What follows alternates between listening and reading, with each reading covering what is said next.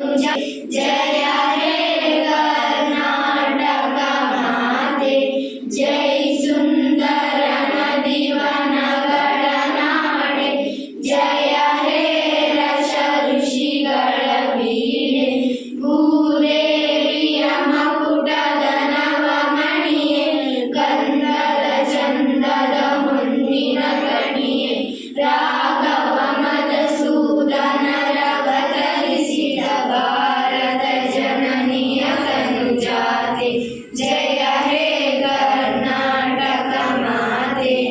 ಸರ್ವ ಜನಾಂಗದ ಶಾಂತಿಯ ತೋಟ, ರಸಿಕರ ಕಣ್ಗಳ ಸೆಳೆಯುವ ನೋಟ, ಹಿಂದೂ ಕ್ರೈಸ್ತ ಮುಸಲ್ಮಾನ, ಭಾರತೀಯ ಜೈನ ಉದ್ಯಾನ, ಜನಗಳ ಹೋಲುವ ದೊರೆಗಳ ಧಾಮ, ಗಾಯಕ ವೈದಿಕರ ರಾಮ, ಕನ್ನಡ ನುಡಿ ಕುಣಿದಾಡುವ ಗೇಹ, ಕನ್ನಡ ತಾಯಿಯ ಮಕ್ಕಳ ದೇಹ, ಜೈ ಭಾರತ ಜನನಿಯ ತನುಜಾತೆ, ಜಯ ಹೇ ಕರ್ನಾಟಕ ಮಾತೆ.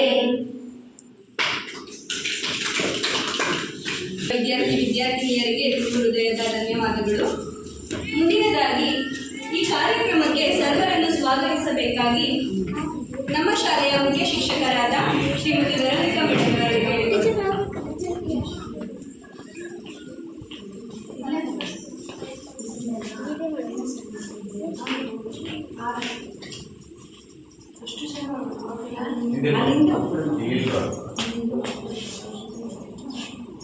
ವೇದಿಕೆಯಲ್ಲಿ ಉಪಸ್ಥಿತರಿರುವಂತಹ ಗೌರವಾನ್ವಿತರೆ ಹಾಗೂ SCMCಯ ಅಧ್ಯಕ್ಷರೇ, ಸದಸ್ಯರೇ ಮತ್ತು ಪೋಷಕ ವೃಂದದವರೇ, ಈ ದಿನ ನಾವು 2022-23ನೇ ಸಾಲಿನ ಸಾಮಾಜಿಕ ಪರಿಶೋಧನಾ ವತಿಯಿಂದ ಏರ್ಪಡಿಸಿರುವಂಥ ಒಂದು ಸಭೆಯಲ್ಲಿ ಪಾಲ್ಗೊಳ್ತಾ ಇದ್ದೇವೆ. ಈ ದಿನದ ಘನ ಅಧ್ಯಕ್ಷತೆಯನ್ನು ವಹಿಸಿರುವಂತಹ ನಮ್ಮ ಉಪವಲಯ ಅರಣ್ಯಾಧಿಕಾರಿಯಾಗಿರುವಂತಹ ದೊಡ್ಡಮನೆ ಇವರು ಈ ಕಾರ್ಯಕ್ರಮದ ಅಧ್ಯಕ್ಷತೆಯನ್ನು ವಹಿಸಿಕೊಂಡಿದ್ದಾರೆ. ಅವರಿಗೆ ನಿಮ್ಮೆಲ್ಲರ ಪರವಾಗಿ ಹೃತ್ಪೂರ್ವಕವಾದ ಸ್ವಾಗತವನ್ನು ಕೊಡ್ತೀನಿ. ಹಾಗೆಯೇ ನಾಗೇಶ್ ತಾಲೂಕು ಕಾರ್ಯಕ್ರಮ ವ್ಯವಸ್ಥಾಪಕರು ಸಾಮಾಜಿಕ ಪರಿಶೋಧನೆ, ಇವರು ಕೂಡ ಈ ಕಾರ್ಯಕ್ರಮದಲ್ಲಿ ಉಪಸ್ಥಿತರಿದ್ದಾರೆ. ಅವರಿಗೂ ಕೂಡ ನಮ್ಮ ಪೋಷಕ ವೃಂದದ ಪರವಾಗಿ ಆ ಶಾಲಾ ವತಿಯಿಂದ ಹೃತ್ಪೂರ್ವಕವಾದ ಸ್ವಾಗತವನ್ನು ಕೊಡ್ತೀವಿ. ಹಾಗೆ ನಮ್ಮ ಕ್ಲಸ್ಟರ್ನ ಸಮೂಹ ಸಂಪನ್ಮೂಲ ವ್ಯಕ್ತಿಯಾಗಿರುವಂತಹ ಶ್ರೀಮತಿ ರುಹಿನ್ ತಾಜ್ ಇವರು ಕೂಡ ನಮ್ಮ ಈ ಕಾರ್ಯಕ್ರಮದಲ್ಲಿ ಉಪಸ್ಥಿತರಿದ್ದಾರೆ. ಅವ್ರಿಗೂ ಕೂಡ ಶಾಲಾ ವತಿಯಿಂದ ಹೃತ್ಪೂರ್ವಕವಾದ ಸ್ವಾಗತವನ್ನು ಕೊಡ್ತೇವೆ. ಹಾಗೆ ನಮ್ಮ STMCಯ ಅಧ್ಯಕ್ಷರಾಗಿರುವಂತಹ ಶ್ರೀಯುತ ಕೀರ್ತಿ ಕುಮಾರ್ ಇವರು ಕೂಡ ನಮ್ಮ ಈ ಕಾರ್ಯಕ್ರಮದಲ್ಲಿ ಉಪಸ್ಥಿತರಿದ್ದಾರೆ. ಅವ್ರಿಗೂ ಕೂಡ ನಮ್ಮ ಶಾಲಾ ವತಿಯಿಂದ ಕಾರ್ಯಕ್ರಮ. ಹಾಗೆ ಶ್ರುತಿ ಓಂಕಾರಪ್ಪ ಇವರು ನಮ್ಮ STMC ಸಮಿತಿಯ ಉಪಾಧ್ಯಕ್ಷರಾಗಿದ್ದಾರೆ. ಇವರು ಕೂಡ ಕಾರ್ಯಕ್ರಮದ ಪರವಾಗಿ ಸ್ವಾಗತವನ್ನು. ಹಾಗೆ ಈ 4 ದಿನಗಳ ಈ ಸಾಮಾಜಿಕ ಪರಿಶೋಧನೆಯಲ್ಲಿ ನಮ್ಮೊಂದಿಗಿದ್ದು ಎಲ್ಲ ರೀತಿಯ ಒಂದು ಸಹಕಾರವನ್ನು ನೀಡ್ತಾ ಇಲ್ಲಿನ ವ್ಯವಸ್ಥೆಯನ್ನು ಗಮನಿಸ್ತಾ ಬರ್ತಾ ಇರುವಂತಹ ಶ್ರೀಮತಿ ನಳಿನಿ ಕುಮಾರಿ ಇವರಿಗೂ ಕೂಡ ಈ ಕಾರ್ಯಕ್ರಮಕ್ಕೆ ತುಂಬ ಹೃದಯದ ಸ್ವಾಗತವನ್ನು. ಹಾಗೆ ಇಲ್ಲಿ ಇರುವಂತಹ ಎಲ್ಲ STMCಯ ಸದಸ್ಯರಿಗೂ ಪೋಷಕ ವೃಂದದವರಿಗೂ ಕೂಡ ಸ್ವಾಗತವನ್ನು ಕೊಡ್ತಾ ಇದ್ದೀನಿ. ನಡೆದಿರುವಂತಹ ನನ್ನ ಸಂಸ್ಕೃತಿ ಹಾಗೂ ಕುಮಾರಿ ಪ್ರಿಯಾ ಇವರಿಗೂ ಕೂಡ ಕಾರ್ಯಕ್ರಮಕ್ಕೆ ಸ್ವಾಗತವನ್ನು ಕೊಡ್ತೀನಿ. ಹಾಗೆ ಈ ಕಾರ್ಯಕ್ರಮಕ್ಕೆ ನಮ್ಮ ಗ್ರಾಮ ಪಂಚಾಯಿತಿಯ ವತಿಯಿಂದ ಇಲ್ಲಿಯ ಪಾದದಾರ ಶ್ರೀಯುತ ಉಮಾಕರ್ ಅವರು ಹಾಗೂ ಶ್ರೀಮತಿ ಪೂರ್ಣಿಮಾರವರು ಹಾಜರಿರಬೇಕಾಗಿತ್ತು. ಅವರು ಅನಿವಾರ್ಯ ಕಾರಣದಿಂದ ಒಬ್ಬರು MLA ಪ್ರೋಗ್ರಾಮ್ನಲ್ಲಿದ್ದಾರೆ, ಇನ್ನೊಬ್ಬರು ಮೇಡಮ್ ಇವರಿಗೆ ಪೂರ್ಣಿಮಾ ಅವರಿಗೆ ಅನಾರೋಗ್ಯದ ಕಾರಣದಿಂದ ಇವತ್ತು ಸಭೆಗೆ ಅವರಿಗೆ ಬರಲಿಕ್ಕಾಗಲ್ಲ. ಅವ್ರಿಗೂ ಕೂಡ ಅವರ ಅನುಪಸ್ಥಿತಿಯಲ್ಲಿ ಅವರು ಸ್ವಾಗತವನ್ನು ಕೊಡ್ತಾ ನನ್ನ ಸ್ವಾಗತ ಭಾಷಣವನ್ನು ಮುಗಿಸ್ತೀನಿ. ಕಾರ್ಯಕ್ರಮಕ್ಕೆ ಎಲ್ಲರನ್ನು ಸ್ವಾಗತಿಸಿದಂತಹ ನಮ್ಮ ಶಾಲೆಯ ಮುಖ್ಯ ಶಿಕ್ಷಕರಾದ ವೆರೋನಿಕಾ ಮೇಡಮ್ ಇವರಿಗೆ ತುಂಬ ಹೃದಯದ ಧನ್ಯವಾದಗಳು. ವೆರೋನಿಕಾ ಮೇಡಮ್ ನಿಮಗೂ ಸಹ ಈ ಕಾರ್ಯಕ್ರಮಕ್ಕೆ ಸ್ವಾಗತ, ಸುಸ್ವಾಗತ. ಈಗ ಈ ಕಾರ್ಯಕ್ರಮದ ಕುರಿತು ಪ್ರಾಸ್ತಾವಿಕ ನುಡಿಯನ್ನು ಶ್ರೀಮತಿ ನಳಿನಿ ಕುಮಾರಿ ಅವರು ನಾಗೇಶ್ ಸರ್ ಅವರು ನಡೆಸಿಕೊಡಲಿದ್ದಾರೆ. ಎಲ್ಲರಿಗೂ ನಮಸ್ಕಾರ. 2022-23ನೇ ಸಾಲಿನ ಸಮಗ್ರ ಶಿಕ್ಷಣ ಯೋಜನೆಗೆ ಸಂಬಂಧಿಸಿದಂತೆ ಇಲ್ಲಿನ ನಾವು ಸಾಮಾಜಿಕ ಪರಿಶೋಧನೆ ಗ್ರಾಮ ಸಭೆಯನ್ನು ನಡೆಸ್ತಾ ಇರ್ತಕ್ಕಂಥದ್ದು. ಈ ಒಂದು ಸಭೆಯ ಅಧ್ಯಕ್ಷತೆಯನ್ನು ವಹಿಸಿರ್ತಕ್ಕಂಥ ಸಾಮಾಜಿಕ ಅರಣ್ಯ ಅಧಿಕಾರಿಯವರ ಹಾಗೂ SDMC ಅಧ್ಯಕ್ಷರೇ, ಉಪಾಧ್ಯಕ್ಷರೇ, ಸಮೂಹ ಸಂಪನ್ಮೂಲ ವ್ಯಕ್ತಿಗಳೇ ಹಾಗೂ ಎಲ್ಲ ಶಿಕ್ಷಕ ವೃಂದದವರೇ ಹಾಗೂ SDMCಯ ಎಲ್ಲ ಸದಸ್ಯರೇ, ಎಲ್ಲ ಪೋಷಕರುಗಳವರೇ ಹಾಗೂ ಎಲ್ಲ ಗ್ರಾಮಸ್ಥರೇ, ಸಾಮಾಜಿಕ ಪರಿಶೋಧನೆ ಅಂತಕ್ಕಂಥದ್ದು ಶಾಲಾ ಹಂತದಲ್ಲಿ ಹೊಸದಾಗಿರ್ತಕ್ಕಂಥದ್ದು. ನಮಗೂ ಇದರ ಪರಿಚಯ ಇಲ್ಲ ಅನಿಸುತ್ತೆ. ಅಂದರೆ ಗ್ರಾಮ ಪಂಚಾಯಿತಿಗಳಲ್ಲಿ ಹಲವಾರು ವರ್ಷಗಳಿಂದ 12-13 ವರ್ಷಗಳಿಂದ ಕೂಡ ಈ ಸಾಮಾಜಿಕ ಪರಿಶೋಧನೆ ಅಂತಕ್ಕಂಥದ್ದು ನಡೀತಾ ಇದೆ. ಸ್ವಲ್ಪ ಭಾಗವಹಿಸಿದರೆ ನಿಮಗೆ ಗೊತ್ತಿರುತ್ತೆ. ಈ ಸಾಮಾಜಿಕ ಪರಿಶೋಧನೆ ಮಾಡ್ತಕ್ಕಂಥ ಪ್ರಮುಖ ಉದ್ದೇಶ ಅಂತಂದರೆ ಯಾವುದೇ ಯೋಜನೆ ಇರ್ಬೋದು, ಸರ್ಕಾರದ ಯಾವುದೇ ಯೋಜನೆ ಅಂದರೆ ಏನು ಉದ್ದೇಶವನ್ನು ಇಟ್ಕೊಂಡು ಸರ್ಕಾರ ಯೋಜನೆಯನ್ನು ಜಾರಿಗೆ ತಂದಿರುತ್ತೆ, ಅದರ ಉದ್ದೇಶ ಹೇಗೆ ಈಡೇರಿಕೆ ಆಗ್ತಾ ಇದೆಯಿಲ್ಲ ಅಂತಕ್ಕಂಥದ್ದು, ತಳಮಟ್ಟದ ಫಲಾನುಭವಿಗೆ ಅದರ ಒಂದು ಸದುಪಯೋಗ ಆಗ್ತಾ ಇದೆಯಲ್ಲ ಅಂತಕ್ಕಂಥದ್ದನ್ನು ಪರಿಶೀಲನೆ ನಡೆಸಿ ಇಲ್ಲಿರೋ ವಾಸ್ತವ ಅಂಶಗಳು ಏನು ಈ ಯೋಜನೆಗೆ ಸಂಬಂಧಪಟ್ಟಂತೆ ಏನೆಲ್ಲ ಅಂಶಗಳಿದೆ, ಅದರ ವಾಸ್ತವ ಅಂಶ ಹೇಗೆ ಏನು ಇಲ್ಲಿ ನಡೀತದೆ ಅಂತಕ್ಕಂಥ ವರದಿ ಸರ್ಕಾರಕ್ಕೆ ಬೇಕಾಗಿರುತ್ತೆ. ಆ ವರದಿಯನ್ನು ಕೊಡ್ತಕ್ಕಂಥದ್ದು ಈ ಸಾಮಾಜಿಕ ಪರಿಶೋಧನೆ ಮಾಡ್ತಕ್ಕಂಥ ಉದ್ದೇಶ. ಹಾಗಾಗಿ ಈ ಸಮಗ್ರ ಶಿಕ್ಷಣ ಯೋಜನೆ ಏನು ಸಮಗ್ರ ಶಿಕ್ಷಣ ಯೋಜನೆ ಅಂತಕ್ಕಂಥದ್ದು 2018-19ರಲ್ಲಿ ಇದನ್ನ ಪ್ರಾರಂಭಿಸಲಿಕ್ಕೆ ಸರ್ಕಾರ ಚಿಂತನೆ ನಡೆಸಿತು. ಆಮೇಲೆ 2020ರಲ್ಲಿ ಇದನ್ನ ಜಾರಿಗೆ ತಂದಿರ್ತಕ್ಕಂಥದ್ದು. ಏನು ಸರ್ವ ಶಿಕ್ಷಾ ಅಭಿಯಾನ ಅಂತಕ್ಕಂಥದ್ದು ನೀವೆಲ್ಲ ಕೇಳಿರ್ಬೋದು. ಹಾಗೆ ಮಾಧ್ಯಮಿಕ ಶಿಕ್ಷಣ ಅಭಿಯಾನ ಮತ್ತು ಶಿಕ್ಷಕರ ಶಿಕ್ಷಣ, ಈ 3 ಯೋಜನೆಗಳು ಏನು ಚಾಲನೆಯಲ್ಲಿದ್ದು ಆ 3 ಯೋಜನೆಗಳನ್ನ ಒಟ್ಟುಗೂಡಿಸಿ ಸಮಗ್ರ ಶಿಕ್ಷಣ ಯೋಜನೆ ಅಂತಕ್ಕಂಥದ್ದನ್ನ ಶಿಕ್ಷಣ ಇಲಾಖೆಗೆ ಸರ್ಕಾರ ಜಾರಿಗೆ ತಂದಿರ್ತಕ್ಕಂಥದ್ದು. ಇದರ ಪ್ರಮುಖ ಉದ್ದೇಶ ಅಂತಂದರೆ ಶಾಲೆಯಿಂದ ಯಾವುದೇ ಮಕ್ಕಳು ಕೂಡ ಹೊರಗುಳಿಬಾರ್ದು, ಎಲ್ಲರೂ ಕೂಡ ಶಾಲೆಗೆ ಕರ್ತರಬೇಕು ಅಂತಕ್ಕಂಥದ್ದು. ಹಾಗೆ ಪ್ರೀ ನರ್ಸರಿಯಿಂದ 12ನೇ ತರಗತಿವರೆಗೆ ಉಚಿತ ಹಾಗೂ ಕಡ್ಡಾಯ ಶಿಕ್ಷಣವನ್ನು ಗುಣಮಟ್ಟದ ಶಿಕ್ಷಣವನ್ನು ಒದಗಿಸಬೇಕು ಅಂತಕ್ಕಂಥದ್ದು. ಹಾಗೆ ಯಾವುದೇ ಲಿಂಗ ತಾರತಮ್ಯ ಇಲ್ಲದೆ ಎಲ್ಲರಿಗೂ ಕೂಡ ಸಮಾನ ಶಿಕ್ಷಣವನ್ನು ಒದಗಿಸಬೇಕು ಅಂತಕ್ಕಂಥದ್ದು. ಹಾಗೆ ಇನ್ನುಳಿದಂತೆ ಈಗ ದುರ್ಬಲ ವರ್ಗ ಇರ್ಬೋದು ಅಥವಾ ಮೇಲ್ಜಾತಿ ಈ ಥರದ ತಾರತಮ್ಯಗಳು ಕೂಡ ಇಲ್ಲಿ ಇರಬಾರ್ದು, ಇದನ್ನೆಲ್ಲ ಕೂಡ ಹೋಗಲಾಡಿಸಬೇಕು ಅಂತಕ್ಕಂಥ ಆ ನಿಟ್ಟಿನಲ್ಲಿ ಈ ಒಂದು ಸಮಗ್ರ ಶಿಕ್ಷಣ ಯೋಜನೆ. ಹಾಗೆ ಬರೀ ಪಠ್ಯಕ್ರಮಕ್ಕೆ ಮಾತ್ರ ಮಕ್ಕಳು ಸೀಮಿತ ಆಗಿರ್ಬಾರ್ದು, ಇನ್ನಿತರ ಕಲಿಕೆಗೂ ಕೂಡ ಪೂರಕವಾದಂಥ ವ್ಯವಸ್ಥೆಯನ್ನು ಕಲ್ಪಿಸಬೇಕು ಅಂತಕ್ಕಂಥದ್ದು ಕೂಡ ಇದು ಸಮಗ್ರ ಶಿಕ್ಷಣ ಯೋಜನೆಯಲ್ಲಿ ಇರ್ತಕ್ಕಂಥದ್ದು. ಹಾಗೆ ಈ ವಿಷಯಕ್ಕೆ ಸಂಬಂಧಿಸಿದಂತೆ ನಾವು ಸಾಮಾಜಿಕ ಪರಿಶೋಧನೆಯಲ್ಲಿ ಮಕ್ಕಳಿಂದ ಕೆಲವೊಂದು ಅಭಿಪ್ರಾಯಗಳನ್ನು ತೆಗೆದುಕೊಳ್ತಕ್ಕಂಥದ್ದಿದೆ. ಹಾಗೆ ಪೋಷಕರಿಂದ ಕೂಡ ಈ ಯೋಜನೆಗೆ ಸಂಬಂಧಪಟ್ಟಂತೆ ಅಭಿಪ್ರಾಯವನ್ನು ತೆಗೆದುಕೊಳ್ತಕ್ಕಂಥದ್ದಿದೆ. ಹಾಗೆ ಶಿಕ್ಷಕರಿಂದ ಅಭಿಪ್ರಾಯವನ್ನು ತೆಗೆದುಕೊಳ್ತಕ್ಕಂಥದ್ದು.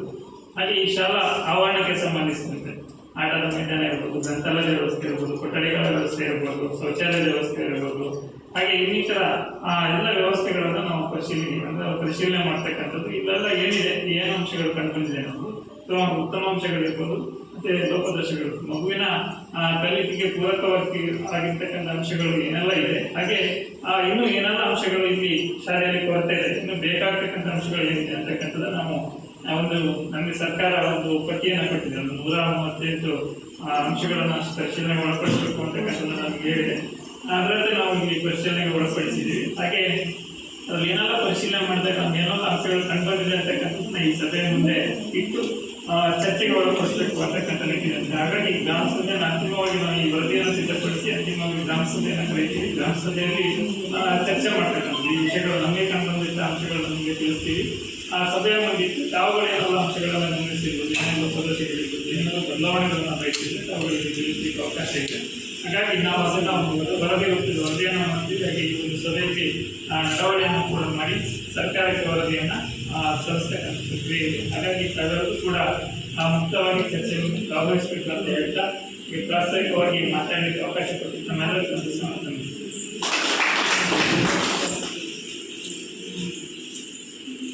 ಕಾರ್ಯಕ್ರಮದ ಕುರಿತು ಪ್ರಾಸ್ತಾವಿಕ ನುಡಿಗಳನ್ನಾಡಿದಂತಹ ಶ್ರೀಯುತ ನಾಗೇಶ್ ಸರ್ ಇವರಿಗೆ ತುಂಬು ಹೃದಯದ ಧನ್ಯವಾದಗಳು.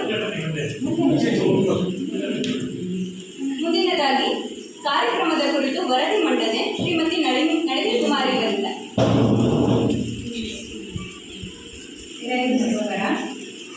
ದಿನಾಂಕ 4 9/2024ರಿಂದ 9/9/2024 ಸಾಮಾಜಿಕ ಸಮೀಪ ಶಾಲೆಯ ಸಾಮಾಜಿಕ ಪರಿಶೋಧನೆಯನ್ನು ಮಾಡಿದ್ದು 10/9/2024 ಇವತ್ತಿನ ಗ್ರಾಮ ಸಭೆಗೆ ಶಾಲೆಯ ಸಾಮಾಜಿಕ ಪರಿಶೋಧನೆ ವರದಿಯನ್ನು ಮಂಡಿಸ್ತಾ ಇದ್ದೀನಿ.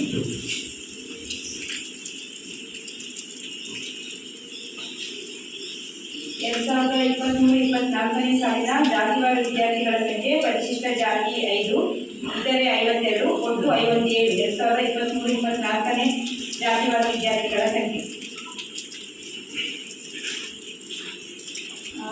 ನಮ್ಮ ಸಾಮಾಜಿಕ ಪರಿಶೋಧನೆ ದಿನ ದಾಖಲಾತಿ ಮಕ್ಕಳು 49, ಹುಡುಗರು 21, ಹುಡುಗಿಯರು 23, ವಿಶೇಷಚೇತನ ಮಗು 1, ಒಟ್ಟು 45 ಮಕ್ಕಳು ಹಾಜರಾಗಿದ್ದಾರೆ. ಸಮಗ್ರ ಶಿಕ್ಷಣ ಯೋಜನೆಯಲ್ಲಿ ಬಿಡುಗಡೆಯಾದ ಅನುದಾನದ ವಿವರ ಕೇಳಿದರೆ, ಅನುದಾನ ಜಮಾ ಹಾಗೂ ಖರ್ಚಿನ ಮಾಹಿತಿಗೆ ಯಾವುದೇ ದಾಖಲಾತಿಗಳನ್ನು ಸಾಮಾಜಿಕ ಪರಿಶೋಧನೆಗೆ ಒದಗಿಸಿರುವುದಿಲ್ಲ. ಕ್ಯಾಶ್ ಬುಕ್ ಕೊಟ್ಟಿರುವುದಿಲ್ಲ, ಹಾಗೆ ಪಾಸ್ಬುಕ್ಗಳನ್ನು ಕೂಡ ಒದಗಿಸಿರುವುದಿಲ್ಲ. ಅದು ವರದಿ ಕೊಡ್ತೀವಿ, ಕೊಟ್ಟಿಲ್ಲ ಅಂತೇಳಿ ಜವಾಬ್ದಾರಿ ಯಾರು ಇರ್ಬೇಕು ಅದನ್ನ ಸರ್ಕಾರದ ಪನಿಷ್ಮೆಂಟ್ ಆಗುತ್ತೆ. ಅಲ್ಲಿ ಇಲ್ಲದೆ ಇದ್ದಾಗ ನಾವು ಕೊಟ್ಟಿಲ್ಲ ಅನ್ನೋದು ಹೊರಟು ತಪ್ಪಾಗುತ್ತಲ್ಲ ಸರ್, ಅದು ಲಭ್ಯನೇ ಲಭ್ಯ ಇಲ್ಲ ಅಂತ ಮೇಡಮ್ ಕಾಲ್ ಮಾಡಿದಾಗ ಅದನ್ನೇ ಹೇಳ್ತೇವೆ ಸರ್. ಅವ್ರ ಹತ್ರ ಇಲ್ಲ ಅಂತ ಏನಿಲ್ಲ, ಇದ್ದಿದ್ರೆ ನಿಮಗೆ ಕೊಡ್ತಾ ಇಲ್ಲ ಸರ್. ಸೊ ಹಂಗಾಗಿ ಲಭ್ಯ ಇಲ್ಲ ಅಥವಾ ಆ ಥರ ಬರ್ಕೊಂಡು ಹೋಗಿ ಮೇಡಮ್, ಅವಾಗ ನಾವು ಕೊಡಿ ಈ ಥರ ನಮಗೆ ಇಲ್ಲಿ ಶಾಲೆಯಲ್ಲಿ ಇಲ್ಲ ಅಂತ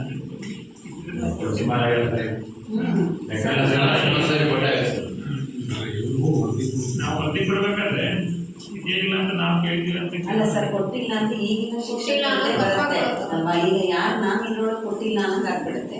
ಅದಲ್ಲ ಸರ್, ಅದನ್ನ ನಮಗೆ ಈಗ ಪ್ರಸ್ತುತವಾಗಿ ಕಾರ್ಯನಿರ್ವಹಿಸ್ತಿರೋ ಶಿಕ್ಷಕರಿಗೆ ಯಾವುದೇ ರೀತಿಯ ಚಾರ್ಜನ್ನು ವಹಿಸಿರುವುದಿಲ್ಲ. ಹಾಗಾಗಿ ಅವ್ರು ಯಾವುದೇ ದಾಖಲೆ ಲಭ್ಯ ಇಲ್ಲ. ನೀವು ಕೇಳಿದಿರ ದಾಖಲೆ ಲಭ್ಯ ಇಲ್ಲ. ಹೌದು ಸರ್, ಕೊಟ್ಟಿಲ್ಲ ಅಲ್ಲ, ನಾವು ಸಭೆಗಾರಿಕೆ ಹೇಳ್ತೀವಿ, ನೀವು ಅದನ್ನ ಏನಾದ್ರು ರೀಸನ್ ಕೊಟ್ಟಿದ್ದೀರಲ್ಲ.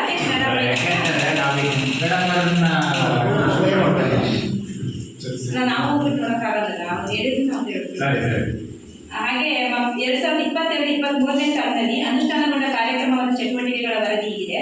ಮಕ್ಕಳು ಪಠ್ಯಪುಸ್ತಕವನ್ನು ಪಡೆದಿರ್ತಾರೆ, ಆದರೆ 7 ಮತ್ತು 6ನೇ ತರಗತಿಯ ಒಂದು ಬಾಲಕಿಯ ಸಹಿ ಆ ಪಠ್ಯಪುಸ್ತಕದ ವಹಿ ಇರುತ್ತೆ, ವಹಿಯಲ್ಲಿ ಸಹಿ ಇರೋದಿಲ್ಲ. ಹಾಗೆ ತರುಣ್ ಮಂದಾಗಿರಿ 7ನೇ ತರಗತಿ, ಮೋಹಿತ್ 3 ಮಕ್ಕಳ ಸಹಿ ಪಠ್ಯಪುಸ್ತಕದ ವಹಿಯಲ್ಲಿ ಸಹಿ ಇರೋದಿಲ್ಲ. ಹಾಗೆ ಅಭ್ಯಾಸ ಪುಸ್ತಕವನ್ನು ಪಡೆದಿರ್ತಾರೆ, ಸಮವಸ್ತ್ರಗಳನ್ನು ಪಡೆದಿರ್ತಾರೆ. ಮಕ್ಕಳು ವಿದ್ಯಾರ್ಥಿ ವೇತನವನ್ನು ಪಡೆದಿರೋದಿಲ್ಲ ಆ ಸಾಲಿನಲ್ಲಿ. ಹಾಗೆ ನಿಯಮಾನುಸಾರ ಸಾರಿಗೆ ವ್ಯವಸ್ಥೆ ಇದೆ ಅಂತ ಹೇಳಿದರೆ ಸಾರಿಗೆ ವ್ಯವಸ್ಥೆಗೆ ಭತ್ಯೆಗಳು ಬಂದಿರೋದಿಲ್ಲ. ಸಾಕಷ್ಟು ಶಿಕ್ಷಕರು ಹಿರಿಯ ಪ್ರಾಥಮಿಕ ಶಾಲೆಯಲ್ಲಿ ಹಾಗೂ ಕಿರಿಯ ಪ್ರಾಥಮಿಕ ಶಾಲೆಯಲ್ಲಿ ಇದ್ದಾರೆ ಅಂತ ಹೇಳಿದರೆ, ಹಿರಿಯ ಪ್ರಾಥಮಿಕ ಶಾಲೆಯಲ್ಲಿ ಎರಡು ಜನ ಶಿಕ್ಷಕರ ಅಗತ್ಯವಿದ್ದು ಮುಖ್ಯ ಶಿಕ್ಷಕರು ಇರುವುದಿಲ್ಲ. 20 ಶಿಕ್ಷಕರು ಮಾತ್ರ ಇದ್ದಿರೋದು ಕಂಡು ಬಂದಿರುತ್ತೆ. ಕಲಾ ಶಿಕ್ಷಣಕ್ಕೆ ಅರೆಕಾಲಿಕ ಬೋಧಕರು ಇರೋದಿಲ್ಲ ಮತ್ತು ಆರೋಗ್ಯ ಮತ್ತು ದೈಹಿಕ ಶಿಕ್ಷಣಕ್ಕೆ ಅರೆಕಾಲಿಕ ಬೋಧಕರು ಇರೋದಿಲ್ಲ. ವೃತ್ತಿ ಶಿಕ್ಷಣಕ್ಕೆ ಅರೆಕಾಲಿಕ ಬೋಧಕರು ಹಿರಿಯ ಪ್ರಾಥಮಿಕ ಶಾಲೆಯಲ್ಲಿ ಇರೋದಿಲ್ಲ. ಪೂರ್ಣಾವಧಿಯ ಮುಖ್ಯ ಶಿಕ್ಷಕರ ಕೊರತೆ ಇರುತ್ತದೆ. ಹಿರಿಯ ಪ್ರಾಥಮಿಕ ಶಾಲೆಯಲ್ಲಿ ಕನಿಷ್ಠ ವರ್ಷಕ್ಕೆ 220 ದಿನ ಶಾಲೆ ನಡೆಯಬೇಕಾಗಿರುತ್ತೆ. 252 ದಿನಗಳು ಶಾಲೆ ನಡೆದಿರುತ್ತೆ. ಸದರಿ ಸಾಲಿನ ಹಿಂದಿನ ಮಾಹಿತಿ ವಿದ್ಯಾರ್ಥಿಗಳ ಸರಾಸರಿ ಹಾಜರಾತಿ 80% ಜಾಸ್ತಿ ಇರಬೇಕು ಅಂತಂದ್ರೆ 80% ಅಧಿಕ ಹಾಜರಾತಿ ಇರೋದು ಕಂಡು ಬಂದಿದೆ. ಶಾಲೆಗೆ ಮಕ್ಕಳು ಬರುವ ಮಾರ್ಗ ಸುರಕ್ಷಿತವಾಗಿದೆ ಅಂತ ಹೇಳಿ ಮಕ್ಕಳು ಹಾಗೂ ಪೋಷಕರು ತಿಳಿಸಿರ್ತಾರೆ. ಹೆಚ್ಚಿನ ಸಂಖ್ಯೆಯ ಮಕ್ಕಳಿಗೆ ಶಾಲೆ ದೂರವಿದ್ದು ಸಾರಿಗೆ ವ್ಯವಸ್ಥೆಯನ್ನು ನೀಡಲಾಗಿರುವುದಿಲ್ಲ. ಮಕ್ಕಳನ್ನ ಹೆಚ್ಚಿನ ಸಂಖ್ಯೆ ಮಕ್ಕಳು ಯಾರು ಶಾಲೆಯಿಂದ ದೂರ ಇರೋದಿಲ್ಲ. ಆಲ್ಮೋಸ್ಟ್ ಎಲ್ಲ 1-2 ಕಿಲೋಮೀಟರ್ ಒಳಗೆ ಇರ್ತೇವೆ ಅಂತೇಳಿ ಮಕ್ಕಳು ಕೂಡ ಹೇಳಿದ್ದಾರೆ, ಟೀಚರ್ಸ್ ಕೂಡ ಹೇಳಿರ್ತಾರೆ. ವಯಸ್ಸಿನ ಅನುಗುಣವಾಗಿ ತರಗತಿಗೆ ದಾಖಲಾತಿಯನ್ನು ಮಾಡಿಕೊಂಡಿದ್ದಾರೆ. ವಯಸ್ಸಿನ ಅನುಗುಣ ತರಗತಿಗೆ ದಾಖಲಾತಿ ಮಾಡ್ಕೊಂಡಿರೋ ಮಕ್ಕಳಿಗೆ ವಿಶೇಷ ತರಬೇತಿಗಳು ನೀಡಬೇಕಾಗಿರುತ್ತೆ. ಆ ರೀತಿ ಯಾವುದೇ ಮಕ್ಕಳು ಇರೋದಿಲ್ಲ. ಮಕ್ಕಳು ತಡವಾಗಿ ಶಾಲೆಗೆ ದಾಖಲಾದರು ಅಂತ ಹೇಳಿ ತರಬೇತಿ ನೀಡುವ ಅವಶ್ಯಕತೆ ಇರೋದಿಲ್ಲ. ಯಾವ ಮಕ್ಕಳು ತಡವಾಗಿ ದಾಖಲಾಗಿರೋದಿಲ್ಲ. ಸೂಕ್ತ ದಾಖಲೆಗಳಿಲ್ಲದ ಕಾರಣ ಶಾಲಾ ದಾಖಲಾತಿಯನ್ನು ನಿರಾಕರಿಸಿರೋದಿಲ್ಲ. ಹೆಚ್ಚಿನ ಮಕ್ಕಳು ಶಾಲೆಯಿಂದ ಹೊರಗೆ ಇರೋದಿಲ್ಲ. ಶಾಲೆಗೆ ದಾಖಲಾಗಿ ಹೊರಗುಳಿದಿರುವ ಮಕ್ಕಳು ಯಾರೂ ಇಲ್ಲ. ಮಕ್ಕಳನ್ನು ಹೊರಹಾಕಿರುವ ಸಂಖ್ಯೆಗಳು ಇರೋದಿಲ್ಲ. ದುರ್ಬಲ ವರ್ಗದ ಮಕ್ಕಳಿಗೆ ತಾರತಮ್ಯ ಮಾಡ್ತಾ ಇಲ್ಲ. ಮಕ್ಕಳಿಗೆ ದೈಹಿಕ ಶಿಕ್ಷೆಯನ್ನು ನೀಡಲಾಗ್ತಾ ಇಲ್ಲ. ಮಾನಸಿಕ ಕಿರುಕುಳಕ್ಕೆ ಒಳಪಡಿಸಿರೋದಿಲ್ಲ ಅಂತ ಹೇಳಿ ಮಕ್ಕಳು ಹೇಳಿರ್ತಾರೆ. ಮಕ್ಕಳನ್ನ ಲೈಂಗಿಕ ಕಿರುಕುಳಕ್ಕೆ ಕೂಡ ಒಳಪಡಿಸಿರೋದಿಲ್ಲ ಅಂತ ಹೇಳಿ ಪೋಷಕರು ಹಾಗೆ ಮಕ್ಕಳು ಮಾಹಿತಿಯನ್ನು ನೀಡಿರ್ತಾರೆ. ಎಲ್ಲ ಅಪೇಕ್ಷಣೀಯ ಮಕ್ಕಳಿಗೆ ವರ್ಗಾವಣೆ ಪತ್ರವನ್ನು ನೀಡಿರ್ತಾರೆ. ವಿಶೇಷ ಅಗತ್ಯಗಳ ಮಕ್ಕಳನ್ನು ಗುರುತಿಸಿಬಿಟ್ಟು ಮೌಲ್ಯಾಂಕನ ಮಾಡಿದರೆ 17/11/2023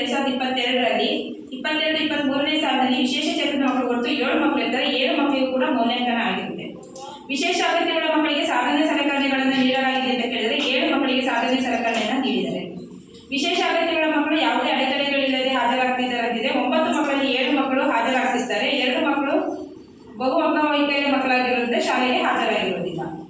ವಿಶೇಷ ಅಗತ್ಯಗಳ ಹೆಣ್ಣು ಮಕ್ಕಳಿಗೆ ವಿದ್ಯಾರ್ಥಿ ವೇತನವನ್ನು ಬಂದಿರೋದಿಲ್ಲ. 2 ಮಕ್ಕಳು ತೀವ್ರ ಅಂಗವೈಕಲ್ಯ ಮಕ್ಕಳಾಗಿದ್ದು ಗೃಹಾಧಾರಿತ ಶಿಕ್ಷಣ ನೀಡ್ತಾ ಇಲ್ಲ ಅಂತ ಹೇಳಿರ್ತಾರೆ. ಬೆಂಗಾವಲು ಪ್ರಯಾಣ ಭತ್ಯೆ ನೀಡ್ತಾ ಇಲ್ಲ.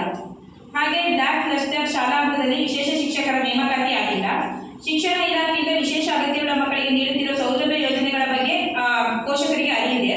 ಎಲ್ಲ ಹವಾಮಾನದಿಂದ ಶಾಲಾ ಕಟ್ಟಡ ಸುರಕ್ಷಿತವಾಗಿದೆ. ಅಡುಗೆ ಕೋಣೆ ಪೂರ್ತಿ ಬಿದ್ದು ಹೋಗಿರೋದು ಕಂಡು ಬಂದಿರುತ್ತದೆ.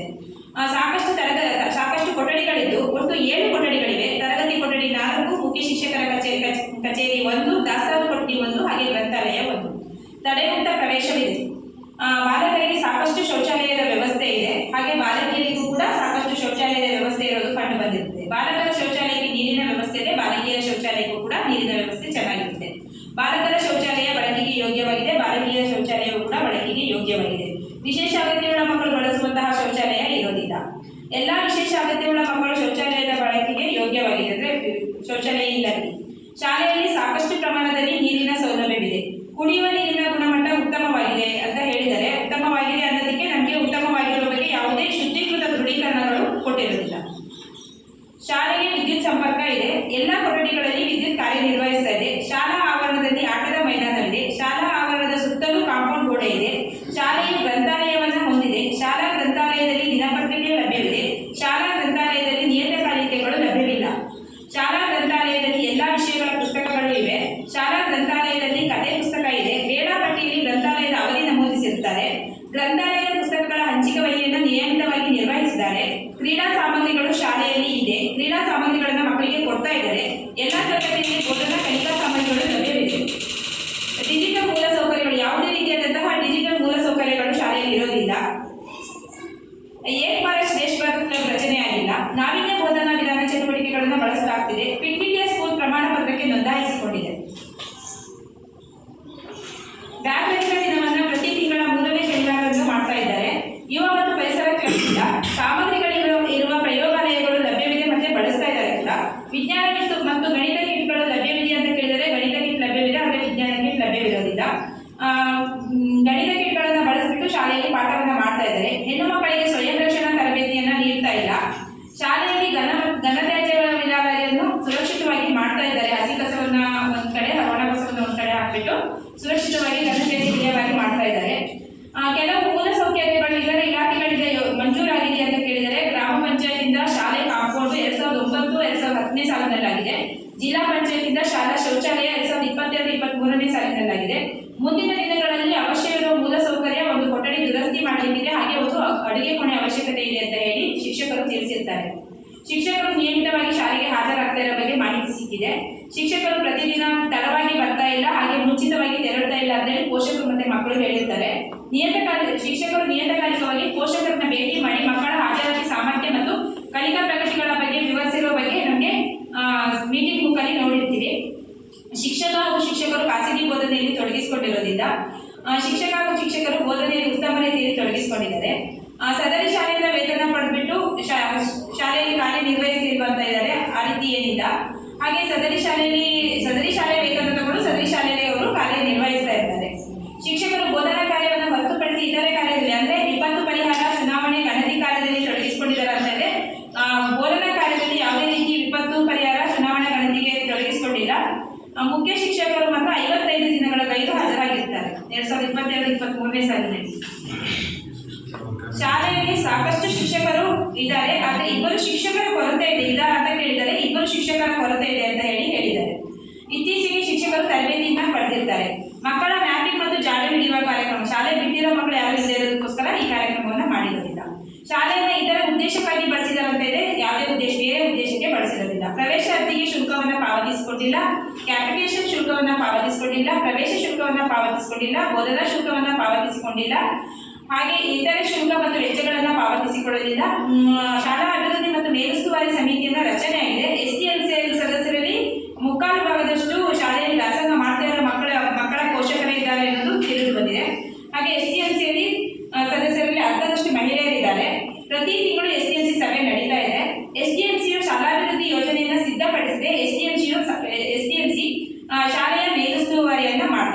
ಎಸ್ಡಿಎಂಸಿಯ ಸದಸ್ಯರಿಗೆ ಎಸ್ಡಿಎಂಸಿಯ ಸದಸ್ಯರೆಂಬ ಅರಿವು ಇದೆ. ಕ್ಷೇತ್ರ ಶಿಕ್ಷಣಾಧಿಕಾರಿಗಳು, ಕ್ಷೇತ್ರ ಸಮನ್ವಯಾಧಿಕಾರಿಗಳು ಕಳೆದ 12 ತಿಂಗಳಲ್ಲಿ ಹಲವಾರು ಬಾರಿ ಶಾಲೆಗೆ ಭೇಟಿ ನೀಡಿರುತ್ತಾರೆ. ಒಟ್ಟು ಬಿಒಸರು 5 ಬಾರಿ ಭೇಟಿ ನೀಡಿರ್ತಾರೆ. ಹಾಗೆ ಸಿಆರ್ಪಿ 16 ಬಾರಿ ಭೇಟಿ ನೀಡಿರ್ತಾರೆ. ಶಾಲೆಯು ಸಂಯುಕ್ತ ಅನುದಾನವನ್ನು ಪಡೆದಿರೋದ್ರಿಂದ, ಕ್ರೀಡಾ ಸಾಮಗ್ರಿ ಅನುದಾನವನ್ನು ಪಡೆದಿರೋದ್ರಿಂದ, ಇವೆಲ್ಲ ಪಡೆದಿದ್ದಾರ ಇಲ್ಲ ಅನ್ನೋದಕ್ಕೆ ನಮ್ಮ ಹತ್ರ ಯಾವುದೇ ದಾಖಲೆಗಳು ಇಲ್ಲ. ಅಂದರೆ ಪಾಸ್ಬುಕ್ಕು, ಕ್ಯಾಶ್ ಬುಕ್ ಏನು ಕೊಟ್ಟಿಲ್ಲದೆ ಇರೋದಕ್ಕೋಸ್ಕರ ಪಡೆದಿದ್ದಾರ ಇಲ್ಲ ಅನ್ನೋದಕ್ಕೆ ದಾಖಲೆಗಳಿಲ್ಲ. ಅದು ನಾವು ರಿಪೋರ್ಟ್ ಕೊಡ್ತೀವಿ. ಆ ಜವಾಬ್ದಾರಿ ಯಾರು ಅಂತ ಹೇಳಿ ನಮಗೂ ಹಾಗೆ ಅನುದಾನ ಪಡೆದಿದ್ರೆ ಅದನ್ನ ಯಾವ ರೀತಿ ಬಳಸಿದ್ದಾರೆ ಅಂತದೆ ಅದ್ರ ಬಗ್ಗೆ ಮಾಹಿತಿ ಇಲ್ಲ.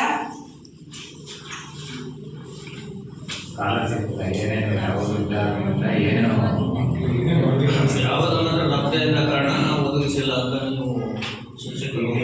ಶಾಲಾ ಸುರಕ್ಷತಾ ಸಮಿತಿಯನ್ನ ಶಾಲೆಗೆ ರಚನೆಯಾಗಿದೆ. ರಾಷ್ಟ್ರೀಯ ವಿಪತ್ತು ನಿರ್ವಹಣಾ ಪ್ರಾಧಿಕಾರವು ಶಾಲಾ ಸುರಕ್ಷತೆ ಮತ್ತು ತುರ್ತು ಪರಿಸ್ಥಿತಿಯ ಸಿದ್ಧತೆಯ ಬಗ್ಗೆ ನೀಡಿರುವ ಮಾರ್ಗಸೂಚಿಗಳನ್ನು ಕಾರ್ಯಗತಗೊಳಿಸಿದೆ. ಶಾಲೆಯಲ್ಲಿ ಪೋಷಕರು ಶಾಲಾ ಸುರಕ್ಷತೆಗೆ ಸಂಬಂಧಿಸಿದಂತೆ ತಿಳಿಸಲು ಸಲಹಾ ಪೆಟ್ಟಿಗೆ ಅಥವಾ ದೂರು ಪೆಟ್ಟಿಗೆ ಇದೆಯಾ ಅಂತ ಕೇಳಿದರೆ ಇದೆ, ನೋಡಿದ್ದೀವಿ. ಶಾಲಾ ಸುರಕ್ಷಾ ಪ್ರತಿಜ್ಞೆಯನ್ನ ಶಾಲಾ ಆವರಣದ ಪ್ರಧಾನ ಸ್ಥಳದಲ್ಲಿ ಪ್ರದರ್ಶಿಸಲಾಗಿದೆ. ವಿದ್ಯುತ್ ತಂತಿಗಳನ್ನು ಮತ್ತು ಕೇಬಲ್ಗಳನ್ನು ಸರಿಯಾದ ಅರ್ಥಿಂದೊಂದಿಗೆ ಇನ್ಸುಲೇಟ್ ಮಾಡಲಾಗಿದೆ ಹಾಗೂ ಮಕ್ಕಳು ತಲುಪುವಂತಹದ್ದಿದೆ. ಶಾಲೆಯಲ್ಲಿ ಅವಶ್ಯವಿರುವ ಔಷಧಿಗಳು ಮತ್ತು ಪ್ರಥಮ ಚಿಕಿತ್ಸೆ ಪೆಟ್ಟಿಗೆ ಹೊಂದಿರುವ ವೈದ್ಯಕೀಯ ಕೊಠಡಿ ಇದೆ ಅಂತ ಕೇಳಿದರೆ ಕೊಠಡಿ ಅಂತ ಏನೂ ಇಲ್ಲ. ಅವಶ್ಯವಿದ್ದಾಗ ಅರ್ಹತೆ ಹೊಂದಿರುವ ಸಲಹೆಗಾರರು ಶಾಲೆಗೆ ಬಂದು ಸಲಹೆಗಳನ್ನು ನೀಡಿರುತ್ತಾರೆ. ಶಾಲೆಯಲ್ಲಿ ಜಾತಿ, ಲಿಂಗ, ಭಾಷೆಗಳಿಗೆ ಸಂಬಂಧಪಟ್ಟ ತಾರತಮ್ಯ ಹಿಂಸೆಗಳ ಕುರಿತು ಮೇಲ್ವಿಚಾರಣೆಯನ್ನು ನಡೆಸ್ತಾ ಇರ್ತಾರೆ. ಶಾಲೆಯಲ್ಲಿ ಅವಶ್ಯವಿರುವ ಔಷಧಿಗಳು, ಪ್ರಥಮ ಚಿಕಿತ್ಸಾ ಪೆಟ್ಟಿಗೆ ಇದೆ, ತುರ್ತು ವೈದ್ಯಕೀಯ ದೂರವಾಣಿ ಸಂಖ್ಯೆಗಳನ್ನು ಪ್ರದರ್ಶಿಸಿರ್ತಾರೆ. ವಿಶೇಷ ಅಗತ್ಯವುಳ್ಳ ಮಕ್ಕಳೊಂದಿಗೆ ಸಮನ್ವಯಗೊಳಿಸಲು ಮಕ್ಕಳಿಗೆ ಮತ್ತು ಶಿಕ್ಷಕರಿಗೆ ಸಂವೇದನಾಶೀಲ ಜಾಗೃತಿ ಕಾರ್ಯಕ್ರಮಗಳನ್ನು ಹಮ್ಮಿಕೊಂಡಿರ್ತಾರೆ. ಕನಿಷ್ಠ ಒಬ್ಬ ಶಿಕ್ಷಕರು ವೃತ್ತಿಪರ ಮಾರ್ಗದರ್ಶನ ಮತ್ತು ಸಮಾಲೋಚನೆಯ ಕೌಶಲ್ಯಗಳ ತರಬೇತಿಯನ್ನು ಪಡೆದಿರ್ತಾರೆ ಅಂತ ಕೇಳಿದರೆ ಪಡೆದಿರ್ತಾರೆ. ಇಬ್ಬರು ಶಿಕ್ಷಕರಿಗೂ ವೃತ್ತಿಪರ ಮಾರ್ಗದರ್ಶನ ಹಾಗೂ ಸಮಾಲೋಚನೆ ಕೌಶಲ್ಯಗಳ ತರಬೇತಿ ಆಡಳಿರುತ್ತೆ. ಹಾಗೆ ಮನೆ ಭೇಟಿ ಸಂದರ್ಭದಲ್ಲಿ ಪೋಷಕರು ಶಾಲೆಯು ಉತ್ತಮವಾಗಿದೆ ಹಾಗೂ ಶಿಕ್ಷಕರು ಉತ್ತಮ ರೀತಿಯಲ್ಲಿ ಬೋಧನೆ ಮಾಡುತ್ತಿದ್ದಾರೆ ಎಂದು ತಿಳಿಸಿರುತ್ತಾರೆ. ಹಾಗೂ ಹಿಂದಿನ ಸಾಲಿನಲ್ಲಿ 8ನೇ ತರಗತಿ ಶಾಲೆಯು ನಡೆಯುತ್ತಿದ್ದು ಪ್ರಸಕ್ತ ಸಾಲಿನಲ್ಲಿ 8ನೇ ತರಗತಿಯನ್ನು ನಿಲ್ಲಿಸಿದ್ದು ಮುಂದಿನ ದಿನಗಳಲ್ಲಿ 8ನೇ ತರಗತಿ ಅಗತ್ಯವಿದೆ ಎಂದು ಮನೆ ಭೇಟಿ ಸಂದರ್ಭದಲ್ಲಿ ಪೋಷಕರು ತಿಳಿಸಿದ್ದಾರೆ. ಧನ್ಯವಾದ.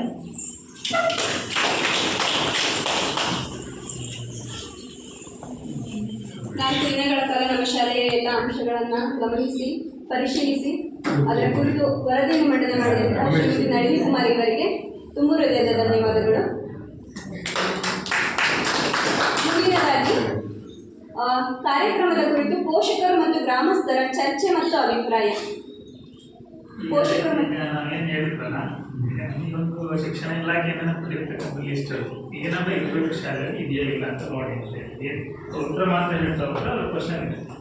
ಕ್ವಶನಿಗೆ ನಾವು ಇಲ್ಲಿ ಪರಿಶೀಲನೆ ಮಾಡ್ತೀವಿ ಏನಿದೆ ಇಲ್ಲ ಅಂತ ಹೇಳ್ತಾ ಹೋಗಿದ್ದೀವಿ. ಅದ್ರ ಬಗ್ಗೆ ನಾವು ಚರ್ಚೆ ಮಾಡ್ಬೋದು. ಈಗ ನಾವು ಹೇಳಿದ್ವಿ ಇದೆ ಅನ್ನೋದಕ್ಕೆ ಈಗ ನಮಗೆ ದಾಖಲೆ ಇಲ್ಲ ಅಂದರೆ ಆ ಅನುದಾನದೇನು ಗೊತ್ತಾಗಲ್ಲ ನಮಗೆ. ಅದಕ್ಕೆ ಸಂಬಂಧಪಟ್ಟಂಥದ್ದು ಏನಾಗಿದೆ ಅದಕ್ಕೆ ಕೊಡೋಣ. ಅದಕ್ಕೆ ಸಂಬಂಧಪಟ್ಟ ಶಿಕ್ಷಣ ಇಲಾಖೆಗೂ ಹೋಗುತ್ತೆ, ಸರ್ಕಾರಕ್ಕೂ ಹೋಗುತ್ತೆ ಹೊರಗೆ. ಅದಕ್ಕೆ ಇದರಿಂದ ಅದಕ್ಕೆ ಆ್ಯಕ್ಷನ್ ಆಗಬೇಕು, ಅದು ಆಗುತ್ತೆ, ತೊಂದರೆ ಇಲ್ಲ. ಸೊ ಇನ್ನು ಉಳಿದಂತೆ ಏನಾದರೂ ಇಲ್ಲಿ ಶಾಲಾ ಆವರಣದಲ್ಲಿ ಏನಾದರೂ ಬದಲಾವಣೆಗಳು ಅದಕ್ಕೆ ಸಂಬಂಧಪಟ್ಟಂತೆ ಏನಾದರೂ ಕೂಡ ನಾವು ರೆಕಾರ್ಡ್ ಮಾಡ್ತೀವಿ. ರೆಕಾರ್ಡ್ ಮಾಡಿಬಿಟ್ಟು ವರದಿಯನ್ನು ಕಳಿಸ್ತೀವಿ. ಒಂದೇ ಸರಿ ಬದಲಾವಣೆ ಆಗುತ್ತೆ ಅಂತ ಅಲ್ಲ, ಸಮಯ ಆಗುತ್ತೆ. ಒಟ್ಟಾರೆ ನಾವೀಗ 20% ಶಾಲೆಯನ್ನು ಮಾಡ್ತಾ ಇದ್ದೀವಿ ಸ್ಪೆಷಲ್ ಆಗಿ. ಈಗ ನಮ್ಮ ತಾಲೂಕಿನಲ್ಲಿ 20% ಮಾಡ್ತಾ ಇದ್ದೀವಿ. 100% ಶಾಲೆಗಳಿಗೂ ಮಾಡಬೇಕಂತ ಇದೆ. ಸೊ ಎಲ್ಲ ಶಾಲೆಗಳ ಅಭಿಪ್ರಾಯ ಹೋದಾಗ ಅಲ್ಲಿ ಬದಲಾವಣೆ ಆಗಿರುತ್ತೆ. ಏನಾದರೂ ಲೋಪದೋಷಗಳು ಫುಲ್ ಜಾಸ್ತಿ ಇದ್ದರೆ ಸ್ವಲ್ಪ ಬದಲಾವಣೆಗಳನ್ನು ಶಿಕ್ಷಣ ಇಲಾಖೆ ಅಳವಡಿಸುತ್ತೆ, ಸರ್ಕಾರದ ಗಮನಕ್ಕೂ ಹೋಗುತ್ತೆ. ಹಾಗಾಗಿ ನಾವು ಏನು ಬೇಕಾದರೂ ಚರ್ಚೆ ಮಾಡ್ಬೋದು. ಈ ವಿಷಯಗಳ ಕುರಿತು ಚರ್ಚೆ ಮಾಡಲಿಕ್ಕೆ ಅವಕಾಶ ಇದೆ. ಮುಖ್ಯವಾಗಿ ಮಾತಾಡಿದೆ ಅಂದರೆ ಅಗತ್ಯವಾಗಿ ಶಿಕ್ಷಕರ ಕೊರತೆ ಸರ್. ಟೀಚರ್ಸ್ 8ನೇ ತರಗತಿ ಅವಶ್ಯಕತೆ ಬೇಕೇ ಬೇಕಾಗುತ್ತೆ. ಈಗ ನಮಗೆ ಮುಖ್ಯವಾಗಿ ಶಿಕ್ಷಕರ ಕೊರತೆ ಇದೆ. ಅದ್ರ ಜೊತೆಗೆ ಈಗಿನ ಮಕ್ಕಳಿಗೆ ಈಗ ಕಂಪ್ಯೂಟರೀಕರಣ ಶಿಕ್ಷಣ ಇದೆಯಲ್ಲ, ಈಗೇನು ಈಗ ಪ್ರೈವೇಟ್ ಶಾಲೆಗಳಿಗೆ ಹೋಲಿಸ್ಕೊಂಡ್ರೆ ಈಗೇನು ಸರ್ಕಾರಿ ಶಾಲೆಗಳು ಮುಚ್ಚೋಗೋ ಪರಿಸ್ಥಿತಿ ಇದೆ. ಅದಕ್ಕೆ ಆ ಹಂತಕ್ಕೆ ಅಂದರೆ LKG UKG ಇಂಗ್ಲೀಷ್ ಮಾಧ್ಯಮ ಮಾಡೋದು ಉತ್ತಮ ಇದೆ. ಇಂಗ್ಲೀಷ್ ಕೋಚಿಂಗ್ ಕೊಟ್ಟರೆ ಒಳ್ಳೆಯದು. ಯಾಕಂದ್ರೆ ಹಳ್ಳಿ ಶಾಲೆ ಹೋಗಬೇಕು ಅಂದರೆ ಇಂಗ್ಲೀಷ್ ಮಾಧ್ಯಮ ಮಾಡೋದ್ರಿಂದ ಒಳ್ಳೆಯದು ಅಂತ ನಮ್ಮ ಅನಿಸಿಕೆ. ಎರಡು ಬಸ್ ಬರ್ತಿದ್ದಾರೆ. 2 ಬಸ್ ಬರ್ತಿದ್ದಾರೆ. ಬೇರೆ ಶಾಲೆಯಿಂದ ಬಸ್ ಬಿಡ್ತಾ ಇದ್ದಾರೆ ಮುಂದಿನ ಸಾಲಿನ. ಈಗ ಎಲ್ಲರೂ ಮಕ್ಕಳನ್ನ ಬರೋ ಬಸ್ ಹಚ್ಚಿ ಕಳಿಸಿದ್ರೆ ಇಲ್ಲಿ ಶಾಲೆ ಮುಚ್ಚೋ ಪರಿಸ್ಥಿತಿ ಬರುತ್ತೆ. ಗೌರ್ಮೆಂಟ್ ಶಾಲೆ ಸರ್ಕಾರಿ ಶಾಲೆ ಹೋಗಬೇಕು ಅಂದರೆ ವ್ಯವಸ್ಥೆ ಇಲ್ಲಿ ತಾತ್ಕಾಲಿಕ ಮಟ್ಟಕ್ಕೆ ಇದೆಲ್ಲ ಮಾಡಿಕೊಟ್ರೆ ಒಳ್ಳೇದು.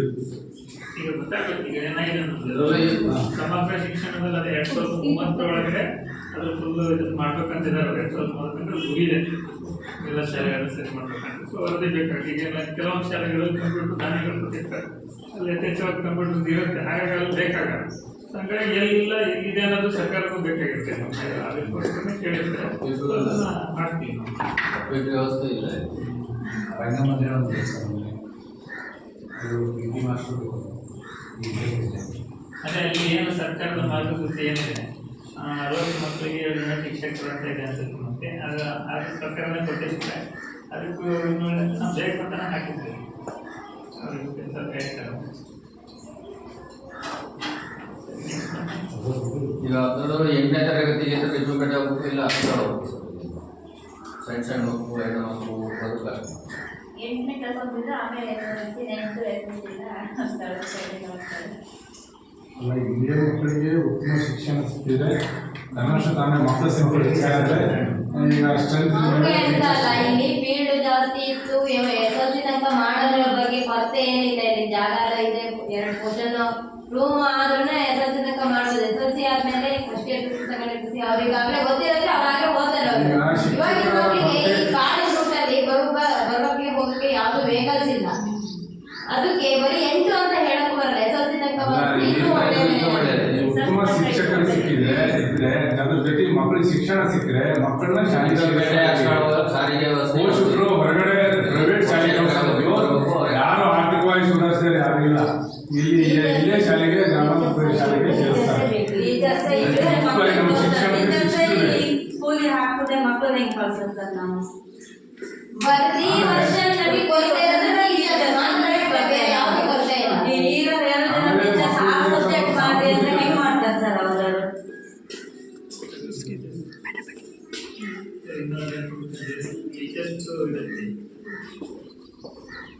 ಎಲ್ಲಾ ಸಬ್ಜೆಕ್ಟ್ನೇ ಎಲ್ಲ 2 ಜನ ಟೀಚರ್ಸ್ ಹೊರೆ ಹೊತ್ಕೊಂಡು ಮಾಡಿ ಆ ಮಕ್ಕಳು ಒಂದೇ ಸತಿಗೆ ಎಲ್ಲ ಸಬ್ಜೆಕ್ಟ್ ವರ್ಕ್ ಒಂದೇ ಸತಿ ಟೀಚರ್ಸ್ ಬೇಕು. ಈಗ ಡೆಪ್ರೇಷನ್ ಅಂತಂದ್ರೆ ಈಗ ಡೆಪ್ರೇಷನ್ ಮಾಡಿ 2 ಜನ ಒಬ್ಬ ಮಾಸ್ಟರ್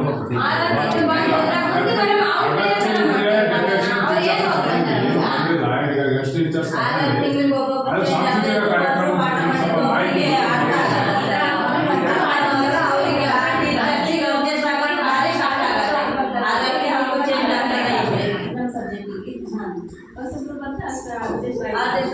ನಮ್ಮ ಮಕ್ಕಳು ಭವಿಷ್ಯ ಮುಗಿದಿರುತ್ತೆ. ಇನ್ನೊಂದು 2 ವರ್ಷ ಇದೆಯಾ? ಕಲಿಯೋದ್ರೊಳಗೆ ಇವತ್ತು ಮುಂದಿನ ಶಾಲೆಗಳಿಗೆ ಏನ್ ಕಲಿತಾರೆ ಅವ್ರು ಕೇಳೋದು ಅದನ್ನೇ ಕೇಳ್ತಿದ್ದಾರೆ. ನೀವು ಇಲ್ಲಿ ಓದಿ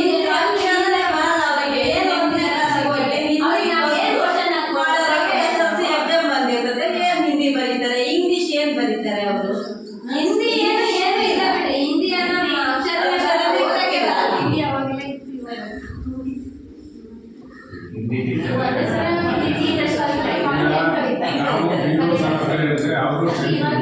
ಶಿಕ್ಷಕರು ಮಕ್ಕಳ ಸ್ಟ್ರೆಂತ್ ಇದ್ರೆ ನಾವು ಹೇಳೋದು. ಇಷ್ಟು ದೊಡ್ಡ ಕ್ರೀಡೆಗೆ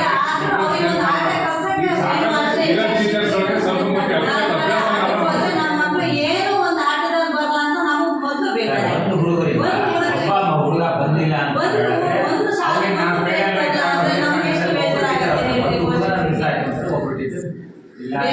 ಇಷ್ಟಕ್ಕೊಂದು ದೊಡ್ಡ ಆಟ ಬೇಕು ಅವ್ರ ಜೊತೆಗೆ. ಏನಿಲ್ಲ ಅಂದ್ರೆ ಸರ್ ನಮ್ಗೆ ಬೇಜಾರಾಗಲ್ಲ.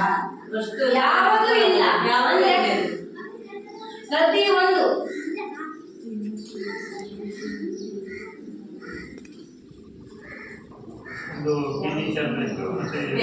ಬೀವರ್ಕಾರಿಗೆ ಕೇಳಿದ್ರೆ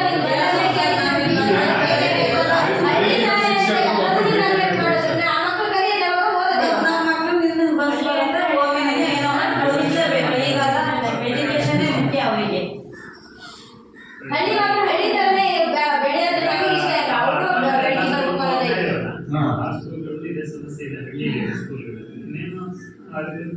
ಸ್ಕೂಲ್ಗಳಲ್ಲಿ ಮಕ್ಕಳು ಜಾಸ್ತಿ ಇದೆ. ಅಲ್ಲೆಲ್ಲ ವ್ಯವಸ್ಥೆ ಇದೆ. ಇಲ್ಲಿ ಎಲ್ಲ ಕಡೆ ಇದೆ. ಈಗ ಎಲ್ಲ ಪೋಷಕರು ಎಲ್ಲ ಸಬ್ಜೆಕ್ಟ್ ಟೀಚರ್ಸ್ ಆಯ್ಕೆ ಮಾಡಿ ಈಗ ಆಯ್ಕೆ ಮಾಡಕ್ ಹೋದ್ರೆ ಈಗ ಹಳ್ಳಿ ಶಾಲೆ ಎಲ್ಲ ಭಾಳ ಪರಿಸ್ಥಿತಿ ಜಾಸ್ತಿ ಆಗುತ್ತೆ ಸರ್. ಇಲ್ಲಿ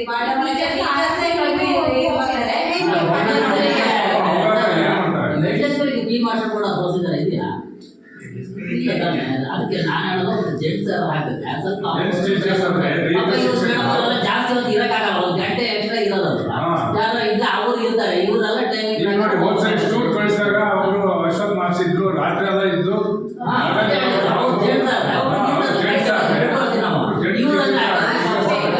ಹಾಗೆ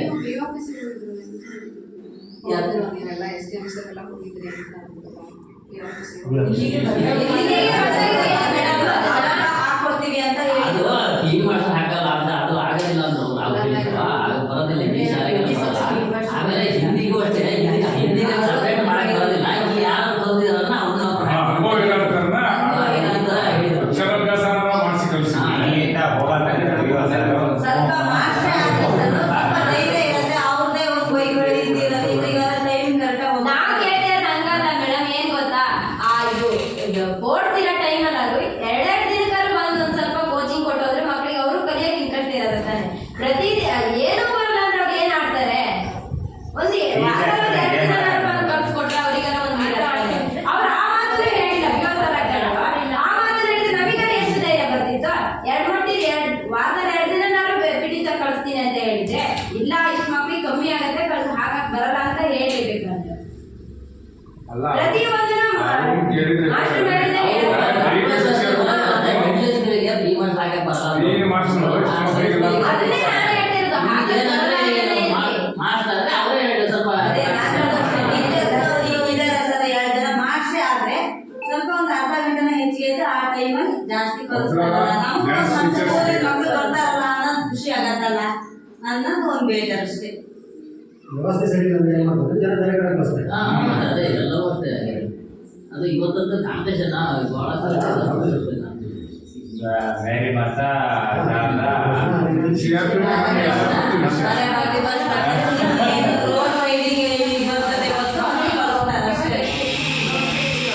ಈಗ ಅದ್ರ ಜೊತೆಗೆ ಹಳ್ಳಿ ಶಾಲೆ ಇರೋದ್ರಿಂದ ಜೆಂಟ್ಸ್ ಟೀಚರ್ಸ್ ಆದ್ರೆ ಈಗ ನಿಮ್ಮ ಇದೆಯಾ? ವರದಿ ಇಡೀ ಕರ್ನಾಟಕದ ನಡೀತಿದೆ, ಅದರಲ್ಲಿ ಬದಲಾವಣೆ ಈಗ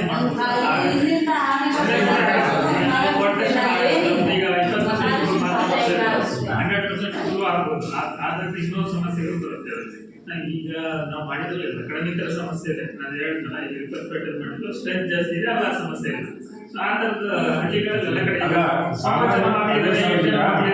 ಈಗ ಮಕ್ಕಳ ಸಂಖ್ಯೆ ಜಾಸ್ತಿ ಆಗ್ಬೇಕು ಅಂದ್ರೆ ಅದು ಈಗಿನ ವಾತಾವರಣಕ್ಕೆ ಸರಿಯಾಗಿ ಇಂಗ್ಲಿಷು ಮಾಧ್ಯಮ ಬಂದ್ರೆ ಹಂಗಂದ್ರೆ ತಕ್ಕಂತೆ ತಾನೇ ಮಕ್ಕಳ ಸಂಖ್ಯೆ ಜಾಸ್ತಿ ಆಗಿ ಎಲ್ಲರೂ ಸೇರಿಸ್ತಾರೆ. ಎಲ್ಲ ಇಂಗ್ಲಿಷ್ ಮಾಧ್ಯಮ ಸೇರ್ಸಕ್ ಹೋಗಿ ಇಂಗ್ಲಿಷ್ ಅಂಗನವಾಡಿಗೆ ಇದು UKG LKG ಕೊಡ್ತೀನಿ ಅಂತ ಆಗಿದೆ, ಹಂಗ ಸ್ಕೂಲಿಗೆ ಯಾಕೆ ಕೊಡಲ್ಲ ಅಂತವ್ರು? ಟೀಚರ್ ಬೇಕು ಅಂತ ಯಾಕೆ ಹೇಳ್ತಿದ್ದಾರೆ ಅವ್ರೀಗ? ಶಾಲೆಗೆ ಯಾಕೆ ಕೊಡಲ್ಲ ಅಂತ ಗೌರ್ಮೆಂಟ್ ಸ್ಕೂಲಿಗೆ? ಏನು ಇಂಪ್ರೂವ್ಮೆಂಟ್ ಇಲ್ಲ. ಅಕ್ಷರ ಕಲಿಕೆ ಆಗಿದ್ದರೆ 1ನೇ ಕ್ಲಾಸಲ್ಲಿ ಮಕ್ಕಳು ಚೆನ್ನಾಗಿ ಕಲಿತಿರ್ತಾರೆ. ಈ 1ನೇ ಕ್ಲಾಸಿಂದ ಇಲ್ಲಿ ಕಲಿಬೇಕಾರೆ ಅಲ್ಲಿ ಏನೂ ಕಲಿತಿರೋದು. ಅಲ್ಲಿ ಮಕ್ಕಳಿಗೆ ಹಾಡು, ರಂಗೋಲಿ ಇಂಥವು ಸಾಂಸ್ಕೃತಿಕ ಕಾರ್ಯಕ್ರಮ ಬಗ್ಗೆ ಮಾಹಿತಿ ಕೊಡಬೇಕು. ಅದು ಇಲ್ಲ ಅಂದ್ರೆ ಮಕ್ಕಳಿಗೆ ಏನು ಅಭ್ಯಾಸನೇ ಇರೋಲ್ಲ ಅಂದ್ರೆ ಅವ್ರಿಗೆ ಏನು ಗೊತ್ತಾಗಲ್ಲ. ಬೇರೆ ಶಾಲೆಗೆ ಹೋಗಿ ಸುಮ್ಮನೆ ಮಾತಾಡೋದು ಜಾಸ್ತಿ ಎಲ್ಲ ಕೊಡೋಕ್ಕಾಗಲ್ಲ, ಅದರಲ್ಲೇ ಆಗ್ಬೋದು. ಶಿಕ್ಷಣ ಗುಣಮಟ್ಟ ಸಿಗ್ತಾ ಇದೆ, ತಾನೇ ಸಿಗುತ್ತೆ. ಸೇರಿಸ್ತೀವಿ ಪಾಯಿಂಟ್. ಹಾಂ ನೆಕ್ಸ್ಟ್ ಏನಾದ್ರು ಶಿಕ್ಷಕರದ್ದು ಮೇನ್ ಇರೋದು ಅಷ್ಟೇ ವರ್ಷ ಬಂದಿಲ್ಲ ಅದು. ಮಕ್ಕಳಿಗೆ ಸ್ಕಾಲರ್ಶಿಪ್ 3 ವರ್ಷದಿಂದ ಯಾರಿಗೂ ಬಂದಿಲ್ಲ. 3 ಅಲ್ಲ 5 ವರ್ಷದಿಂದ 5 ವರ್ಷದಿಂದ ಬೇರೆ ಎಲ್ಲ ಅದು ಸರ್ಕಾರ ಇಲಾಖೆ ನಮ್ಮ ಸ್ಕೂಲಿಗೆ ಯಾಕೆ ಬರಲ್ಲ? ಸ್ಕೂಲಲ್ಲಿ 1ನೇ ಕ್ಲಾಸ್ 5-6 ವರ್ಷ ಒಂದು ಮಕ್ಕಳಿಗೆ ಕಾಲೇಜ್ 1ನೇ ಕ್ಲಾಸ್ ಓದಿಸಿ ನೋಡಲ್ಲ.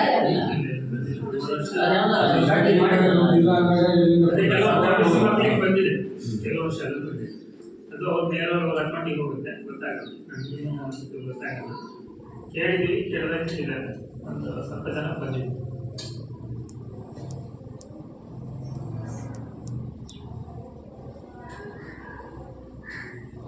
ಯಾರೇ ಆದ್ರೂ ಅಷ್ಟೇ ಫೋನಲ್ಲಿ ಮಾತಾಡಿದ ತಕ್ಷಣ ಇಲ್ಲಿನ ವ್ಯವಸ್ಥೆ ಯಾರೇ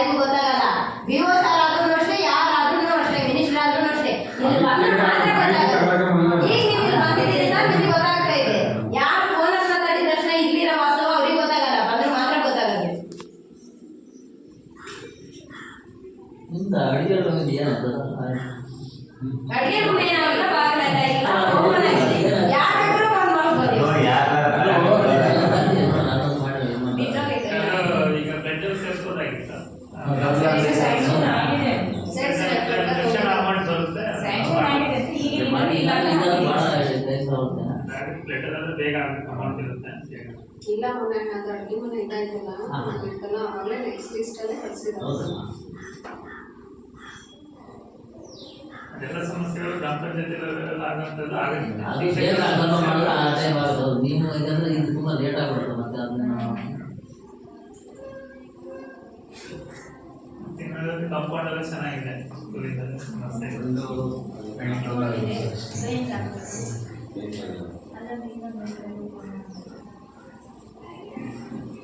ಕಾಂಪೌಂಡ್ಗೆಲ್ಲ ಪೈಂಟಿಂಗ್ ವ್ಯವಸ್ಥೆಗೆಲ್ಲ ಹಣ ಇಟ್ಟಿಲ್ಲ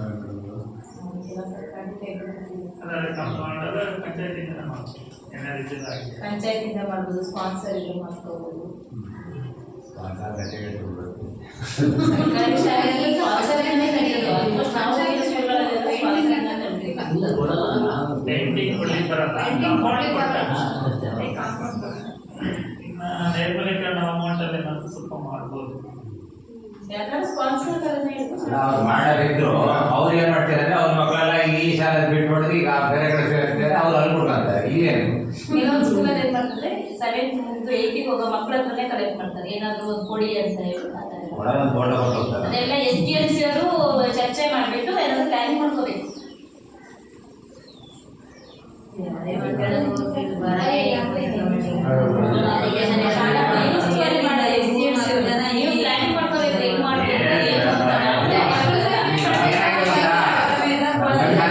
ಏನೇ ಬಂದು ಕೂತ್ರು ಅವಾಗಿಂದ ಒಂಥರ ಮಾಟಿ ಮಾಡ್ತಾರೆ. ಅಂದರೆ ಎಲ್ಲ ಕ್ಲೀನ್ ಆಗಿತ್ತು ಈಗ ಇನ್ನೇನು ಜಾಸ್ತಿ ಇದೆ ಈಗ ಅದ್ರೊಳಗೆಲ್ಲ ತೋರಕ್ ಹೋದ್ರೆ ಇದಾವೆ ಈಗ ಒಂದು 4 ಮೇಡಮ್ ಅವ್ರಿಗೆ ಗೊತ್ತಿರುತ್ತೆ ಮೇಡಮ್ ಏನು ಮಾತಾಡಲ್ಲ, ಎಲ್ಲ ಹೇಳಿ ಅಲ್ಲ ಅವ್ರು ಕೇಳಿ ಕೇಳಿ ಕೇಳಿ ನೋಡ್ತಾ ಇದ್ದೀನಿ, ಹಾಗಾಗಿ ಎಲ್ಲ ಸಮಸ್ಯೆಗಳು ಗೊತ್ತಿದೆ. ಗೌರ್ಮೆಂಟ್ ಶಾಲೆಗಳಿಗೆ ಹೆಚ್ಚಿನ ಆದ್ಯತೆ ಕೊಡ್ಬೇಕು. ಇಲ್ಲಾಂದ್ರೆ ಸರ್ಕಾರಿ ಶಾಲೆಗಳಿಗೆ ಬಹಳ ಕಷ್ಟ ಆಗುತ್ತೆ. ಈಗ ಇಟ್ಕೊಳಕ್ ಆಗ್ತಾ ಇಲ್ಲ ಶಾಲೆಗಳು. 7-8 ಈಗ ಎಷ್ಟು ಕಡಿಮೆ ಈಗ ಕೆಲವೊಂದು ಶಾಲೆಗಳ ಮನೆ ಮನೆಗೆ ಹೋಗಿ ಮಕ್ಕಳು ನಮ್ಮ ಶಾಲೆ ಸೇರಿಸಿ ಸರ್ಕಾರಿ ಶಾಲೆ ಉಳಿಸ್ಕೋಬೇಕು ಅಂತ. ಶಾಲೆ ರಜಾ ಕೊಟ್ರೆ ಸಾಕು, ಮನೆ ಬಾಗಿಲಿಗೆ ಎಷ್ಟು ಜನ ಟೀಚರ್ಸ್ ಬರ್ತಾರೆ ಹಳ್ಳಿಗಳಿಗೆ, ಶಾಲೆ ಮನೆಗಳಿಗೆ. ಅಂದ್ರೆ ಹೇಳೋದಲ್ಲ, ಇಲ್ಲಿನ ಮಕ್ಕಳು ಬೇರೆ ಕಡೆ ಹೋಗ್ತದೆ. ಇನ್ನ ನೆಕ್ಸ್ಟ್ ಶಾಲೆ ಮುಂದಿನ ವರ್ಷದಿಂದ ಯಾರು ಬಸ್ ಬಿಟ್ರೆ ಈ ರೂಟಲ್ಲಿ ಈ ಬೇರೆ ಶಾಲೆಗೆ ಕರೆಕ್ಟ್ ಆಗಿ ರೂಟಲ್ಲಿ ಬಸ್ ಇರೋದೇ ಆಗಿದೆ. ಒಂದು ಮಕ್ಕಳು ಈ ಶಾಲೆ ಬರ್ತಿಲ್ಲ, ಬೇಕಾದ್ರೆ ಬರ್ದು ಇಟ್ಕೊಂಡಿರ್ಬೇಕಾದ್ರೆ ನಾನು ಹೇಳ್ತೀನಿ.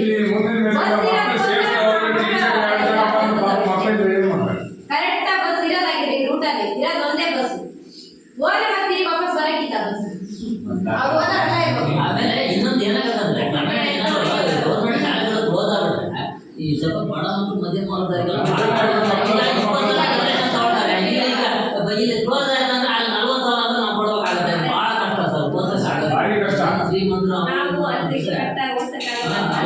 ಎಲ್ಲಿಂದ ಇಲ್ಲಿಂದ ನಮ್ಮಲ್ಲೆಲ್ಲ 7-8 ಗಂಟೆ ನೋಡಿ ಇಲ್ಲ ಬಸ್ ಚಾರ್ಜ್ ಕೊಡ್ಬೇಕು ಎಲ್ಲ ಈ ಶಾಲೆಗಳನ್ನು ಉಳಿಸ್ಕೊಳ್ಬೇಕು ಅಂತ ಇದೆ. ಈಗ ಈ ಗೌರ್ಮೆಂಟ್ಸ್ ಅಲ್ಲಿ ಚೆನ್ನಾಗಿ ಎಜುಕೇಶನ್ ಸಿಗ್ತದೆ. ಹೌದು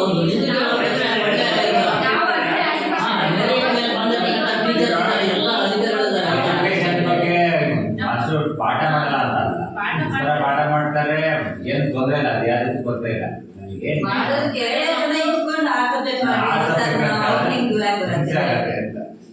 ಈಗ ಟೀಚರ್ ಕೊಡ್ತೀರಿ, ಅವ್ರು ಪಾಠ ಮಾಡಲ್ಲ ಅಂತಲ್ಲ, ಮಾಡ್ತಾರೆ. ಆದ್ರೆ ಈಗ 4 ದಿನ ಇವ್ರು ಮಾಡಿ ಮತ್ತೆ ಇನ್ನು ಅವ್ರು ಬೇರೆ ಕಡೆ ಹೋದ್ರು ಅಂತಂದ್ರೆ ಮತ್ತೆ ಇನ್ನು ಅವ್ರು ಮಾಸ್ಟರ್ ಬೇರೆ ಮಾಡೋಕ್ಕೆ ಅವ್ರಿಗೆ ಎಲ್ಲೆಲ್ಲೋ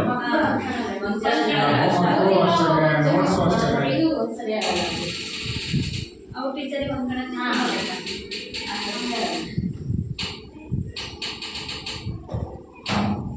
ಇಲಾಖೆ ವತಿಯಿಂದ ಸಸಿ ನಡೆಸಂತ ಕಾರ್ಯಕ್ರಮ ಏನಿಲ್ಲ ಸರ್, ಅರಣ್ಯ ಇಲಾಖೆಯಿಂದ ಮಾಡ್ಬೋದು. ಉತ್ತಮ ಒಳ್ಳೆಯ ಪರಿಸರ ಇದೆ, ಅನ್ಕೊಂಡಿದೆ, ಆ ಗಿಡಗಳನ್ನು ಬೇಕಾದ್ರೆ ಕೊಡ್ತೀವಿ, ಮಾಡ್ಬೋದು. ಉದ್ಯೋಗ ಖಾತ್ರಿಯಲ್ಲೂ ಮಾಡ್ಬೋದು. ಇಲ್ಲಾಂದರೆ ನೀವು ನಮಗೆ ಒಂದು ಪ್ರಿಪ್ರೇಷನ್ ಮನೆಗೆ ಕೊಡ್ತಾರೆ, ನಾವು ಸಾಮಾಜಿಕ ಅರಣ್ಯ ಇಲಾಖೆಯಿಂದ ನಡೆಸಿಕೊಡ್ತೀವಿ.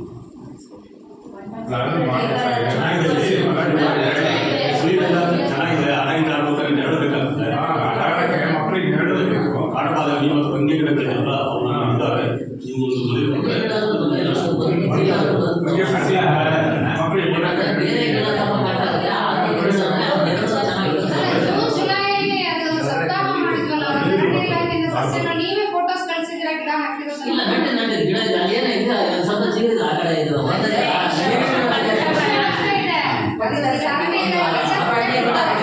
ಕೊಟ್ಟಿದ್ದಾರೆ. ಆದ್ರೆ ಸಾಧಾರಣವಾಗಿ ಹೊಣ್ಣೆ ಗಿಡ ಅಂದ್ರೆ ಅವ್ನು ಎಲ್ಲಿ ಬೇಕಾದ್ರೂ ಬರ್ತಾವು ಆ ಗಿಡಗಳು ಅಲ್ಲ, ಅದೇ ನಿಮ್ಗೆ ಅಂತ ಯಾವ ಗಿಡಗಳು ನಿಮಗೆ ಮ್ಯಾಕ್ಸಿಮಮ್ ಬೇಕು ಅಂತ ಹೇಳ್ಬಿಟ್ಟು ಹೋಗಿ ತಗೊಳ್ಳಿ ಅಂತಾನೆ ಹೇಳಿದ್ದಾರೆ. ಜೂನ್ ಜುಲೈಲಿ ಅದೇ ಕೆಲಸನೇ ಆಗೋದು. ಕಾಡಬಾದಲ್ಲಿ ಮತ್ತು ಹೊಂಗೆ ಇದೆಯಲ್ಲ, ಎರಡು ಚೆನ್ನಾಗಿತ್ತು. ಅದು ನೀವು ಹೇಳಿದ್ರೆ ಕೊಡ್ತೀವಿ. ಆಮೇಲೆ ನಿಮ್ಮಲ್ಲಿ ನೀರಿನ ವ್ಯವಸ್ಥೆ ಮಾಡ್ಕೊಳ್ಳಿ. ಯಾಕಂದ್ರೆ ಗಿಡ ಬೆಳೆಸಬೇಕಾದ್ರೆ ಮೇನ್ ನೀರು ಬೇಕಾಗುತ್ತೆ. ಶೌಚಾಲಯಕ್ಕೆ ಅದು ಈ ಸಲ 3,000 4,000 ಅಂದ್ರೆ ಅಮೌಂಟ್ ಎಂತದ್ದು ಶಾಲೆಗೆ ಮಕ್ಕಳು ದಾಖಲಾತಿ ಎಷ್ಟಿರುತ್ತೋ ಅಷ್ಟು ಮಾಡ್ತಾ ಹೋಗ್ತೀವಿ. ಅದರಲ್ಲಿ ನೀವು ಬೇಕಾದ್ರೆ ಅದನ್ನ ಏನಾದ್ರು ಪ್ಲಾನ್ ಮಾಡ್ಕೊಂಡು 2 ಇನ್ಸ್ಟಾಲ್ಮೆಂಟ್ ಅಲ್ಲಿ ಆಗ್ತದೆ. ನಿಮಗೆ ಬೇಸಿಕ್ ಏನ್ ಬೇಕೋ ಅದನ್ನ ಒಂಚೂರು ಪ್ಲಾನ್ ಮಾಡ್ಕೊಂಡು ಮಾಡ್ಬೋದು. ಅದಕ್ಕೆ ಅಂತಾನೆ ಆಗ್ಬೋದು, ಕುಡಿಯೋ ನೀರು ಮತ್ತೆ ಶೌಚಾಲಯಕ್ಕೆ ಅಂತಾನೆ ಆಗ್ತದೆ. ಅದನ್ನ ಅದರಲ್ಲಿ ಅಂದ್ರೆ ಎಲ್ಲೋ ಫಂಡ್ಸ್ ಇಲ್ಲ ಅಂದ್ರೆ ಅದನ್ನ ಒಂದು ಸ್ವಲ್ಪ ಉಪಯೋಗ ಮಾಡ್ಕೋಬಹುದು.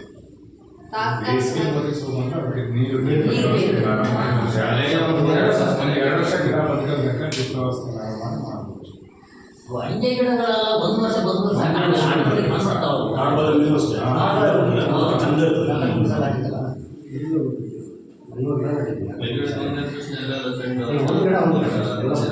ಇಲ್ಲಿ ಸರ್ ಏನಾಗಿದೆ ಅಡಿಕೆ ಕಲ್ಲಿದೆ ಸರ್,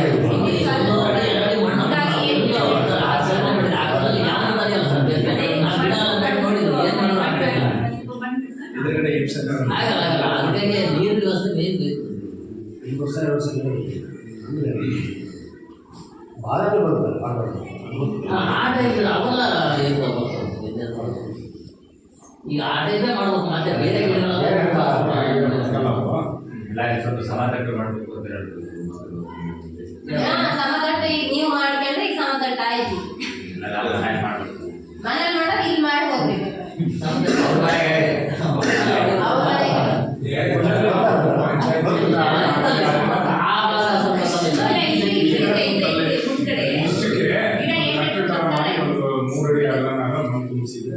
ಸಸಿ ನೋಡ್ಬೋದು, ಕಲ್ಲು ಜಾಗ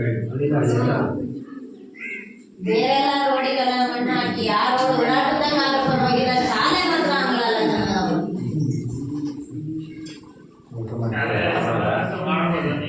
ಕೆರೆ ಚೆನ್ನಾಗೈತೆ, ರೋಡ್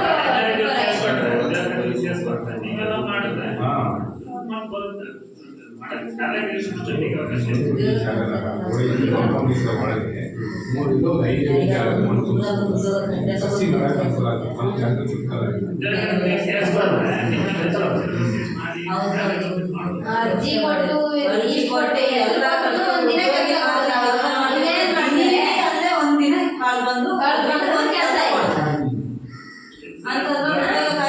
ಮಾಡಿದ್ವಿ ನಾವು ಅರ್ಜಿ ಎಲ್ಲ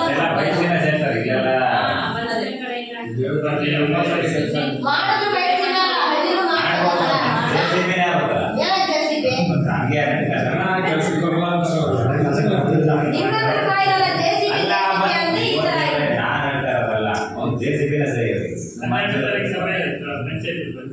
ಪಂಚಾಯತಿ ಬಂದು ನಾವು ಅರ್ಜಿ ಎಲ್ಲ ಕೊಟ್ಟು ಗ್ರಾಮ ಸಭೆಗೆ ಹೋಗಿ ಗ್ರಾಮ ಸಭೆಗೆ ಅರ್ಜಿನೇ ನಾವು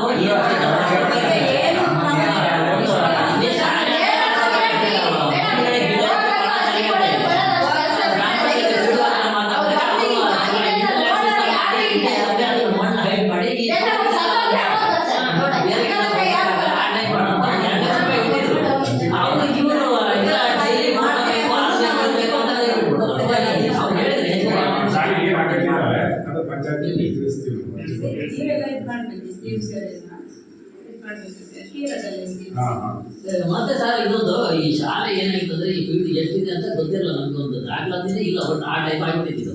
ನಾವು ತಹಸೀಲ್ದಾರಿಗೆ ಒಂದು ಅರ್ಜಿ ಕೊಟ್ಟಿದ್ದು ಸರ್, ಇದು ಎಷ್ಟು ಬಂದಾಗ 39 ಜನ ಎಷ್ಟು ಕೊಟ್ಟಲ್ಲ ಅರ್ಜಿ ಕೊಟ್ಟಿದ್ದು, ಅದು ಮಂಜೂರು ಆಗಿಲ್ಲ. ಆ ಥರದ್ದು ಏನಾದ್ರು ಇದೆಯಾ ನಿಮ್ಮ ಇದರಲ್ಲಿ? ಇಲ್ಲ ನಾವು ಅಲ್ಲೇ ಮಾಡೋಣ ತಹಸೀಲ್ದಾರ್ ಹತ್ರ, ಹೌದಾ? ಅದು ಈಗ ದೇವರ ಪಂಚಾಯತ್ ಹೌದಾ? ಯಾಕಂದ್ರೆ ಅದು ಒಟ್ಟು ಈಗ ಅಪಾಯಿಂಟ್ ಮಾಡಿದ್ರೆ ಅವ್ರು ಆಯ್ತು ಅದು ಮಾಡೋಣ ಅಂತ ಹೇಳಿದ್ರು. ಅರ್ಜಿ ಇರೋದು ಬೇಡವಾ?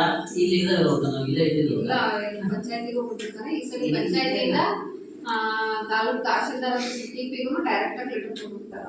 ಅವ್ರಿಗೆ ಕೊಡ್ತಾರಾ? ಹೌದಾ? ನನಗೆ ನಂಬರ್ ಕೊಟ್ಟಿದ್ದಾರೆ. ಹೌದಾ? 1 ಎಕರೆ 31 ಗುಂಟೆ ಇದೆ ಅಂತ ಅವರು ಹೇಳಿದ್ದಾರೆ. 1 ಎಕರೆ 31 ಗುಂಟೆನಾ? ಸರಿ, ನನಗೆ 30 ಗುಂಟೆ ಕಡಿಮೆ ಅಂತ ಮಾಡಿದ್ದೀನಿ. ಅವಾಗೆಲ್ಲ ತುಂಬಾನೇ ಜಾಗ ಇತ್ತು, ಇವಾಗ ಗ್ರಾಮ ಜಾಗ 27 ಎಕರೆ ಸರ್ ಇದು. ಎಲ್ಲ ಒತ್ತುವರಿ ಮಾಡ್ಕೊಂಡ್ರೆ ಅದು ಹೋಗಿ ನಮ್ಮ ಮತ್ತೆ ಬೇರೆ ಎಲ್ಲೂ ಮಾಡ್ತಾರಾಗಿತ್ತು. ರೌಂಡ್ ಮಾಡ್ಕೊಂಡೆ ಆಗಲಿ ಅದು ಸೈಟ್ ಕೊಟ್ಟಿದ್ರು ಬೇರೆಯೊಬ್ಬರಿಗೆ, ಅದನ್ನ ಬೇರೆ ಕಡೆ ಕೊಡಿಸಿ ಅಂದ್ರು. ಗ್ರಾಮ ಪಂಚಾಯತಿಯವರು ಹಂಗೆ ಮಾಡಿದ್ರು. ಪಾಪ ರಂಗನಾಗಿ ಮಾಡಿಸಿ ಅದೊಂದು ಮೀಟಿಂಗ್ ಕರೆದೆಲ್ಲ ಕರೆಸಿದ್ರು. ಆ ಟೈಮ್ನಾಗ ಹೂ ಅಂತ ಒಪ್ಕೊಂಡು ಜವಾಬ್ದಾರಿ ಗ್ರಾಮಸ್ಥರಿಗೆ ಬೇಕು. ಗ್ರಾಮ ಪಂಚಾಯತಿ ನಮ್ಮ ಗ್ರಾಮ ಪಂಚಾಯತಿ ನಂಬರ್ಗಳು ಬೇಕಿತ್ತು. ಎಲ್ಲ ಮಾಡ್ಬಿಟ್ರು. ಅದೇ ಬೇಜಾರು. ಮೀಟಿಂಗ್ ಕರೆದ್ರೆ ಎಲ್ಲಿ ಎಲ್ಲ ದೂರಕ್ಕೆ ಇಲ್ಲೇ ಇದ್ರು. ದೂರಕ್ಕೆ ನಾವು ಒಂದು 15 ಜನ ಮಾತೆಲ್ಲ ದೂರಕ್ಕೆ ಇದ್ರೆ ಅಲ್ಲ ಅವತ್ತೇ ಬೇರೆ ಕಿತ್ತಾಕೆ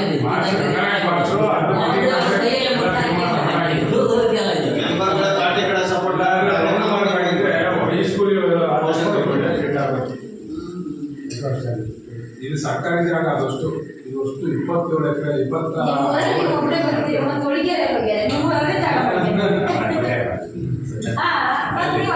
ನಮ್ಮ ಹುಡುಗ ಶಾಲಾ ಪ್ರವೇಶ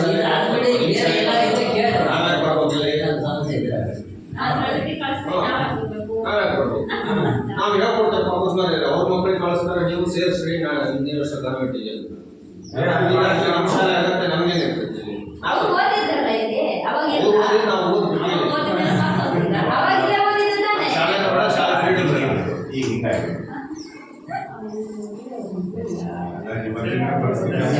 ನಮ್ಗೆ ಅದಕ್ಕೆ ಅನುಕೂಲ ಆಗೋ ರೀತಿಯೇ ಮಾಡ್ಕೋಬೇಕು. ನಮ್ಮ ಕಾಲ ಇದೇ ಶಾಲೆಗೆ ಹೋಗೋದು ಸರ್. BSc B.Ed ತನಕ ಗೌರ್ಮೆಂಟ್ ಶಾಲೆ ಶಾಲೆ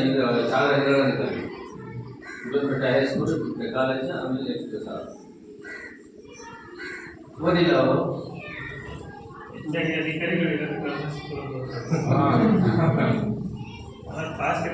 ಇವಾಗ ಪ್ರೈವೇಟ್ ಸ್ಕೂಲಲ್ಲಿ ಓದ್ಲಾ ಅಂದ್ರೆ ಗೌರ್ಮೆಂಟ್ ಜಾಬೇ ಆಗಲ್ಲ.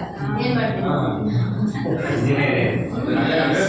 ಯಾಕಂದ್ರ ಈಗ ಇವತ್ತಿನ ಶಿಕ್ಷಣ ಪ್ರೈವೇಟ್ ಶಾಲೆಗಳನ್ನೇ ಆಗುತ್ತೆ. ಹಂಗಾಗಿ ಸರ್ಕಾರಿ ಶಾಲೆಗಳು ಪ್ರೈವೇಟ್ ಶಾಲೆಗೆ ಕೋಟಿಗಟ್ಟಲೆ ಖರ್ಚು ಮಾಡಿ ಓದಿಸ್ತಾರೆ. ಅದೇ ಗೌರ್ಮೆಂಟ್ ಸ್ಕೂಲಿಗೆ 1 ರೂಪಾಯಿ ಕೊಡಿ ಅಂದ್ರೆ ಯಾರು ಕೊಡಲ್ಲ. ಅವ್ರು ಕೇಳ್ದಷ್ಟು ಕೊಡ್ತಾರೆ. ಇವತ್ತು ಲಂಚ ಕೊಟ್ಟಾದ್ರೂ ಓದಿಸ್ತಾರೆ. ಅದೇ ಗೌರ್ಮೆಂಟ್ ಸ್ಕೂಲಲ್ಲಿ ಒಂದೇ ಇದಾಗಿದೆ ಅಂದ್ರೆ ಯಾರು ಕೊಡಲ್ಲ. 20,000 ಡೊನೇಷನ್ ಕಟ್ಬೇಕು. ನಿಮ್ಗೆ ಯಾಕೆ 2,000?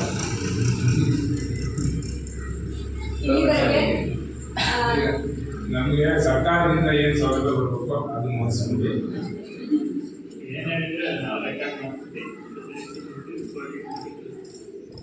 ಇಲ್ಲಿವರೆಗೆ ನಮ್ಮ ಸರ್ಕಾರಿ ಶಾಲೆ ಉಳಿಸಬೇಕು ಅನ್ನೋದಕ್ಕೋಸ್ಕರ ಏನೇನೆಲ್ಲ ವ್ಯವಸ್ಥೆ ಬೇಕು, ನಮ್ಮ ಶಾಲೆಗೆ ಏನೇನು ಅವಶ್ಯಕತೆ ಇದೆ ಅನ್ನೋದನ್ನು ನಮ್ಮೆಲ್ಲ ಗ್ರಾಮಸ್ಥರು ಪೋಷಕರು ಮುಕ್ತವಾಗಿ ಚರ್ಚೆ ಮಾಡಿದ್ದೀರಿ. ಎಲ್ಲ ಸಮಸ್ಯೆಗಳು ಪರಿಹಾರ ಆಗಲಿ ಅನ್ನೋ ಒಂದು ನಿರೀಕ್ಷೆ ಅಂತ ಎಲ್ಲರಿಗೂ ಧನ್ಯವಾದಗಳು. ಮುಂದಿನದಾಗಿ ನಮ್ಮ ಟ್ರಸ್ಟರ್ನ ಸಮೂಹ ಸಂಪನ್ಮೂಲ ವ್ಯಕ್ತಿಯಾದ ಶ್ರೀಮತಿ ರುಹಿತಾಜ್ ಮೇಡಮ್ ಅವರಿಂದ ಕಾರ್ಯಕ್ರಮದ ಕುರಿತು ಅಭಿಪ್ರಾಯ.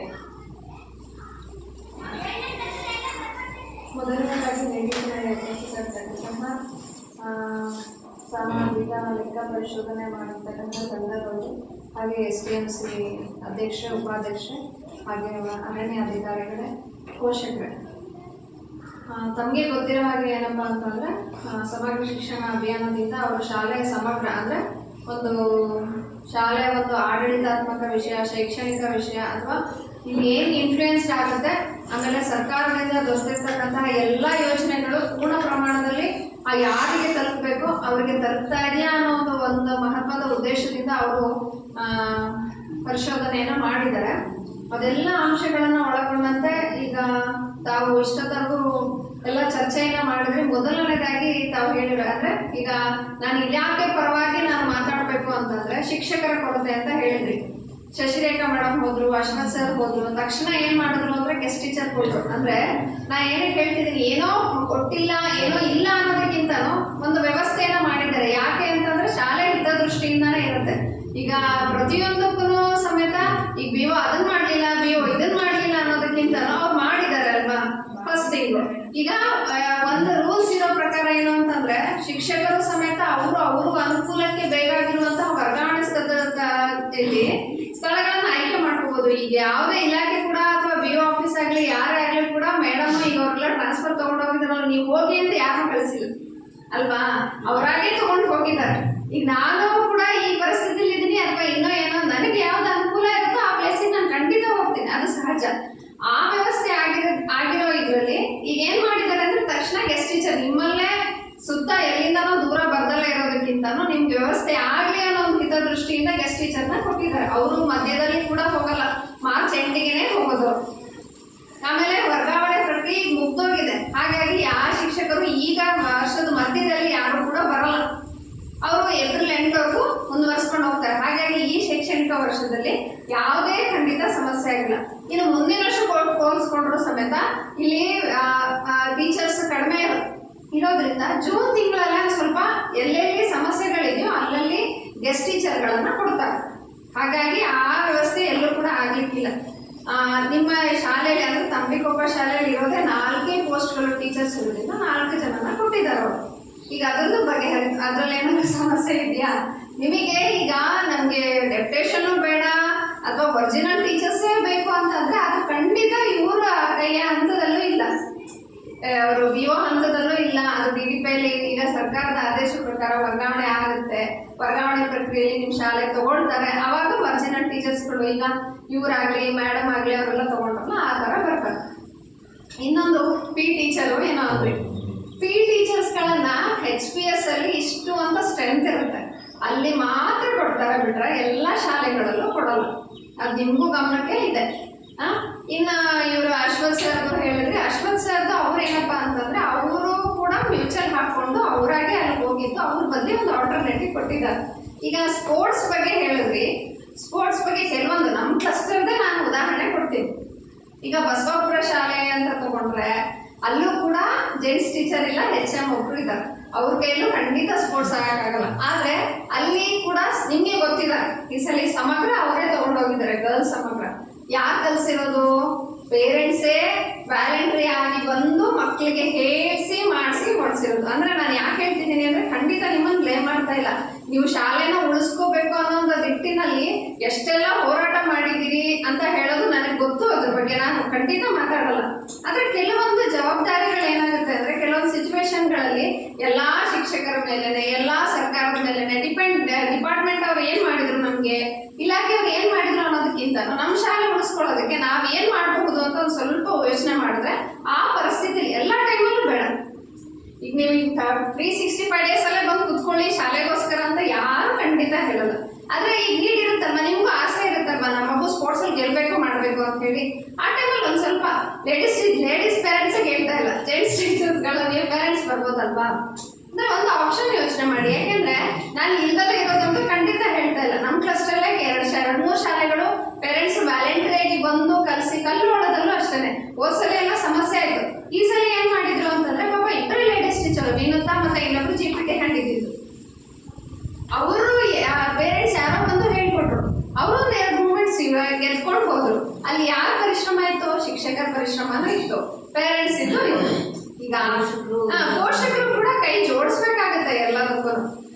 ಅದು ಒಂದು ಉದಾಹರಣೆ. ಇನ್ನೊಂದು ವ್ಯಾನ್ ವ್ಯವಸ್ಥೆ ಏನೋ ಅಂತ ಅಂದ್ರೆ ವ್ಯಾನ್ ಬರುತ್ತೆ ಹೋಗುತ್ತೆ ಅಂತ ಹೇಳಿ, ಈಗ ಕೆಲವೊಂದು ವ್ಯವಸ್ಥೆಗಳನ್ನ ನಾವು ನಮ್ಮ ಉಳಿವಿಗಾಗಿ ಈಗ ನಮ್ದು ಏನೋ ಕಷ್ಟ ಇರುತ್ತೆ ಅಂದ್ರೆ ನಾವು ಅದನ್ನ ಸರ್ವೇ ಇಲ್ಲ ಅಂದ್ರೆ ಆ ಸಮಸ್ಯೆಯಿಂದ ಬರೋದಕ್ಕೋಸ್ಕರ ನಾವೇ ಹೋರಾಟ ಮಾಡ್ತೀವಲ್ವಾ, ಹಾಗೆ ಶಾಲೆನೂ ಕೂಡ ನಮ್ದೇ ಶಾಲೆ ಅಂತ ಬಂದ್ರೆ ಖಂಡಿತ ಎಲ್ಲ ಮಾಡ್ಬೋದು. ಹಾಗಂತ ನಾನು ಎಲ್ಲದೂ ನೀವೇ ಮಾಡಿ ಅಂತ ಖಂಡಿತ ಹೇಳ್ತಾ ಇಲ್ಲ. ಆದ್ರೆ ಕೆಲವೊಂದು ಪರಿಸ್ಥಿತಿಗಳಲ್ಲಿ ಶಾಲೆಯ ವ್ಯವಸ್ಥೆ ಜೊತೆಗೆ ಶಿಕ್ಷಕರು ಪೋಷಕರು STMC ಅಂತ ಮಾಡೋದೇ ಅದೇ ಉದ್ದೇಶಕ್ಕೋಸ್ಕರ. ಸರ್ಕಾರ ಎಲ್ಲ ಶಾಲೆಗಳಲ್ಲೂ ಕೂಡ ನಿಗಾ ಇಡೋಕ್ಕಾಗಲ್ಲ.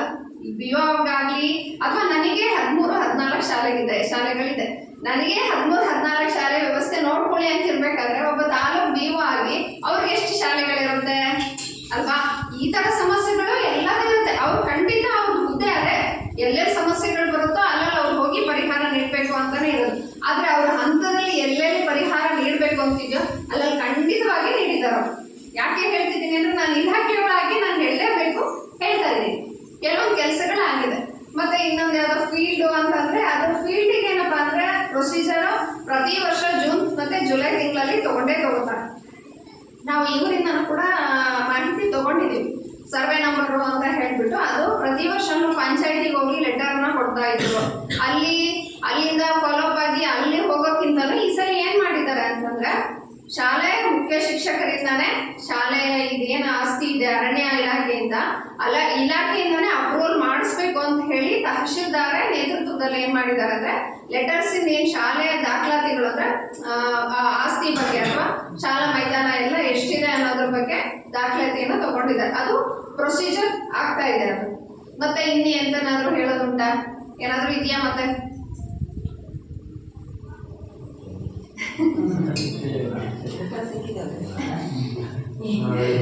ಅಲ್ಲ, ನಾನು ಹೇಳೋದು ಏನೂ ಇಲ್ಲ ನಿಮ್ಗೆ. ಈಗ ಇಲಾಖೆಯಿಂದ ಕೆಲವೊಂದು ಸಮಸ್ಯೆಗಳಾದಾಗ ಹಂಗಂತ ಅವ್ರು ಹೆಚ್ಚು ಇವ್ರು ಕಡಿಮೆ ಅಂತ ಖಂಡಿತ ಹೇಳ್ತಾ ಇಲ್ಲ. ಕೆಲವೊಂದು ಸಮಸ್ಯೆಗಳಲ್ಲಿ ನೀವು ವಾಯ್ಸ್ ರೈಸ್ ಮಾಡಬೇಕಾಗಿದೆ, ಖಂಡಿತ ಮಾಡಿದ್ದೀರಿ. ಯಾವ ಶಾಲೆ STMC ಅವರು ಇಷ್ಟು ಶಾಲೆ ನಮ್ಗೆ ಉಳಿಬೇಕು ಅಂತ ಹೇಳಿ ಮಾಡಿದ್ದಾರೆ ಅಂತ ಹೇಳ್ತಾ ಇಲ್ಲ. ಅಷ್ಟು ನೀವು ಹೋರಾಟ ಮಾಡಿದ್ದೀರಿ. ಅದ್ರ ಬಗ್ಗೆ ನಾನು 1-2 ಖಂಡಿತ ಮಾತಾಡಲ್ಲ. ಅದಕ್ಕೆ ತಕ್ಕನಾಗ ಏನಪ್ಪಾ ಅಂದ್ರೆ ಇಲಾಖೆ ಕೂಡ ಸ್ಪಂದಿಸ್ತಾ ಇದೆ. ಅದ್ರ ಮಧ್ಯದಲ್ಲಿ ಏನಾಗಬೇಕು ಅಂತಂದ್ರೆ, ನಮ್ಮ ಶಾಲೆ ದಾಖಲಾತಿ ನಮ್ಮೂರ್ ಶಾಲೆ ಇದು. ನಮ್ಮೂರ್ ಶಾಲೆ ಅಂತಂದ್ರೆ ನಾವು ಖಂಡಿತ ಉಳಿಸ್ಕೋಬೇಕು.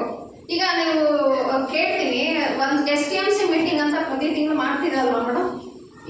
ಎಷ್ಟು ಜನ ಮೀಟಿಂಗ್ ಅಲ್ಲಿ ಬಂದಿದ್ದೀರಿ ಹೇಳಿ ಸರ್? ಬರದೇ ಬರ್ಬೇಕು ಬಿಟ್ಟು ಬಾಕಿ ಯಾರು ಬರದೇ ಇವೇ ಒಂದು 10 ಅಷ್ಟೇ ಮತ್ತೆ ಯಾರು ಬರಲ್ಲ. ನಾವೇ ಅಷ್ಟೇ. ಮೊನ್ನೆ ಹೊಸ ಬಾಡಿಗೆ ಆಗಿದೆ. ಈಗ ಒಂದು ಮಾಡ್ಬೋದು. ನಾನು ಹೇಳೋದು ಅಂದ್ರೆ ಒಂದು ಸಜೆಷನ್ ಅಷ್ಟೇ, ಒಂದು ಸಲಹೆ. ಹಳೆ ಬಂದು ಹೊಸ STMC ಮಾಡಿ ಅವ್ರಾದ್ರೆ ಯಾರು ಬಂದ್ಬಿಡ್ತಾರಾ? ಇಲ್ಲ, ಆಗಿರ್ತವೆ. ಒಬ್ಬರು ಎಲ್ಲರೂ STMC ಎಷ್ಟು ಜನ ಇರೋದು ಅಲ್ಲ, ಇಷ್ಟು ಜನ ಇರೋದು ಕೂಡ ಏನ್ ಕಡಿಮೆ ಅಲ್ಲ. ನಾನು ಹೇಳ್ತಾ ಇರೋದು ಇದು ಸಾಕಷ್ಟು ಬಲಾನೇ ಇದು. ಕೆಲವೊಂದು ಯೋಜನೆಗಳನ್ನ ಅಥವಾ ಕೆಲವೊಂದು ಸಣ್ಣ ಪುಟ್ಟ ವಸ್ತುಗಳನ್ನ ಅಥವಾ ಶಾಲೆಗೆ ಬೇಕಾಗಿರುವಂತದನ್ನ ನೀವೇ ಈಗ ನೀವು ಹೇಳ್ತೀರಿ ಏನೋ ಪ್ರೈವೇಟ್ ಸ್ಕೂಲ್ ಮುಚ್ಚಿದ್ರೆ ಖಂಡಿತ ಶಾಲೆ ಮುಚ್ಚಲ್ಲ. ನೀವು ಅದು ಗಮನದಲ್ಲಿರ್ಲಿ. 1 ಅಥವಾ 2 ಮಗು ಬರ್ತಿದೆ ಅಂದ್ರೂ ಕೂಡ ಶಾಲೆ ಸರ್ಕಾರಿ ಶಾಲೆ ಇದ್ದೇ ಇರುತ್ತೆ. ಆದ್ರೆ ಅದನ್ನ ಉಳಿಸ್ಕೊಳ್ಳೋ ಜವಾಬ್ದಾರಿ ಯಾರ್ದಾಗಿರುತ್ತೆ? ಪೋಷಕರದಾಗಿರುತ್ತೆ, ಊರಿನ ಗ್ರಾಮಸ್ಥರದಾಗಿರುತ್ತೆ. ನಾವು ಅದನ್ನ ಉಳಿಸ್ಕೊಳ್ಳೋಕೆ ಏನೇನು ವ್ಯವಸ್ಥೆಗಳು ಮಾಡ್ಕೋಬೇಕು ಅದನ್ನ ಮಾಡ್ಕೋಬೇಕು. ಶಿಕ್ಷಕರು ಖಂಡಿತ ಮಾಡ್ತಾರೆ, ಇಲ್ಲ ಅಂತ ಇಲ್ಲ. ಅವ್ರ ಟೈಮಿಂಗ್ಸ್ ಏನು 10ರಿಂದ 4:30 ಬಂದ್ಬಿಟ್ಟು ಶಾಲೆಗೆ ಏನೇನ್ ಬೇಕು ಅದನ್ನೆಲ್ಲ ಮಾಡ್ತಾರೆ.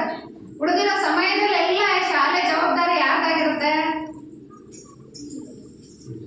ಪೋಷಕರದಾಗಿರುತ್ತೆ, ಗ್ರಾಮಸ್ಥರದಾಗಿರುತ್ತೆ. ಎಲ್ಲರೂ ಆಗಿರುತ್ತೆ. ಟೀಚರ್ಸ್ ಟೆಕ್ನಿಕಲ್ ಅವ್ರು ಬರೋದು. ನನ್ನ ಮೀಟಿಂಗ್ ಇದ್ದಾಗ ಸಮಸ್ಯೆ ಇದ್ರೆ ಅದು ಎಲ್ಲರೂ ನೋಡ್ಕೊಂಡು ಮಾಡ್ಬೋದು. ನಾನು ಹೇಳ್ತಾ ಇದ್ದೀನಲ್ಲ, ಶಿಕ್ಷಕರ ಎಷ್ಟು ಜವಾಬ್ದಾರಿ ಇರುತ್ತೋ ಪೋಷಕರದ್ದು ಊರವ್ರದ್ದು ಕೂಡ ಅಷ್ಟೇ ಜವಾಬ್ದಾರಿ ಇರುತ್ತೆ.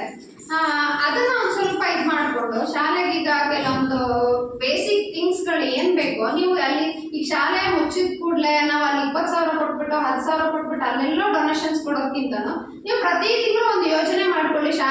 ಶಾಲೆಗೆ ಫಂಡ್ಗೆ ಅಂತ ಹೇಳಿ ಒಂದು 100 ರೂಪಾಯಿನೋ 200 ರೂಪಾಯಿನೋ ಎಷ್ಟಾಗುತ್ತೋ ಅಷ್ಟನ್ನು ಪ್ರತಿ ತಿಂಗಳು ಪೋಷಕರು ಏನಾದ್ರು ಇದು ಮಾಡ್ಕೊಂಡು ಮತ್ತೆ ಅದನ್ನ ಇನ್ನೊಂದರ ವ್ಯವಸ್ಥೆ ಮಾಡ್ಕೊಂಡ್ಬಿಡ್ತಾರೆ. ಇಲ್ಲ ಫೀಸ್ ಕೇಳ್ತಿದ್ದಾರೆ ಸ್ಕೂಲಿಂದ ಅಂತ ಹೇಳ್ತಾ ಅದು ಎಲ್ಲೆಲ್ಲೂ ಹೋಗ್ಬಿಡುತ್ತೆ. ಹಂಗ್ ಮಾಡೋದ್ಕಿಂತನೂ ನೀವು ಒಂದು ಫಂಡ್ ಅಂತ ಮಾಡ್ಕೊಂಡ್ಬಿಟ್ಟು ಮಾಡಿದ್ರೆ ಪ್ರತಿ ವರ್ಷ ಅದಕ್ಕೆ ಶಾಲೆಗೆ ಅವಶ್ಯಕತೆ ಏನಿದೆ ಅದನ್ನ ಮಾಡ್ಕೊಳ್ತಾ ವ್ಯವಸ್ಥೆ ಮಾಡ್ಕೊಳ್ತಾ ಹೋಗ್ಬೋದು. ಇದೊಂದು ಸಜೆಷನ್ ಅಷ್ಟೇ, ಆ ರೀತಿ ಮಾಡ್ಕೊಳ್ಳಿ. ಯಾಕೆಂದ್ರೆ ಪ್ರತಿ ಸಲನೂ ನಮ್ಮ ಶಾಲೆಯಲ್ಲಿ ಅದಿಲ್ಲ ಇದಿಲ್ಲ ಅದನ್ನ ಮಾಡ್ಕೋಬಹುದು ಇದನ್ನ ಮಾಡ್ಕೋಬಹುದು, ಸರ್ಕಾರದಿಂದ ನಿಮ್ಗೆ ಯಾವಾಗ ಸಿಗುತ್ತೆ ಅದನ್ನ ಹೆಂಗ್ ಮಾಡ್ಕೋಬಹುದು ಅನ್ನೋದಕ್ಕಿಂತನೂ ಈ ರೀತಿ ಈಗ ನೀವು ಮುಂದೆ ಹೋಗ್ಬಿಟ್ಟಿದ್ದೀರಿ ಅಂದ್ರೆ ಶಾಲೆ ಮುಚ್ಬಿಡುತ್ತೆ, ನಾನು ಅಲ್ಲ 10,000 20,000 ಕೊಟ್ಬಿಟ್ಟು ಶಾಲೆಗೆ ಅಲ್ಲೆಲ್ಲೋ ಹೋಗ್ಬೇಕು ಅನ್ನೋದಕ್ಕಿಂತನೂ ಅವಸ್ಥೆ ಬರೋದಕ್ಕಿಂತ ಎಷ್ಟಾಗುತ್ತೋ ಅಷ್ಟು ಮಾಡ್ಕೊಂಡು ಶಾಲೆನ ನಮಗೆ ಬೇಸಿಕ್ ಏನ್ ಬೇಕು ಮಕ್ಕಳಿಗೆ ಅದನ್ನ ಮಾಡ್ಕೊಂಡು ಮಾಡುವಂಥದ್ದು.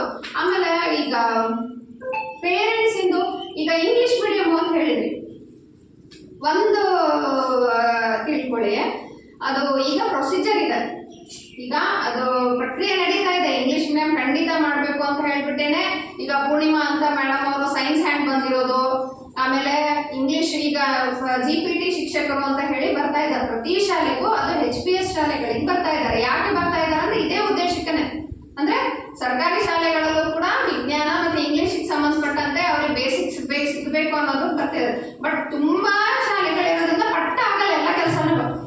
ಈಗ ಬೇಕು ಇಂಗ್ಲಿಷ್ ಮೀಡಿಯಂ ಅಂತಂದ್ರೆ ಹಂಗಲ್ಲ ಆಗಲ್ಲ, ಸ್ವಲ್ಪ ಟೈಮ್ ಹಿಡಿಯುತ್ತೆ. ಹಾಗಾಗಿ ಆ ಪ್ರೊಸೀಜರ್ ಆಗ್ತಾ ಇದೆ. ಈಗ ನಮ್ಮಲ್ಲಿ ಬೆಳ್ಳೂರು HPS ಅದನ್ನ ಇಂಗ್ಲಿಷ್ ಮೀಡಿಯಂ ಮಾಡಬೇಕು ಅಂತ ಹೇಳಿ ಅದು ಪ್ರೊಸೀಜರ್ ಹೋಗಿದೆ. ಈ ವರ್ಷನೂ ಕೂಡ 4 ಹೊಸದಾಗಿ ಅಂದ್ರೆ ಹುಂಚದಕಟ್ಟೆ, ಮಾವಿನಕೊಪ್ಪ, ಕೋಡೂರು ಆ ಕಡೆಯಿಂದ ಆ ಕಡೆ 4 ಶಾಲೆಗಳು ಅಂದ್ರೆ ಇಂಗ್ಲಿಷ್ ಮೀಡಿಯಂ ಶಾಲೆಗಳು ಓಪನ್ ಮಾಡಿದ್ದಾರೆ. ಅದು ಆಬ್ವಿಯಸ್ಲಿ ಆಗೇ ಆಗುತ್ತೆ. ಆ ಹಂತ ಬರೋವರೆಗೂ ಕೂಡ ಅಂತಂದ್ರೆ ಇಂಪಾರ್ಟೆಂಟ್ ಆಗಿ ಈ ಸ್ಕೂಲ್ ಆಗಿರೋದ್ರೆ ಅದು ನಿಮಗೆ ಒಂದು ಒಳ್ಳೆ ಹೆಸರು ಇರ್ತಿತ್ತು. ಈಗ ಹೇಳ್ತಾರೆ ಅಂತ ಬೇಜಾರಾಗ್ಬೇಡಿ ಮೇಡಮ್, ಆದ್ರಿಂದ ಈ ಸ್ಕೂಲಿಗೆ ಆಗಿದ್ರೆ ನಮಗೆ ಅಷ್ಟು ಖುಷಿ. ಅದೇ ಅಲ್ಲಿಗೆ ಬರ್ತಾ ಇದ್ದೀನಿ ಅದು ಪ್ರೊಸೀಜರ್ ಆದ ಪ್ರಕ್ರಿಯೆ ಏನಪ್ಪಾ ಅಂದ್ರೆ ಬಹಳ ಲೇಟ್ ಆಗಿ ಆಗೋದ್ರಿಂದ ಅದಕ್ಕೆ ತಾತ್ಕಾಲಿಕ ವ್ಯವಸ್ಥೆ ಆಗ್ಲಿ ಅನ್ನೋ ಉದ್ದೇಶಕ್ಕೋಸ್ಕರ ಏನಪ್ಪಾ ಅಂತಂದ್ರೆ ಈಗ GPT ಶಿಕ್ಷಕರು ಅಂತ ಕೊಡ್ತಾ ಇದ್ದಾರೆ. ಈಗ ನಿಮ್ಮ ಮೇಡಮ್ ಅವ್ರು ವೆರವಿಕಾ ಮೇಡಮ್ ಅಷ್ಟೇನೆ, ಅವರು ಕೂಡ ಇಂಗ್ಲಿಷ್ ಅಲ್ಲಿ ನಮ್ಮ ತಾಲೂಕಲ್ಲೇ ರಿಸೋರ್ಸ್ ಪರ್ಸನ್. ಅವರು ತಾಲೂಕ್ ಜೊತೆಗೆ ಹೊರಗಡೆ ಹೋಗ್ಬಿಟ್ಟು ಬೇರೆ ಕಡೆ ಎಲ್ಲ ಟ್ರೈನಿಂಗ್ ಗಳನ್ನು ಕೊಡ್ತಾರೆ. ಅವರು ಕೂಡ ಇಂಗ್ಲಿಷ್ ಚಂದ ಕಲಿಸ್ತಾರೆ. ನೀವೇ ಹೇಳ್ತೀರಿ ಈಗ ಕೊಡ್ತಾರ ಟೀಚರ್ಸ್ಗಳು ಯಾರು ಕೂಡ ಏನಪ್ಪಾ ಅಂದ್ರೆ ಎಲ್ಲ ತುಂಬಾ ಚೆನ್ನಾಗಿ ಮಾಡ್ತಾ ಇದ್ದಾರೆ ಅಂತ ಹೇಳಿ. ನೀವು ಅದನ್ನೇ ಸ್ವಲ್ಪ ನಿಮ್ಮ ಅಕ್ಕಪಕ್ಕದ ಮನೆಯವ್ರಿಗೆ ಇನ್ಫ್ಲೂಯೆನ್ಸ್ ಮಾಡಿ ಹಂಗ್ ಹೇಳ್ತಾ ಇದ್ದಾರೆ, ನನ್ನ ಮಗು ಹಂಗ್ ಮಾಡ್ತಾ ಇದ್ದಾರೆ ಅಂತ ಹೇಳಿ. ಪಾಪ ಅವ್ರಿಗೂ ಕೂಡ ಏನಂದ್ರೆ ಈ ಮುಖ್ಯ ಶಿಕ್ಷಕರ ಜವಾಬ್ದಾರಿ ಸ್ವಲ್ಪ ಬಂದ್ಬಿಟ್ಟು ಆ ಕಡೆ ಈ ಕಡೆ ಸ್ವಲ್ಪ ತಲೆಬಿಸಿ ಆಗಿದೆ.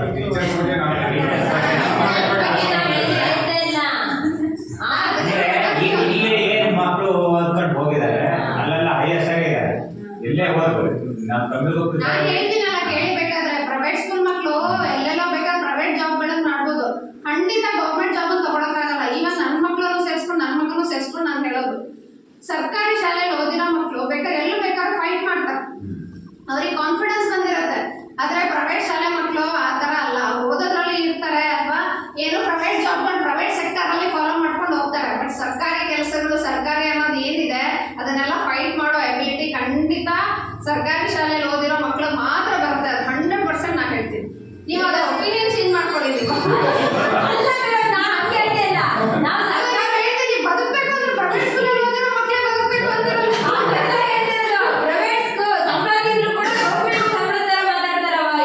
ಇವಾಗ ಮಾತಾಡ್ತಾ ಇರೋದು ಪ್ರೈವೇಟ್, ಇದು ಗೌರ್ಮೆಂಟ್ ಸಂಬಳ ತಿಂದ್ರೆ ಅವ್ರು ಮಾತಾಡ್ತಾ ಇಲ್ಲ, ಪ್ರೈವೇಟ್ ಸಂಬಳ ತಿಂದರೆ ಗೌರ್ಮೆಂಟ್ ಸಂಬಳ ತರ ಮಾತಾಡ್ತಾರೆ. ಏನ್ ಗೊತ್ತಾ, ಏನೇ ಡಿಸ್ಕಷನ್ ಮಾಡಿದ್ರು ಏನೇ ಮಾಡಿದ್ರು ಕೂಡ ಈಗ ನಾವು ಏನೋ ಒಂದು ವ್ಯವಸ್ಥೆ ಇದೆ. ಈಗ ನಮ್ಮ ಫ್ಯಾಮಿಲಿ ಅಂತಂದ್ರೆ ನಮ್ಮ ಫ್ಯಾಮಿಲಿಗೆ ನಾವು ನಮ್ಮ ಸಂಸಾರಕ್ಕೆ ನಾವು ಎಷ್ಟೊಂದು ಕೊಡುಗೆ ಕೊಡ್ತಿರ್ತೀವಿ. ಅದು ಯಾಕೆ ಕೊಡ್ತೀವಿ ಅಂದ್ರೆ ಅದು ನಮ್ದು ಅಂತ ಅನ್ನೋ ಉದ್ದೇಶಕ್ಕೆ ಕೊಡ್ತೀವಿ. ಶಾಲೆಗಳು, ಸರ್ಕಾರದ ಕೆಲಸಗಳು ನಮ್ದು ಅಂತ ಯಾವಾಗ ಬರುತ್ತೋ ಅವಾಗ ತಾನೇ ಎಲ್ಲ ಬಂದ್ಬಿಡುತ್ತೆ. ಅದು ಎಲ್ಲಿವರೆಗೂ ಅವ್ರು ಕೊಡ್ಲಿ ಇವ್ರು ಕೊಡ್ಲಿ ಅಂತಿದ್ರೆ ಅದು ಆಗಲ್ಲ ಕೆಲಸಗಳು ಅಷ್ಟೇನೆ. ಮತ್ತೆಲ್ಲೋ ಹೋಯ್ತದು ಟಾಪಿಕ್ ನೀವೇನ ಹೇಳ್ತಾ ಇದ್ರೆ. ಈ ಶಾಲೆನೂ ಆ ಮಟ್ಟಕ್ಕೆ ಮಾಧ್ಯಮಕ್ಕೆ ಅದೇ ಹೇಳ್ತಾರ. ಈಗ ಇಂಗ್ಲಿಷಿಗೆ ಅದನ್ನ ಅಲ್ಲಿಗೆ ಬರೋವರೆಗೂ ಏನಪ್ಪಾ ಅಂದ್ರೆ ನಿಮ್ಗೆ ಇಲ್ಲಿ ಏನ್ ಬೇಕಾಗಿದೆ ಅದೇ ವ್ಯವಸ್ಥೆಗಳಲ್ಲೇ ನಿಮ್ಗೆ ಏನ್ ಮಾಡ್ಕೋಬೇಕು ಅದನ್ನ ಮಾಡ್ಕೋಬೇಕು. ಆಮೇಲೆ ಈಗ ಪೋಷಕರದು ನಿಮ್ಮೂರಲ್ಲೇ ನಾವು ಇಂಗ್ಲಿಷ್ ಮೀಡಿಯಂ ಕಳಿಸ್ತೀವಿ ಅದು ಇದು ಅನ್ನೋದಕ್ಕಿಂತ ಇರೇ ವ್ಯವಸ್ಥೆಯಲ್ಲಿ ನಾವು ಎಷ್ಟೆಲ್ಲ ಚೆನ್ನಾಗಿ ಮಾಡ್ಕೊಳ್ತಿದೀವಿ ಅನ್ನೋದನ್ನ ನೀವು ಕನ್ವಿನ್ಸ್ ಮಾಡ್ಬೇಕು.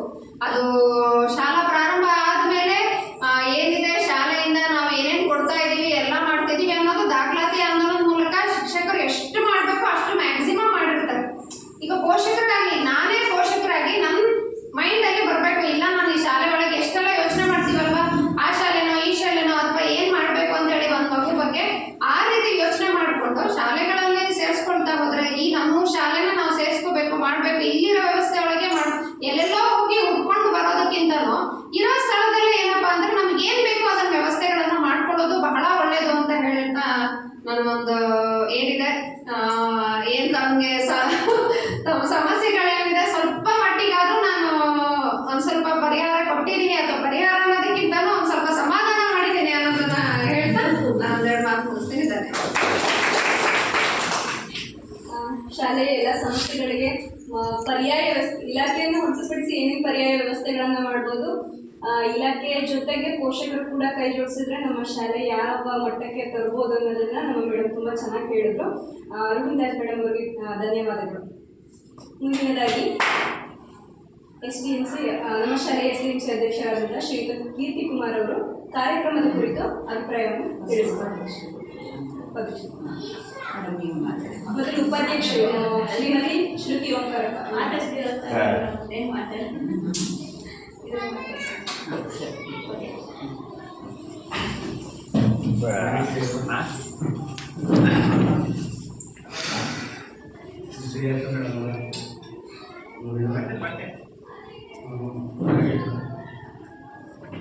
ನಮ್ಮ ಊರಿನ ಸಮಸ್ಯೆ ನಿಮ್ಗೆ ಆಗಲೇ ಗೊತ್ತಾಗಿದೆ ಏನಿದೆ ಅಂತ. ಇದಕ್ಕೆಲ್ಲ ಪರಿಹಾರ ತಂದುಕೊಡ್ತೀನಿ ಅಂತ ನಾವು ಅಂದ್ಕೊಂಡಿದ್ವಿ. ಮೇಡಮ್ ನನಗೆ ಮುಂದೆ ಅವರೇ ಇದು ಮಾಡಬೇಕಾಗಿದೆ. ಮತ್ತೆ ಜವಾಬ್ದಾರಿ ಮತ್ತೆ ಬೇರೆಯವ್ರಿಗೆ ಕೊಡೋದು. ನೋಡೋಣ ಮೇಡಮ್ ನೀವೇ ನೋಡೋಣ ಶಾಲೆಗೆ ಎಷ್ಟು ಇದು ಮಾಡ್ತೀರಾ ಗೊತ್ತಾಗತ್ತೆ. ಪೋಷಕರ ಮೇಲೆ ನೀವೇ ಇನ್ವೇಟ್ ಮಾಡಿ ಪರಿಹಾರವನ್ನು ಕೊಟ್ಟಿದ್ದಾರೆ, ನಾವು ಮಾಡಬೇಕಾದ ಜವಾಬ್ದಾರಿ ಕೊಟ್ಟಿದ್ದಾರೆ. ಅದನ್ನು ನಾವು ಇಷ್ಟು ನಿಭಾಯಿಸ್ತೀವಿ ಅಂತ ಹೇಳಿ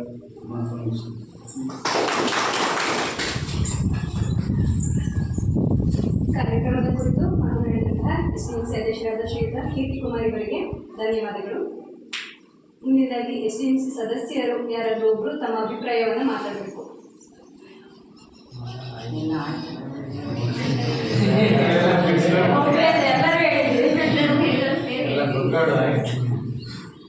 ಮುಂದಿನದಾಗಿ ಈ ಕಾರ್ಯಕ್ರಮದ ಕುರಿತು ನಮ್ಮ ಶಾಲೆಯ ಮುಖ್ಯ ಶಿಕ್ಷಕರಾದಂತಹ ಶ್ರೀಮತಿ ವೆರೋನಿಕಾ ಮೇಡಮ್ ಅವರು ತಮ್ಮ ಅಭಿಪ್ರಾಯವನ್ನು ಮಾತಾಡ್ತಾರೆ.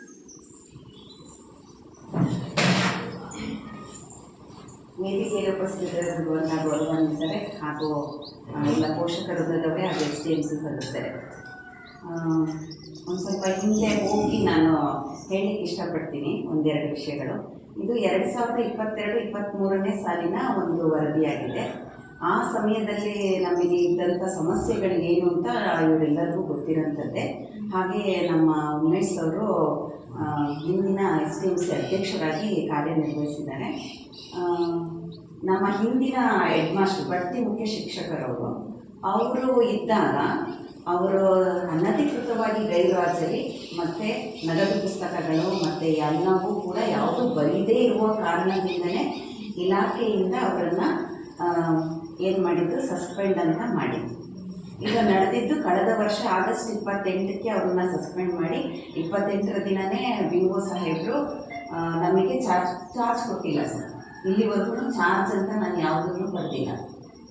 ಅವರು ನಮಗೆ ಹೇಳಿದ್ದೇನೋ ಶಾಲೆಗೆ ತೊಂದರೆ ಆಗತ್ತೆ, ಹಾಗಾಗಿ ಶಾಲೆ ನಡ್ಸ್ಕೊಂಡು ಹೋಗ್ಲಿಕ್ಕೆ ಒಬ್ರು ಬೇಕು ಅಂತೇಳಿ ಇದ್ದವರಲ್ಲೇ ಒಬ್ಬರನ್ನ ಕರ್ಕೊಂಡು ಈಗ ನಮಗೆ ಚಾರ್ಜನ್ನು ಕೊಟ್ಟಿದ್ರು. ಇದು ಒಂದು BO ಸರ್ ಅವರ ಒಂದು ಆದೇಶ ಆಗಿತ್ತು, ಮುಂದಿನ ಶಾಲೆಗಳ ಆಗುಹೋಗುಗಳನ್ನು ನೋಡಿಕೊಳ್ಳೋದು ಅಂತ. ಹಿಂದಿನ ಯಾವುದೇ ಲೆಕ್ಕಪತ್ರ, ಹಿಂದಿನ ಯಾವುದೇ ಬರವಣಿಗೆ ಇರ್ಬೋದು, ಯಾವ ವಿಷಯಗಳು ಕೂಡ ನನಗೆ ಅಧಿಕೃತವಾಗಿ ಚಾರ್ಜ್ ಅಂತೇಳಿ ನನಗೆ ಸಿಕ್ಕಿಲ್ಲ ಸೋಫಾರ್ ಇಲ್ಲಿವರೆಗೂ ಸಿಕ್ಕಿಲ್ಲ. ಮತ್ತು ಇನ್ನೊಂದು ಏನು ಅಂದರೆ ಅವರು ಪಾಸ್ಬುಕ್ಕು ಮತ್ತು ಇದನ್ನು 10 ವರ್ಷದಿಂದನೂ ನಿಭಾಯಿಸಿಲ್ಲ. ಇದು 1 ವರ್ಷದಲ್ಲ, ಕಳೆದ 10 ವರ್ಷದಿಂದನೂ ನಿಭಾಯಿಸಿಲ್ಲ. ಅದೆಲ್ಲವೂ ಹಾಗೆ ಇತ್ತು. ನಾನು ಆಗಸ್ಟ್ 28ರ ನಂತರ ನಾನು ತಗೊಂಡ ನಂತರ ಅಡ್ಮಿಷನ್ ರಿಜಿಸ್ಟ್ರು ಕೂಡ ಇರಲಿಲ್ಲ. ಮೇಡಮ್ನವ್ರಿಗೆ ಗೊತ್ತಿದೆ, ಮಕ್ಕಳಿಗೆ ತೊಂದರೆ ಆಗಬಾರ್ದು, ಎಲ್ಲ ಸರಿಯಾಗಬೇಕು ಅನ್ನೋ ಉದ್ದೇಶದಿಂದನೇ ನಾನು ಮತ್ತು ಪ್ರಿಯಾ ಮೇಡಮ್ನವರು ಆಗ ಅತಿಥಿ ಶಿಕ್ಷಕಿಯಾಗಿ ನಮ್ಮಲ್ಲಿ ಕೆಲಸ ನಿರ್ವಹಿಸ್ತಾ ಇದ್ರು. ಸುಮಾರು 1-2 ತಿಂಗಳಲ್ಲ, ಸುಮಾರು ದಿನಗಳ ಕಾಲ 3 ಗಂಟೆಯಿಂದ 4:30 ತನಕ ಬರವಣಿಗೆನೆ. ಎಲ್ಲ ಮಕ್ಕಳದು ತೆಗೆದು ಹಳೆಯದೆಲ್ಲ ತೆಗೆದು ಎಲ್ಲೆಲ್ಲ ಒಂದೊಂದು ಕಡೆ ಇತ್ತು. ಅದನ್ನೆಲ್ಲ ಆರ್ಗನೈಸ್ ಮಾಡ್ಕೊಳ್ಳಿಕ್ಕೇ ನಮಗೆ ಸುಮಾರು 1 ವರ್ಷನೇ ಹಿಡಿತು ಅಂತ ಹೇಳ್ಬೋದು. ಅದೆಲ್ಲ ಬರವಣಿಗೆಗಳನ್ನು ಅವ್ರ ಕೆಲಸವನ್ನೆಲ್ಲ ನಾವು ವಹಿಸ್ಕೊಂಡು ಮಾಡಿದ್ವಿ. ಒಂದು ಮಾತು ಬಂತೀನಿ, ನನಗೊಂದು ಸ್ವಲ್ಪ ಬೇಸರ ಆಯ್ತು ಆ ಮಾತಿಂದ. ಆ ಜೆಂಟ್ಸ್ ಟೀಚರ್ ಇದು ಬಿಟ್ಟರೆ ಮಾಡ್ತಾರೆ, ಅದೇ ಜೆಂಟ್ಸ್ ಟೀಚರ್ನಿಂದಲೇ ನಾವು 10 ವರ್ಷ ಅನುಭವಿಸಿದ್ವಿ. ಅದೇ ಇರುವಂಥ 3 ಲೇಡೀಸ್ ಟೀಚರಿಂದನೇ ಶಾಲೆ ಹುಡ್ಕೊಂಡು ಬಂದಿದ್ದು. ಜೆಂಟ್ಸ್ ಟೀಚರ್ ಇದ್ರೆ ಮಾಡ್ತಾರೆ, ಏನು ಮಾಡ್ತಾರೆ ಜೆಂಟ್ಸ್ ಟೀಚರ್? ನೀವು ಅವಾಗ ಇಷ್ಟು ಈಗ ಕೇಳ್ತೀರ, ಎಲ್ಲ ಸರಿಯಾದ ದಾರಿಗೆ ಬರಬೇಕಾದ್ರೆ ಇಷ್ಟು ಪ್ರಶ್ನೆ ಮಾಡೋದನ್ನ 10 ವರ್ಷದಲ್ಲಿ ಯಾಕೆ ಮಾಡಲಿಲ್ಲ ಅನ್ನೋದು ನನಗೊಂದು ಕ್ವಶನ್ ಮಾಡಿ ಹೋಗಲಿ. ಕಳೆದ ಸಾಲಿನಲ್ಲಿ ಅವರು 1ರಿಂದ 1 ಕೊಡಲಿಲ್ಲಲ್ಲ. ಹಿಂದಿನ ನಗದು ಪುಸ್ತಕ ಇದು ಇಲಾಖೆಗೆ ಕೇಳಿದ್ವಿ, ಇಲಾಖೆಯವರು ಏನು ಹೇಳಿದ್ರು, ಅದು ಆಲ್ರೆಡಿ ಈಗ DD5 ಹಂತದಲ್ಲಿ ಇರೋದ್ರಿಂದ ಅಲ್ಲಿಂದ ಕೇಸೆಲ್ಲ ಆದ ನಂತರನೇ ನಿಮಗೆ ಅದು ವರ್ಗಾವಣೆ ಆಗಿ ಬರುತ್ತೆ ಅಂತ. ನಾನು ಹಾಗೆ ಕೂತಿದ್ರೆ ಆಗಿ ಬರಲಿ, ಹಾಗೆ ಬರೋ ನಂತರ ಇರಲಿ ಅಂತ ಕೂತಿದ್ರೆ ಒಂದು ಮಗುವಿನ ರಿಜಿಸ್ಟ್ರು ಇರ್ತೀರಿ. ಏನು ಮಾಡಿಬಿಡ್ತಾರೆ 2 ಜನ ಟೀಚರ್ಸ್, ಏನು ಮಾಡಿಬಿಡ್ತಾರೆ 2 ಜನ ಟೀಚರ್ಸ್. ಒಂದು ದಿನ ಇಲ್ಲಿ ಕೂತ್ ನೋಡಿ, ಒಂದು ದಿನ ಕೂತ್ ನೋಡಿ. ಎಲ್ಲವನ್ನ ಸರಿಪಡಿಸೋಕ್ಕೇನೆ ಸುಮಾರು ವರ್ಷಗಳಾಗೋಗ್ಬಿಡಿ. ಈಗ ಒಂದು ಇಡೀ ವರ್ಷ ಎಲ್ಲ ಸರಿಪಡಿಸೋ ನಿಟ್ಟೆ ಆಗಿದೆ. ಮೇಡಮ್ನವ್ರು ನೋಡಿದ್ರು 1-2-3 ರಿಜಿಸ್ಟ್ರನ್ನ ನೋಡಿದ್ರಿ ಅಲ್ವಾ ಮೇಡಮ್? ಕಳೆದ ಸಾರಿದು ಎಷ್ಟೊಂದು ಇತ್ತು ಮೇಡಮ್, ಇದಾಗಿಲ್ಲ. ಯಾರು ಮಾಡಬೇಕಿತ್ತು? ಯಾರು ಜವಾಬ್ದಾರಿ ಆಗಿತ್ತು? ಜವಾಬ್ದಾರಿ ಇರೋಂಥ ಸಮಯದಲ್ಲಿ ಯಾಕೆ ಈ ಪ್ರಶ್ನೆ ಹುಟ್ಟಲಿಲ್ಲ? ಇವರು ಏನು ಮಾಡಿಬಿಡ್ತಾರೆ ಎಲ್ಲ ಶಾಲೆ ಒಂದು ಬಸ್ ಬಂದುಬಿಟ್ರೆ ಇಡೀ ಸ್ಕೂಲ್ ಮುಚ್ಚೆಲ್ಲ ಹೋಗ್ಬಿಡ್ತಾರೆ. ಯಾಕೆ ಹೋಗ್ತಾರೆ? ಈ ಮಾತಾ ಅದು ಶಾಲೆ ಮುಚ್ಚೋದೇ ಅದು ನಮ್ಮ ಉದ್ದೇಶನ ಅಲ್ಲ. ನಾನು ಯಾಕೆ ಹೋರಾಟ ಮಾಡ್ತಾ ಇದ್ದೀನಿ ಹಂಗಾದ್ರೆ? 16 ವರ್ಷ ತುಂಬಿ 17ನೇ ವರ್ಷದಲ್ಲಿದ್ದು ನಾನು ಬೇಜಾರು ಪಡ್ಕೊಂಡು ಹೋಗ್ಬೋದಿತ್ತಲ್ಲ, ಯಾವುದು ಸರಿಯಾಗಲ್ಲ ಇಲ್ಲಿ, ನಾನು ಹೋಗ್ಬಿಡೋಣ ಅಂತ ಹೇಳ್ಬಿಟ್ಟು ನಾವೇನಕ್ಕೆ ಹೋರಾಟ ಮಾಡ್ತಿದ್ದೀವಿ? ಸರ್ಕಾರಿ ಶಾಲೆ ಉಳಿಸೋಕ್ಕೆ ಹೋರಾಟ ಮಾಡ್ತಾ ಇರೋದು. ನಮ್ಮ ಶಾಲೆ ನಮ್ಮೂರು ಶಾಲೆ. ಯಾವತ್ತೂ ನಾವು ಈ ಊರನ್ನ ಬೇರೆ ಊರು ಅಂತ ತಿಳ್ಕೊಳ್ಳಿಲ್ಲ, ನಮ್ಮೂರು ಶಾಲೆ ಅಂತ ತಿಳ್ಕೊಂಡ್ವಿ. ಇದನ್ನು ಉಳಿಸೋ ಪ್ರಯತ್ನನೇ ಮಾಡ್ತಿರೋದು. ಅದು ಕೇವಲ ನಮ್ಮ ಸೈಡಿಂದ ಆಗೋದಾಗಲಿ, ಇಲಾಖೆ ವತಿಯಿಂದ ಆಗೋದಾಗಲಿ ಅಲ್ಲ, ಊರಿನವರಿಂದನೇ ಆಗಬೇಕು. ನಿಮ್ಮ ಪೋಷಕರಿಂದನೇ ಆಗಬೇಕು. ಪ್ರತಿಯೊಬ್ಬರಿಗೂ ಅವೇರ್ನೆಸ್ ಇರಬೇಕು. ಎಷ್ಟೆಷ್ಟು ಶುಲ್ಕ ಕಟ್ಟಿ ನಮ್ಮ ಮಕ್ಕಳು ಓದೋದು ಹೇಗಿರುತ್ತೆ, ಇಲ್ಲಿ ಎಲ್ಲ ಗುಣಾತ್ಮಕ ಶಿಕ್ಷಣ ಇಲ್ಲ. ಯಾಕಿಲ್ಲ? ಮೇಡಮ್ನವರು BSc BEd MSc ಆಗಿ ಪದವಿ ತಗೊಂಡು ಒಳ್ಳೆ ಇದ್ರ ಪ್ರತಿಭೆ ಇರೋಂಥ ಶಿಕ್ಷಕಿ ಅವರು. ಹಿಂದೆ ಇದ್ದಂಥವ್ರು ಅಷ್ಟೇ. ರವೀಂದ್ರ ಸರ್ ಬಗ್ಗೆ ನಿಮಗೂ ಗೊತ್ತಿತ್ತು, ಎಲ್ಲರಿಗೂ ಗೊತ್ತಿತ್ತು, ಹೌದಾ? ಅವರೆಲ್ಲ ಈಗ ಮನಸ್ಸು ಮಾಡಿದರೆ ರವೀಂದ್ರ ಸರ್ ಒಂದು ಪ್ರೊಫೆಸರ್ ಹುದ್ದೆಗೆ ಹೋಗ್ಬೋದಿತ್ತು ಮನಸ್ಸು ಮಾಡಿದರೆ. ನಾವು ಎಲ್ಲ ಎಜುಕೇಷನ್ ಪಡೆದು ಎಲ್ಲ ಇದ್ದು ಎಲ್ಲ ಇರೋಂಥ ಶಿಕ್ಷಕರಿಂದ ನೀವು ತೊಗೊಳಕ್ಕೆ ರೆಡಿ ಇಲ್ಲ. ಎಲ್ಲ ದೂರದ ಬೆಟ್ಟಕ್ಕೆ ಪ್ರೈವೇಟ್ನಲ್ಲಿ ಸಿಗುತ್ತೆ. ಏನು ಸಿಗುತ್ತೆ ಪ್ರೈವೇಟ್ನಲ್ಲಿ? ನೀವೇ ಯೋಚನೆ ಮಾಡಿ ನೋಡ್ರಿ. ನೀವೇ ಒಂದ್ಸರಿ ಕುತ್ಕೊಂಡು ಯೋಚನೆ ಮಾಡಿ. ಈಗ ಸರಿ, ಈಗ ನೀವು ಒಂದು ಬಹುಮಾನ ಬರಲಿಲ್ಲ ನಮಗೆ ಅಂದ್ರಿ. ನಾನು ಹಿಂದೆ ಮೀಟಿಂಗ್ ಮಾಡಿದೆ. ಮೀಟಿಂಗ್ನಲ್ಲಿ ಆಗಸ್ಟ್ 13ಕ್ಕೆ 15ನೇ ತಾರೀಕಿಗೆ ಸ್ವಾತಂತ್ರ್ಯ ದಿನಾಚರಣೆ ಇದೆ. 13ನೇ ತಾರೀಕಿಗೆ STMC ಎಲ್ಲ ಸದಸ್ಯರು ಸೇರಿ ಈ ಎಲ್ಲ ಕಾರ್ಯವನ್ನು ಏನು ಮಾಡೋಣ, ಚೊಕ್ಕ ಮಾಡೋಣ ಅಂತ ಹೇಳಿದ್ವಿ ಅಲ್ವಾ ಮೇಡಮ್? ಎಲ್ಲ ಇದ್ರಿ, ಒಂದಿಷ್ಟು ಜನ ಇದ್ರಿ. 13ನೇ ತಾರೀಕಿಗೆ ಎಲ್ಲ ಪೋಷಕರೊಂದದವರು ಸೇರಿ ಕಾಂಪೌಂಡ್ನಲ್ಲಿರೋಂಥ ಅನ್ವಾಂಟೆಡ್ ಥಿಂಗ್ಸ್ ಎಲ್ಲನೂ ತೆಗಿಯೋಣ, ಎಲ್ಲ ಸ್ವಚ್ಛ ಮಾಡೋಣ ಸ್ವಾತಂತ್ರ್ಯ ದಿನಾಚರಣೆಯಲ್ಲಿ. ಒಬ್ಬರು ಬರಲಿಲ್ಲ ಸರ್, ಒಬ್ಬ STMC ಸದಸ್ಯರು ಬರಲಿಲ್ಲ. ಮತ್ತೆ ಪುನಃ ಯಾರು ಮಾಡಿದ್ರು? ಮಕ್ಕಳ ಹತ್ರ ಮಾಡಿಸ್ಬಾರ್ದು ಅನ್ನೋದು ಇದೆ. ಆದರೂ ನಾವು ಮಕ್ಕಳಿಂದ ಎಷ್ಟು ಸಾಧ್ಯ ಅಷ್ಟು ಚೊಕ್ಕ ಮಾಡ್ತೀವಿ. ಈಗ ನಮ್ಮ ಹಳೆ ಕಮಿಟಿಯವರು ಇವ್ರಿಗೆ ಗೊತ್ತಿದೆ, ಸ್ಟಾರ್ಟಿಂಗ್ನಲ್ಲಿ ಸುಮಾರು 3,000-4,000 ರೂಪಾಯಿ ಬೆಲೆ ಇದೆ ಔಷಧಿಗೆ ಅಲ್ವಾ ಅಧ್ಯಕ್ಷರೇ? ಈ ಕಳೆನಾಶಕಕ್ಕೆ ಬಳಸಿದ್ದೀವಿ. ಅದು ಏನು ಬಂದಿರೋಂಥ ಹಣ ಬರೋದೇ ಅನುದಾನ 15,000. ಅದರೊಳಗೆ ಬೇರೆ ಕಳೆನಾಶಕಕ್ಕೆ 5,000-6,000 ಖರ್ಚು ಮಾಡಿದ್ವಿ. ಲೆಕ್ಕದಲ್ಲಿ ಅದು ತೋರ್ಸಕ್ಕೆ ಬರಲ್ಲ. ಯಾರ ತಲೆ ಮೇಲೆ? ನಮ್ಮ ತಲೆ ಮೇಲೆ. ಯಾಕೆ? ನಮ್ಮ ಶಾಲೆ. ಇದು ನಿಮಗೂ ಬರಬೇಕು, ಇದು ನಿಮ್ಮೊಳಗೂ ಇರಬೇಕು. ಹಿಂಗೆ ಹೇಳೋದು ಭಾರಿ ಸುಲಭ. ಒಂದ್ಸರಿ ನೋಡ್ಕೊಳ್ಳಿ. ನಮಗೂ ಇರಬೇಕು ನಮ್ಮ ಜವಾಬ್ದಾರಿ. ಇಷ್ಟು ಮೊನ್ನೆ ನಾವು ಕ್ಲೀನ್ ಮಾಡಿಸಿದಾಗ ಮಕ್ಕಳೇ ಕ್ಲೀನ್ ಮಾಡಿದ್ರು, ಸುಮಾರಷ್ಟು ಮಕ್ಕಳು ಕ್ಲೀನ್ ಮಾಡಿದ್ರು. ನಮಗೆ ಇಷ್ಟ ಇಲ್ಲ ಮಕ್ಕಳ ಹತ್ರ ಮಾಡಿಸ್ಲಿಕ್ಕೆ, ಸುಧಾರಣ ಇಷ್ಟ ಇರಲಿಲ್ಲ. ನಾನು ಮೇಡಮ್ ಹಾಗೆ ಬಿಡೋಣ ಮೇಡಮ್ ಅಂತ. ಮೇಡಮ್ ಹೇಳಿದ್ರು ಇರಲಿ ಮೇಡಮ್, ಹಾಗೆ ಸೇರ್ಕೊಂಡ್ಬಿಟ್ರೆ ಅವ್ರು ನಡೆದಾಡ ದಾರಿನಾದ್ರೂ ಸ್ವಲ್ಪ ಸುರಕ್ಷಿತವಾಗಿರಲಿ ಅಂತ ಎಲ್ಲ ನಾವೇ ನಿಂತು ಕ್ಲೀನ್ ಮಾಡಿಸಿದ್ವಿ. ಹೇಳ್ಬೋದಿತ್ತಲ್ಲ, ನಾವಿಲ್ಲಿ ಬರೋದು ಪಾಠ ಮಾಡಿದ್ದೀವಿ, ಎಲ್ಲ ಆಗಿದೆ, ಟೆಸ್ಟ್ ಮಾಡಿದ್ದೀವಿ, ರೆಕಾರ್ಡ್ ಕೊಟ್ಟಿದ್ದೀವಿ, ನಿಮ್ಮ ಮಕ್ಳು ನೋಡ್ಕೊಳ್ರಿ ಅಂತ ಹೋಗ್ಬೋದಿತ್ತಲ್ಲ. ಇಲ್ಲ, ಮಾಡ್ತಾ ಇದ್ದೀವಲ್ಲ. ನೀವು ಸಪೋರ್ಟ್ ಮಾಡಿ, ದಯವಿಟ್ಟು ಸಪೋರ್ಟ್ ಮಾಡಿ. ನಿಮ್ಮಿಂದ ನಾವು ಬೇರೆ ಏನು ಕೇಳ್ತಾ ಇಲ್ಲ, ಹಣ ಕೇಳ್ತಿಲ್ಲ, ಮತ್ತೊಂದು ಕೇಳ್ತಿಲ್ಲ, ಏನು ಕೇಳ್ತಾ ಇಲ್ಲ. ಬನ್ನಿ, ನಿಮ್ಮ ಶಾಲೆ ಅಂತ ತಿಳಿರಿ.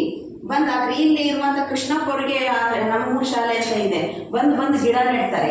ನಾವು ಏನು ಹೇಳಲ್ಲ, ಬಂದು ಗುಂಡಿ ತೋಡಿ ಗಿಡ ನೆಟ್ಬಿಟ್ಟು ಹೋಗ್ತಾರೆ ಅಷ್ಟೇ. ನಾನು ಕೇಳ್ತಾ ಇರೋದು, ನಿಮ್ಮ ಶಾಲೆ ಉಳಿಸ್ಕೊಳ್ಳೋದು ನಿಮ್ಮ ಕೈಯಲ್ಲೇ ಇದೆ. ಎಲ್ಲನೂ ನಿಮ್ಮ ಕೈಯಲ್ಲೇ ಇಟ್ಕೊಂಡಿದ್ದೀರ. ಒಂದು ಬಹುಮಾನ ಬರಲಿಲ್ಲ ಅಂದರೆ, ನಾನು ಹಿಂದೆ ಮೀಟಿಂಗ್ನಲ್ಲಿ ಹೇಳಿದೆ ನೋಡಿ, ನಮಗೆ ಎಷ್ಟು ಸಾಧ್ಯ ಅಷ್ಟನ್ನು ತರಗತಿ ಟೈಮಲ್ಲಿ 1 ಅವರ್ ನಾವು ಪ್ರಾಕ್ಟೀಸ್ ಕೊಡ್ಬೋದು. ನಿಮ್ಮಲ್ಲಿ ಬಹಳಷ್ಟು ಜನ ರಾಜ್ಯ ಮಟ್ಟಕ್ಕೆಲ್ಲ ಹೋದಂಥ ಕ್ರೀಡಾಪಟುಗಳಿದ್ದಾರೆ ಊರಿನಲ್ಲಿ. ಮತ್ತು ತುಂಬ ಜನ ಜಿಲ್ಲೆ ಮಟ್ಟಕ್ಕೆ ಎಲ್ಲ ಮಟ್ಟದಲ್ಲಿದ್ದಾರೆ. ಖೋಖೋದಲ್ಲಂತೂ ರನ್ನಿಂಗ್ ರೇಸು ಖೋಖೋದಲ್ಲಿ ಎಲ್ಲರೂ ಇದ್ದಾರೆ. ಅವರೇ STMC ಕಮಿಟಿಯಲ್ಲೂ ಇದ್ದರು. ಅವ್ರನ್ನ ನಾವು ರಿಕ್ವೆಸ್ಟ್ ಮಾಡಿದ್ವಿ, ಬನ್ನಿ 1 ಅವರ್. ಮತ್ತು ಇಲ್ಲಿ ಶ್ರುತಿಯವ್ರಿಗೂ ಕೇಳ್ಕೊಂಡ್ವಿ ನಾವು, ನೀವು 1 ಗಂಟೆ ಮಕ್ಕಳ ಜೊತೆಗೆ ಸ್ವಲ್ಪ ನಿಲ್ಲಿಕ್ಕಾಗತ್ತೆ. ಯಾರು ಮಾಡಿದ್ವಿ? 1 ದಿನ ಮಾಡಲಿಕ್ಕಾಗಲಿಲ್ಲ. ಮಾಡೋಕ್ಕಾಗದೇ ಇರೋ ಕಾರಣ ಏನೋ ಮಳೆ ಬಿಟ್ಟಿಲ್ಲ. ಆದರೆ ಮುಂದಿನ ವಿಷಯ ಏನು ಹೇಳಲ್ಲ. ಬರಲಿಲ್ಲ, ಪ್ರೈಸ್ ಬರಲಿಲ್ಲ. ಯಾಕೆ ಬರಲಿಲ್ಲ? ಕ್ವಶನ್ ಮಾರ್ಕ್ ನೀವೇ ಹಾಕ್ಕೊಳ್ಳಿ. ಮಳೆ ಬಿಡಲಿಲ್ಲ, ನಮಗೆ ಪ್ರಾಕ್ಟೀಸ್ ಆಗಲಿಲ್ಲ, ಒಂದು ಕಂಬ ನೆಡ್ಲಿಕ್ಕೆ ಯಾರು ಬರಲಿಲ್ಲ, ಮಕ್ಕಳೇ ಮಾಡಿದರು. ಮತ್ತೆ 7ನೇ ತರಗತಿ ಮಕ್ಕಳನ್ನೇ ಕರ್ಕೊಂಡು ಕಂಬ ನೆಡ್ಸಿ ಎಲ್ಲ ಮಾಡಿ ಎಷ್ಟು ಸಾಧ್ಯ ಆಗುತ್ತೆ ಅಷ್ಟು ಹೋಗಲ್ ಪಾಠ. ಈಗ ಎಲ್ಲ ಬೇರೆ ಇದರಿಂದ ಬಂದವರು ಎಲ್ಲರಲ್ಲಿ ಪಿ ಟಿ ಸರ್ ಇದ್ರ ಕೊಡೋದೂ ಇಲ್ಲ. ಪಿ ಟಿ ಮಾಸ್ಟರ್ ಎಲ್ಲರೂ ಕೂಡ ಪ್ರೈಮರಿ ಸ್ಕೂಲ್ಗಳಲ್ಲಿ ಇಲ್ಲ. ಸ್ವಾತಂತ್ರ್ಯ ದಿನಾಚರಣೆಲ್ಲ ಕಡಿಮೆ ಜನ ಯಾರು ಕೊಡಿಸಿದ್ರು ಬಾಬಾ ಇವರು ಹೊರಡ್ಕೊಂಡಿದ್ರು. ಆಮೇಲೆ ಮತ್ತೆ ಕಡಿಮೆ ಕೊಟ್ಟಿದ್ದ ಯಾಕಂದ್ರೆ ಮಕ್ಕಳಿಗೆ ಅವರೆಲ್ಲ ಒಂದು ಸ್ವಲ್ಪ ಚೂಡು ಬಟ್ಟೆಗಾಲ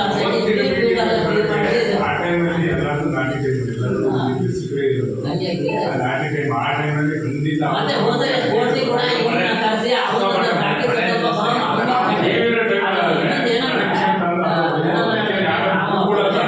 ಸಪೋರ್ಟ್ ಮಾಡ್ಬೇಕು ಎಲ್ಲ ಪೂರ ಇಲಾಖೆಯಿಂದ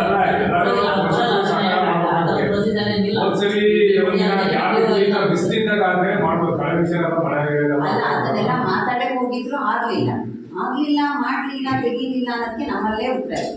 ಎಲ್ಲದಕ್ಕೂ ಪ್ರಶ್ನೆಗಳು ಏನಿದೆ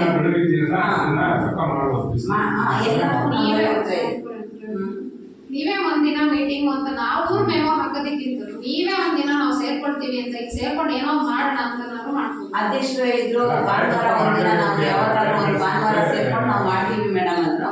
ಇಲ್ಲಿವರೆಗೂ ಆಗಿಲ್ಲ ಆ ಕೆಲಸನ.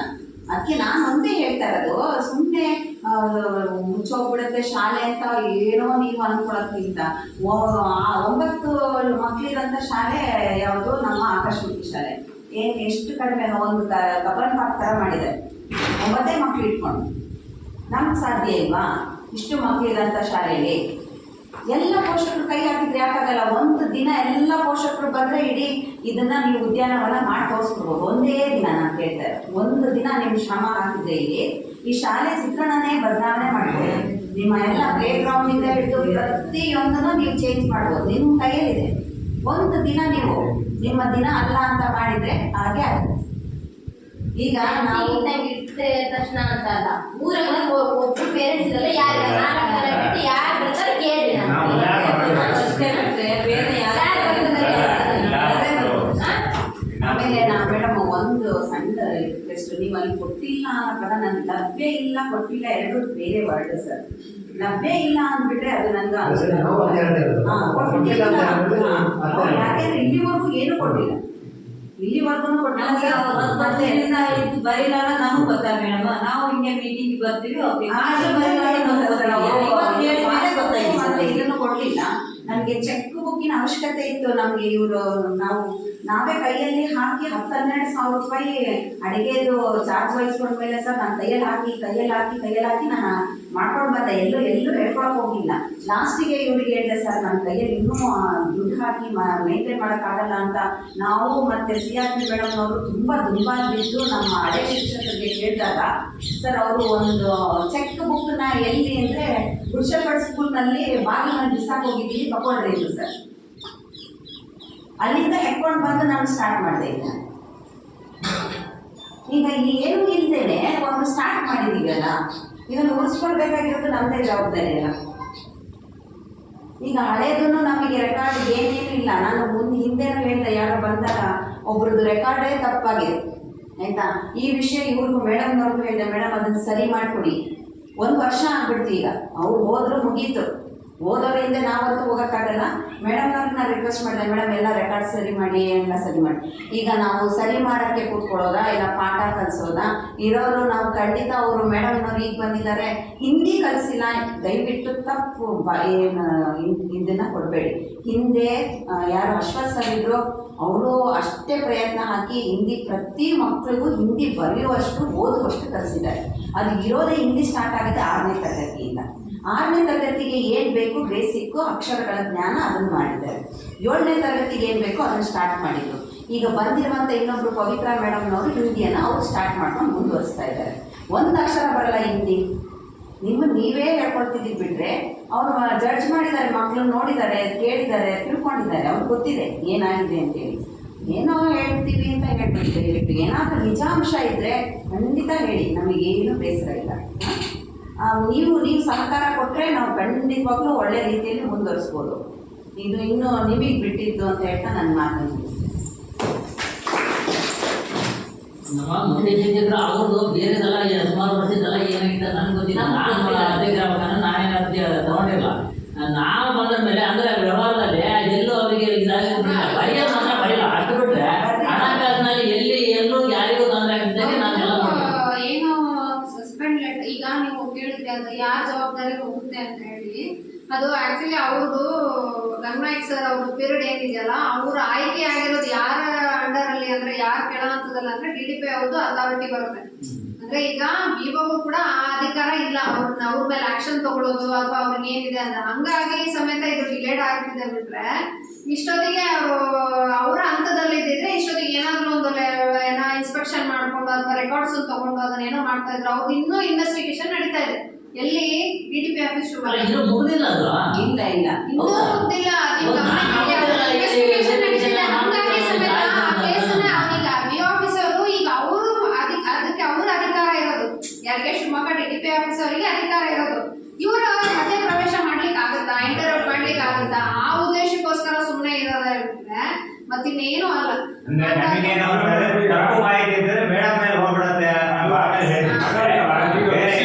ಅದೆಲ್ಲ ಈಗ ಪಾಸ್ಬುಕ್ಕಿಗೆ ಹಣ ಹಾಕ್ಲೇಬೇಕಲ್ಲ, ಈಗ ಅದು ಆ ಟೈಮಲ್ಲಿ ಅವ್ರೇನು ಫಸ್ಟ್ ಒಂದು ಥಿಂಗ್ ಏನು ಅಂತಂದ್ರೆ ಆ ಟೈಮಲ್ಲಿ ಅವರಿಗೆ ಅಕೌಂಟ್ ಅಲ್ಲಿ ಏನೂ ಇರ್ಲಿಲ್ಲ. ಈಗ ಮೇಡಮ್ ಹೇಳಿರೋ ಪ್ರಕಾರ ಅಕೌಂಟ್ ಅಲ್ಲಿ ಏನೂ ಉಳಿಸಿಲ್ಲ. ಅಕ್ಷರ ದಾಸೋಹದಲ್ಲಿ ಏನೋ ಒಂದ್ ಸ್ವಲ್ಪ ಇತ್ತು ಅಂತ ಹೇಳಿದ್ರು, ಸಮಥಿಂಗ್ ಏನೋ ಇತ್ತು, 571 ಇತ್ತು. ಈಗ ಈ ವಿಷಯದ ಸಮೇತ ನಾವು ಮೊನ್ನೆ ಮೀಟಿಂಗ್ ಅಲ್ಲಿ ನಿಮ್ಗೆಲ್ಲ ಆಗಿದೆ ಸರ್, ಹಿಂಗೆಲ್ಲ ಆಡಿಟ್ ನಡೀತಾ ಇದೆ ಅಂತ ಕೇಳಿದ್ರು ಸಮೇತ. ಆದ್ರೆ ಅವ್ರು ಈಗ BO ಆಫೀಸರ್ ಏನು ಮಾಡ್ಲಿಕ್ಕೆ ಆಗಲ್ಲ, ಅವರ ಕೈಯಲ್ಲಿ ಇಲ್ವೇ ಇಲ್ಲ ಈ ಫೈಲ್. ಸಸ್ಪೆಂಡ್ ಮಾಡಿರೋ ಲೆಟರ್ ಅಲ್ಲಿ ಇದೇ ಒಂದು ಬರ್ತಿದ್ದಾರೆ. ಅವರು ಈ ವರ್ಷದಿಂದ ಇಂಥ ವರ್ಷದವರೆಗೂ ದಾಖಲಾತಿಗಳನ್ನ ಸರಿಯಾಗಿ ನಿರ್ವಹಣೆ ಮಾಡಿಲ್ಲ, ಪರ್ಟಿಕ್ಯುಲರ್ ಆಗಿ ಹಣಕಾಸಿಂದು ಅಂತಾನು ಬರ್ತಿದ್ದಾರೆ, ಆಡಳಿತಾತ್ಮಕ ಅಂತಾನು ಇದೇ ಲೆಟರ್ ಅಲ್ಲಿ. ಅದೇ ಉದ್ದೇಶಕ್ಕೋಸ್ಕರ ಸ್ವಲ್ಪ ಆಗಿರೋದು. ಈಗ ಅವ್ರ ಹತ್ರ ಏನು ಇದ್ದಾಗ ಇವ್ರಿಗೆ ಏನ್ ಕೊಡ್ಲಿಕ್ಕೆ ಆಗುತ್ತಲ್ಲ, ಅಲ್ಲ ಅವ್ರು ಇಬ್ರಿಗೂ ಈಗ ಗೊತ್ತಾಗಿದೆ ಯಾವ ಸಿಚುವೇಶನ್ ಇದೆ. ಇಲ್ಲ ಅವತ್ತು ಕೂಡ ಇವರೆಲ್ಲ ಸೇರಿ ಸುಮಾರು ದುಡ್ಡೆಲ್ಲ ಹಾಕಿಟ್ಟು ನಮಗೇನು ಈ ಅಕ್ಷರ ದಾಸೋಹದೆಲ್ಲ ಇರ್ಬೋದು. ಈಗ ಅವ್ರು ಮಾಡ್ತಾರೆ ಏನ್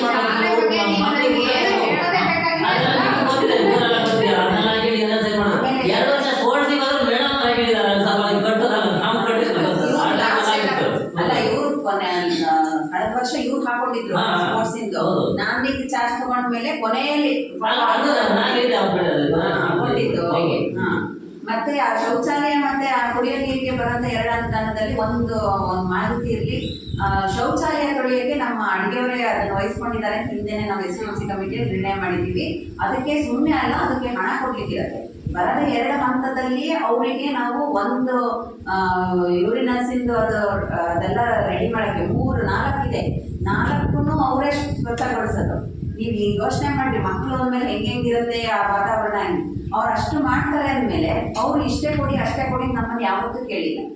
ಕಳೆದ ವರ್ಷ ನಾವು ಅಷ್ಟು ಮಾಡಿದ್ದಕ್ಕೆ ಖಾಲಿ 3,000 ರೂಪಾಯಿ ಕೊಟ್ಟಿದ್ದೆ. ಯಾಕೆಂದ್ರೆ ಬೇರೆ ದುಡ್ಡು ಇರಲಿಲ್ಲ ಅಲ್ಲಿ. ಅನುದಾನ ಬರೋದು ಕೂಡ ಎಲ್ಲ ನೋಡ್ಲಿಕ್ಕೆ ಮಾತ್ರನೇ ಏನೋ ಹಿಂಗೆ ಅಂತ ಅಲ್ಲ. ಅವ್ರ ಪಾಪ ಅವರು ಶ್ರಮ ಹಾಕಿ ಮಾಡಿದ್ದಾರೆ. ಇಲ್ಲಿವರೆಗೂ ನಾವು ಅವ್ರಿಗೆ ಕೊಟ್ಟಿಲ್ಲ, ಮಾಡ್ತಾ ಇದ್ದಾರೆ. ಕೆಲಸ ಏನೋ ಮಾಡ್ಬೇಕು. ನಾನು ಎಷ್ಟೊತ್ತಲ್ಲಿ ಮೇಡಮ್ ನಾನೇ ಸಿಂಟೆಕ್ಸ್ ಎಲ್ಲ ತೊಗೊಳ್ತೀನಿ. ನಾನೇ ಅಂತ ನಮ್ಮ ಪಾಪ ಮಕ್ಕಳು ಕುಡಿತಾರೆ. ಹೌದಾ, ನಮ್ಮ ಮನೇಲಿ ನಾವು ಮಾಡ್ಲಿಕ್ಕೆ ಮಾಡಲ್ಲ. ನಮ್ಗೆ ಆಗ ಬೇರೆಯವರು ಕೂಡ ಬರ್ಬೇಕಪ್ಪ. ಯಾವಾಗಲೂ ಈಗ ಶಾಲೆ ಮುಚ್ಚೋಗುತ್ತೆ ಅಂತ ಒಂದು ಶಾಲೆ, ಒಂದು ದೇವಸ್ಥಾನ ಇವನ್ನೆಲ್ಲ ನಾವು ಒಂದಷ್ಟು ಇದ್ರೆ ಚೆನ್ನಾಗಿದ್ರೆ ಅವೆಲ್ಲವೂ ಚೆನ್ನಾಗಿದ್ದಂಗೆ ಅಲ್ಲೇ ಒಂದು ಕಾಪಾಡಿ ಮಾಡ್ಬೇಕಾಗುತ್ತೆ. ನಾವು ಪ್ರಯತ್ನ ಮಾಡೋದು ಸರ್ಕಾರದಿಂದ ಕೊಡ್ತಾರೆ ಪಾಪ. ಇವರು ಬಹಳ ಪ್ರಯತ್ನ ಮಾಡಿದ್ರು. ಅವರೆಲ್ಲ ಸ್ವಲ್ಪ ಬಹಳ ಪ್ರಾಬ್ಲಮ್ ಇತ್ತು. ನಿಮ್ಗೆ ಗೊತ್ತಿದೆ ಎಷ್ಟು ಸಮಸ್ಯೆ ಆಗಿದೆ ಅಂದ್ರೆ ಹೇಳಂಗಿಲ್ಲ. ಯಾಕಂದ್ರೆ ಒಂದಂದ್ರೆ ನಾವು ಯಾವತ್ತೂ ಆ ಥರದ್ದು ಬಗೆಹರಿಸಕ್ಕೆ ಬಂದಿತ್ತು. ಆದ್ರೆ ಯಾರಿಗೆ ನೀವು ಅವಕಾಶ ಕೊಡ್ಬೇಕಾಗ್ತದೆ. ಸಿಟಿಯೊಳಗೆ ಏನಾದ್ರು ಆಗ್ಬೋದ ಇನ್ನೊಂದ್ಸರಿ ಆಗ್ಬೋದು, ನಾಳೆ ಅನ್ಬೋದು ಅಂತ ಹೇಳಿ ಬಹಳ ನೋಡಿದ್ರು ಪಾಪ ನಮ್ಗೆ ಸಹಕಾರ ಮಾಡ್ತಾರೆ. ಸರ್ ಹಿಂಗೆ ಆಡಿಟ್ ನಡೀತಾ ಇದೆ, ರೆಕಾರ್ಡ್ಸ್ ಗಳು ಅಲ್ಲಿ ಬೇಕು ಅಂದಿದ್ದಕ್ಕೆ ಅವ್ರು ಹಂಗೆ ಹೇಳಿದ್ರು. ನನ್ನ ಹತ್ರ ಯಾವ್ದು ಇಲ್ಲ ಮೇಡಮ್, ನನ್ನ ಹತ್ರ ರೆಕಾರ್ಡ್ಸ್ ಕಡೆ ಇಲ್ಲ ಅದೆಲ್ಲ ಚಿಕ್ಕ ಬೀರಲ್ಲೆಲ್ಲ ಇಟ್ಟಿದ್ದೀನಿ ಹಾಗೆ ಹೀಗೆ ಅಂತ ನಾವು ಮೇಡಮ್ ಅವರು ಪಾಪ ಅವ್ರಿಗೆ ಏನು ಇಲ್ಲ ಅಂದ್ರೆ ಇಲ್ಲ ಅಂತ ಬರ್ಕೋಬೋದಿತ್ತು. ಪಾಪ ಅವ್ರು ಆ ರೀತಿ ಕೆಲಸ ಮಾಡಲೇ ಇಲ್ಲ. ಎಲ್ಲ ತೆಗೆದು ಪ್ರತಿಯೊಂದು ನೋಡಿ ಆ ಸಾಲಿಂದ ಇಲ್ಲ ಪಾಸ್ಬುಕ್. ಅವರೆಲ್ಲ ನೋಡಿನೇ ಇದಿಲ್ಲ ಮೇಡಮ್, ಇದಲ್ಲ ಅಂತೆಲ್ಲ ನೋಡಿದ್ದಾರೆ ಪ್ರತಿಯೊಂದು. ಮತ್ತೆ ಇನ್ನೊಂದು ಅವರು ಹೆಡ್ ಮಾಸ್ಟರ್ ಯಾವ್ದು ಇಟ್ಟು ಹೋಗಿದ್ದೀನಿ ಅಂತಾರೆ. ನಾನು ಫೋನ್ ಮಾಡಿ ಕೇಳಿದಾಗಲೂ ಅವ್ರು ಹೇಳಿದ್ದೇನು ಅಂದ್ರೆ, ನಮಗೆ ಸ್ಕೂಲಿಂದ ಪೇರೆಂಟ್ಸಿಂದ 40,000 ರೂಪಾಯಿ ದುಡ್ಡು ಬರ್ಲಿಕ್ಕಿದೆ, ಮಾಡಿಸ್ಕೊಡ್ಸಿ ಮೊದಲು ಅಂತಂದ್ರು. 40,000 ಆಫೀಸಿಗೆ ಹೌದಾ? ಆಫೀಸಿಗೆ ಏನ್ ಹೇಳ್ತೀರಿ? ಶಾಲೆ ಪೇಂಟ್ ಎಲ್ಲ ಮಾಡಿಸಿದಾರಲ್ಲ, ಅದೆಲ್ಲ ಬರವಣಿಗೆ ಮಾಡಿಸಿದಾರಲ್ಲ, ಅದೆಲ್ಲ ನಾನೇ ಕೊಟ್ಟಿದ್ದೀನಿ. ಅಲ್ಲ ಅವರು 40,000 ಕೊಡ್ಬೇಕು ಅಂತ ಪೇರೆಂಟ್ಸ್ ಹೇಳಿದಾರಲ್ಲ, ಆ 40,000 ರೂಪಾಯಿ ಕೊಡಕ್ ತಪ್ಪು ಮಾಡಿದ್ದೆ ಯಾರು? ಅವರೇ ತಾನೇ ಸ್ಕೂಲಿಗೆ ಕರೆಕ್ಟಾಗಿ ಬಂದು ನಿಧಾನ ಮಾಡಿ ನಾವ್ ಹೇಳ್ಸ್ಬೇಕು ತಾನೆ. ಅಲ್ಲ ಹೇಳ್ಸ್ಕೊಳ್ತಾ ಇದೀವಲ್ಲ ಬಿಡಿ, ಅದು ಬೇರೆ ಮಾತು. ನಾವೇ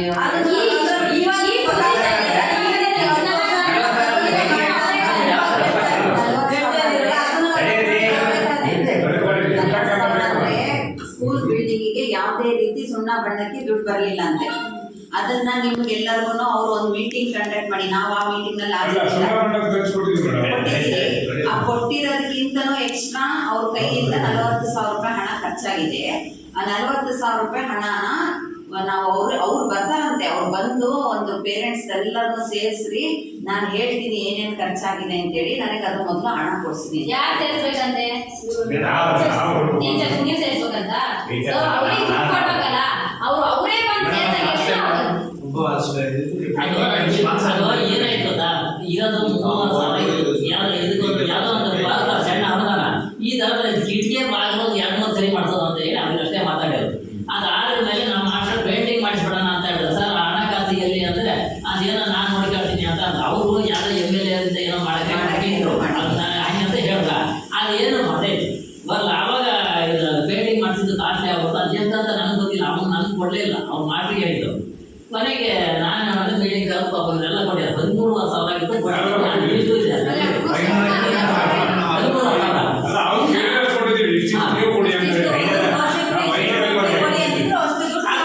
ಇನ್ನು 3,000 ನಾನು ನನ್ನ ಕೈದಾಗ ಕೊಟ್ಬಿಟ್ಟೆ. ಏನು ಮಾಡೋಕ್ಕಾಗಲ್ಲ, ಆಮೇಲೆ ತಗೊಳ್ಳೇ ಅಲ್ಲ, ನನಗೆ ಕೊಡೋಕ್ಕಾಗಲ್ಲ. ಆಮೇಲೆ ಅದು ಹೋಯ್ತು.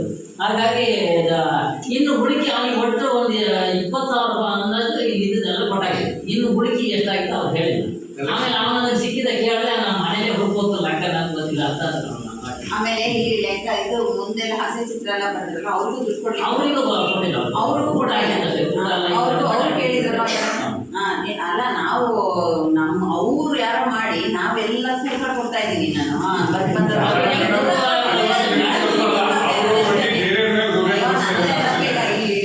ತಪ್ಪು ಬಂದ್ರಲ್ಲ ನಾನು ಅವ್ರ ಪಾಪ ಪೇಂಟ್ ಹುಡುಗ ಬಂದ, 4 ಸರಿ ಬಂದ. ಕೊನೆಯಲ್ಲಿ ಅವನಿಗೂ ತಲೆ ಕೆಟ್ಟೋಗ್ಬಿಡ್ತು. ಒಂದು ಪೇಂಟ್ ಬಾಕ್ಸ್ ಇತ್ತು ನಮ್ದು, ಒಂದು 700 ರೂಪಾಯಿದು ಒಂದು ಪೇಂಟ್ ಬಾಕ್ಸ್ ಇತ್ತು. ಮೇಡಮ್ ಏನು ಅಂದಿದ್ರೆ ಆ ಪೇಂಟ್ ಬಾಕ್ಸ್ ಆದ್ರೂ ಕೊಡ್ರಿ ನನಗೆ ಅಂತ. ನನಗೆ ಅವನ ಮೇಲೆ ಬೇಜಾರು ಬಂದೋಗ್ಬಿಡ್ತು. ಅವನಿಗೆ ಪಾಪ 5,500 ರೂಪಾಯಿ ಹಣ ಕೊಡ್ಲಿಕ್ಕಿದೆ. ಮೇಡಮ್ ನನಗೆ ಭಾರಿ ಅನಿವಾರ್ಯತೆ ಇದೆ, ನೀವಾದ್ರೂ ಕೊಡ್ರಿ, ನಾನು ಇಲ್ಲಿಂದ ಕೊಡ್ಲಪ್ಪ ಅಂದೆ. ಅವ್ನು ಪೇಂಟ್ ಬಾಕ್ಸ್ ಆದ್ರೂ ತಗೊಂಡು ಹೋಗ್ತೀನಿ, ತಗೊಂಡು ಹೋಗಿ ಏನ್ ಮಾಡಕ್ಕಾಗತ್ತೆ, ಅವನೇ ತಂದಿರೋದಂತೆ ಪೇಂಟ್ ಎಲ್ಲ ಪೇಂಟ್ ಎಲ್ಲ ಅವನೇ ಮಾಡಿದ. ಸ್ಪಾನ್ಸರ್ ಅಂತ ಹೇಳಿದ್ರಲ್ಲ ಅದು ಆಗಿಲ್ಲ, ಅವ್ರು MLA ಏನೋ ಮಾಡಕ್ ಮಾಡಿದ್ರು. 500 ರೂಪಾಯಿ ಮಾತ್ರ ಕೊಡ್ರಿ ಅಂತ ಹೇಳಿ ಹಳೆ ವಿದ್ಯಾರ್ಥಿಗಳು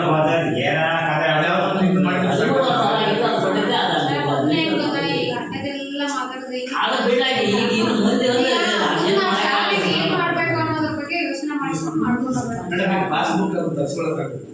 ಅಲ್ಲ ಈಗ ಕೊಡ್ಬೇಕಾಗಿರೋದು ಅವ್ರೇನೆ, ಅವ್ರು ಹೇಳ್ತಾ ಇರೋದೇನೋ ನಂತರ ಯಾವುದಿಲ್ಲ ಅಂತಿದೆ. ಅಲ್ಲ ಅವ್ರು ಕೊಟ್ರು ಅಂದ್ರೆ ಅಲ್ಲಿ ಎಲ್ಲ ಕೊಟ್ಟೋಗಿದ್ರು, ವೃಕ್ಷಪಟ್ ಸ್ಕೂಲ್ ನಲ್ಲಿ ಕೊಟ್ಟೋಗಿದ್ರು. ಅದನ್ನ ನಾವು ತಗೊಂಡ್ ಬಂದ್ವಿ. ಅದ್ರೊಳಗೆ ಮಾತ್ರ ಆ ಇದಕ್ಕೆ ಇಲ್ಲ, ಎಲ್ಲ ಬೇರೆ 2013-14 ಇದ್ದಿದ್ದು ಯಾರು ಅಂದ್ರೆ ನಮ್ಮ ರವೀಂದ್ರ ಸರ್ ಅವರು. ಆಯ್ತಾ, ರವೀಂದ್ರ ಸರ್ ಕಾಲದೆಲ್ಲ ಪಾಸ್ಬುಕ್ ಇದ್ದೆ ಅದರಲ್ಲಿ. ಅಂದ್ರೆ ಇವ್ರದ್ದು ಕಾಲದ್ದು ಯಾವುದೂ ಇಲ್ಲ, ಇವ್ರು ಎಂಟ್ರಿನೂ ಮಾಡಿಸಿರ್ಲಿಲ್ಲ, ಏನು ಮಾಡಿರ್ಲಿಲ್ಲ. ಅಶ್ವಥ್ ಸರ್ ಇಲ್ಲಿ ಬಂದ ಮೇಲೆನೆ ಒಂದಕ್ಕೊಂದು 10 ಸರಿ ನಾನು ಅವರು ಇದಕ್ಕೆ ಬ್ಯಾಂಕಿಗೆ ಓಡಾಡಿ ಹಳೆಯದನ್ನೆಲ್ಲ ತೆಗ್ಸೋಷ್ಟೊತ್ತಿಗೆ ನಮಗೆ BO ಲೆಟ್ರ್ ಬೇಕು, ಇವ್ರ ಲೆಟ್ರ್ ಬೇಕು, ಅವ್ರ ಲೆಟ್ರ್ ಬೇಕು, BO ಎಲ್ಲೆಲ್ಲಿ ಬರ್ತಾರೆ, ಯಾವ್ಯಾವ ಫಂಕ್ಷನ್ ಅಲ್ಲೆಲ್ಲ ಹೋಗಿ ನಾವು ಲೆಟ್ರ್ ತಗೊಂಡ್ಬಂದ್ವಿ. ಅದೇ ಸರ್, ನೀವು ದಿನ ಜೊತೆಲಿದ್ರೆ ನಿಮ್ಗೆ ಗೊತ್ತಿಲ್ಲ. ನಾವು ತಿಂಗಳಿಗೆ ಒಂದ್ಸರಿ ಮೀಟಿಂಗ್ ಅಲ್ಲ, ಈ ತರ ಮಾಡಿದ್ದಾರೆ ಅಂತ ನಮ್ಗೆ ಗೊತ್ತಾಗತ್ತೆ ಸರ್. ಏನು ಗೊತ್ತಾಗಲ್ಲ ಬಿಡಿ ಅದು. ಯಾಕೆಂದ್ರೆ ಜೊತೆ ಅವ್ರು ದಿನ ಮಾಡಿ ಇದ್ದವ್ರಿಗೆ ಸರ್ವಿಂಗ್ ಮಾಡ್ಯಾರ ಅಂತ ಗೊತ್ತಿಲ್ಲ. ನಮ್ಗೆ ತಿಂಗಳಿಗೆ ಒಂದ್ಸರಿ ಮೀಟಿಂಗ್ ಅವರು ನಮಗೂ ಗೊತ್ತಿಲ್ಲ ಅದೇನು ಅಂತ ಹೇಳಿ ನಮಗೂ ಗೊತ್ತಿಲ್ಲ. ಇವತ್ತು ನೀವು ಹೇಳಿದ್ಮೇಲೆ ಗೊತ್ತು ನಮ್ಗೆ. ಅವ್ರದೆಲ್ಲ ನಾವು ತುಂಬಿ ಅದೇ ಈಗ 40 ರೂಪಾಯಿ ಈಗ ನಮ್ಮ ತಲೆ ಮೇಲೆ ಟೀಚರ್ಸ್ ತಲೆ ಮೇಲೆ ಹಾಕಿರೋದು ನೀವ್ ಹೇಳಿದ್ರೆ ನಮಗೆ ಇವತ್ತು ಗೊತ್ತಾಗುತ್ತೆ. 40 ರೂಪಾಯಿಗೆ ಕೊಡಿಸ್ಬೇಕು ನನಗೆ ಅಂತಂದ್ರು. ಆಯ್ತು ನೋಡೋಣ ಬರ್ರಿ ಸರ್ ಅಂತಂದ್ವಿ.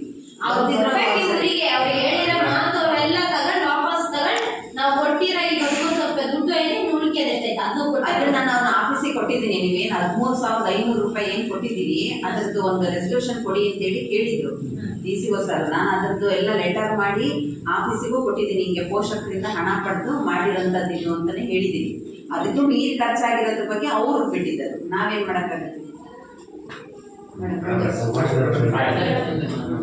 ಈ ಕಾರ್ಯಕ್ರಮದ ಕುರಿತು ಅಭಿಪ್ರಾಯವನ್ನು ವ್ಯಕ್ತಪಡಿಸಿದಂತಹ ಶ್ರೀಮತಿ ವೆರೋನಿಕಾ ಮೇಡಮ್, ನಮ್ಮ ಶಾಲೆ ಮುಖ್ಯ ಶಿಕ್ಷಕರು ಇವರಿಗೆ ತುಂಬ ಹೃದಯದ ಧನ್ಯವಾದಗಳು.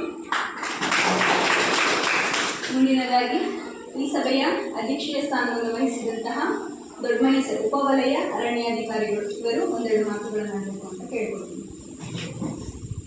ಎಲ್ಲರಿಗೂ ನಮಸ್ಕಾರ. ಗ್ರಾಮ ಸಭೆಗೆ ಹಾಜರಿರುವಂಥ SDMC ಅಧ್ಯಕ್ಷರೇ ಹಾಗೂ ಉಪಾಧ್ಯಕ್ಷರೇ ಹಾಗೂ ಶಿಕ್ಷಣ ಇಲಾಖೆ ಅಧಿಕಾರಿಗಳೇ ಹಾಗೂ ಮುಖ್ಯ ಶಿಕ್ಷಕ ವರ್ಗದವರೇ, ಈ 22-23 ಸಂಘ ಗ್ರಾಮ ಸಭೆಯಲ್ಲಿ ಈ ವಾರ್ಷಿಕ ಇದು ವರದಿಯನ್ನು ಮೇಡಮ್ ಅವರು ಹೇಳಿದ್ದಾರೆ. ಅದರಲ್ಲಿ ಒಂದು ಪಾಸ್ಬುಕ್ಕು ಮತ್ತು ಕ್ಯಾಶ್ ಬುಕ್ ಅನ್ನೋದ್ರಲ್ಲಿ ಒಂದು ವಿಚಾರ ಬಂದಿದೆ. ಅದು ನನಗೆ ಅನಿಸಿದ ಮಟ್ಟಿಗೆ ಬ್ಯಾಂಕ್ ಡೀಟೇಲ್ಸನ್ನು ತೆಗೆಸಿದರೆ ಕಳೆದ ಎಲ್ಲಿಂದ ವ್ಯವಹಾರ ಏನಾಗಿದೆ ಅಂತ ಹೇಳಿ ಮತ್ತೊಂದು ಪಾಸ್ಬುಕ್ಕನ್ನು ಹೊಸದಾಗಿ ತಿಳಿಸ್ಬೋದು ಅನ್ನೋದೊಂದಿದೆ. ಅದು ಶಿಕ್ಷಣ ಇಲಾಖೆಯವರು ಕ್ರಮ ಕೈಗೊಳ್ಳಬೇಕಾಗಿಲ್ಲ.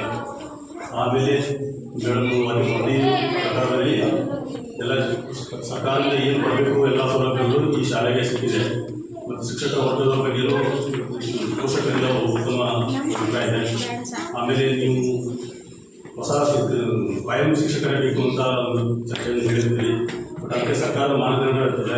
ಇಷ್ಟು ಮಕ್ಕಳಿದ್ದರೆ ಇಷ್ಟು ಶಿಕ್ಷಕರನ್ನು ಒಂದು ಮಾನದಂಡದ ಮೇಲೆಗೆ ನೇಮಕಾತಿ ಮಾಡಿರ್ತಾರೆ. ಹೊಸ ಕಾಯಂ ಶಿಕ್ಷಕರು ಬೇಕು ಅಂತ ಟ್ರಾನ್ಸ್ಫರ್ ಆಗಿ ಬರಬೇಕು. ಇಲ್ಲಾಂದರೆ ನೇಮಕಾತಿ ಕೊಟ್ಬಿಟ್ಟು ಆಗಬೇಕು ಸರ್ಕಾರದಿಂದ. ಆದಾಗ ಇಲ್ಲಿ ಕೊಡಲಿಕ್ಕೆ ಅವಕಾಶಗಳಿರ್ತದೆ. ಆಮೇಲೆ ಈ ಶಾಲೆಯಲ್ಲಿ ಎಲ್ಲ ಉತ್ತಮ ಬಿಲ್ಡಿಂಗ್ ಇದೆ, ಉತ್ತಮ ಪರಿಸರ ಹೊಂದಿದೆ. ಅಲ್ಲಿ ಒಂದು ಅಡುಗೆ ಮನೆಯನ್ನು ಇದು ರಿಪೇರಿ ಇದೆ ಅನ್ನೋ ಒಂದು ಮಾತುಗಳನ್ನು ಕೇಳಬೇಕು. ಅದನ್ನು PDO ಕಾಂಟ್ಯಾಕ್ಟ್ ಮಾಡಿದರೆ PDO ಅವರು ಪಂಚಾಯತ್ ಅಭಿವೃದ್ಧಿ ಅಧಿಕಾರಿಗಳು ಅದನ್ನೆಲ್ಲ ಅವಕಾಶಗಳಿರ್ತದೆ. ಆಮೇಲೆ ಇದು ಬೀಡು ಉತ್ತಮ ಚೆನ್ನಾಗಿದೆ.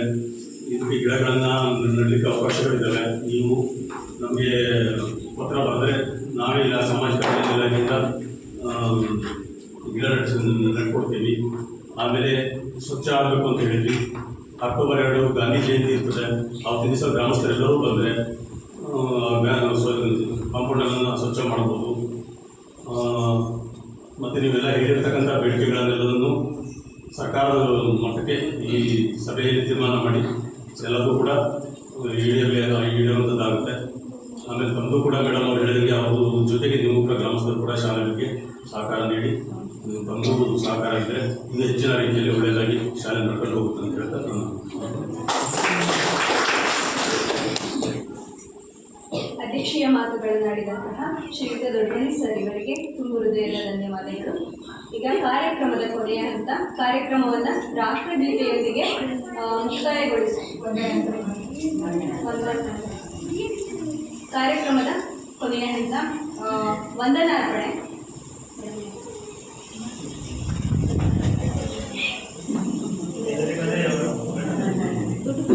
ವಂದನಾರ್ಪಣೆ ಶ್ರೀಮತಿ ವೆರೋನಿಕಾ ಅವರಿಂದ.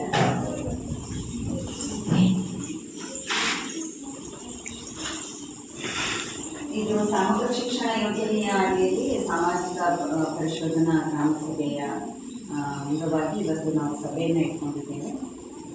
ಈ ಸಭೆಗೆ ನಮಗಿದು ಈ ಸಾಮಾಜಿಕ ಪರಿಶೋಧನೆ ಅನ್ನೋದೇ ಒಂದು ಹೊಸ ವಿಷಯ ಆಗಿತ್ತು. ನಮಗೆ ಇದ್ರ ಬಗ್ಗೆ ಏನೂ ಮಾಹಿತಿ ಇರಲಿಲ್ಲ, ಹೇಗಿರುತ್ತೆ ಏನು ಅಂತಲೂ ಗೊತ್ತಿರಲಿಲ್ಲ. ಈಗ ಬಂದಮೇಲೆ ಒಂದಿಷ್ಟು ವಿಷಯಗಳನ್ನು ಕಲಿತ್ವಿ, ಹೊಸ ವಿಷಯಗಳು.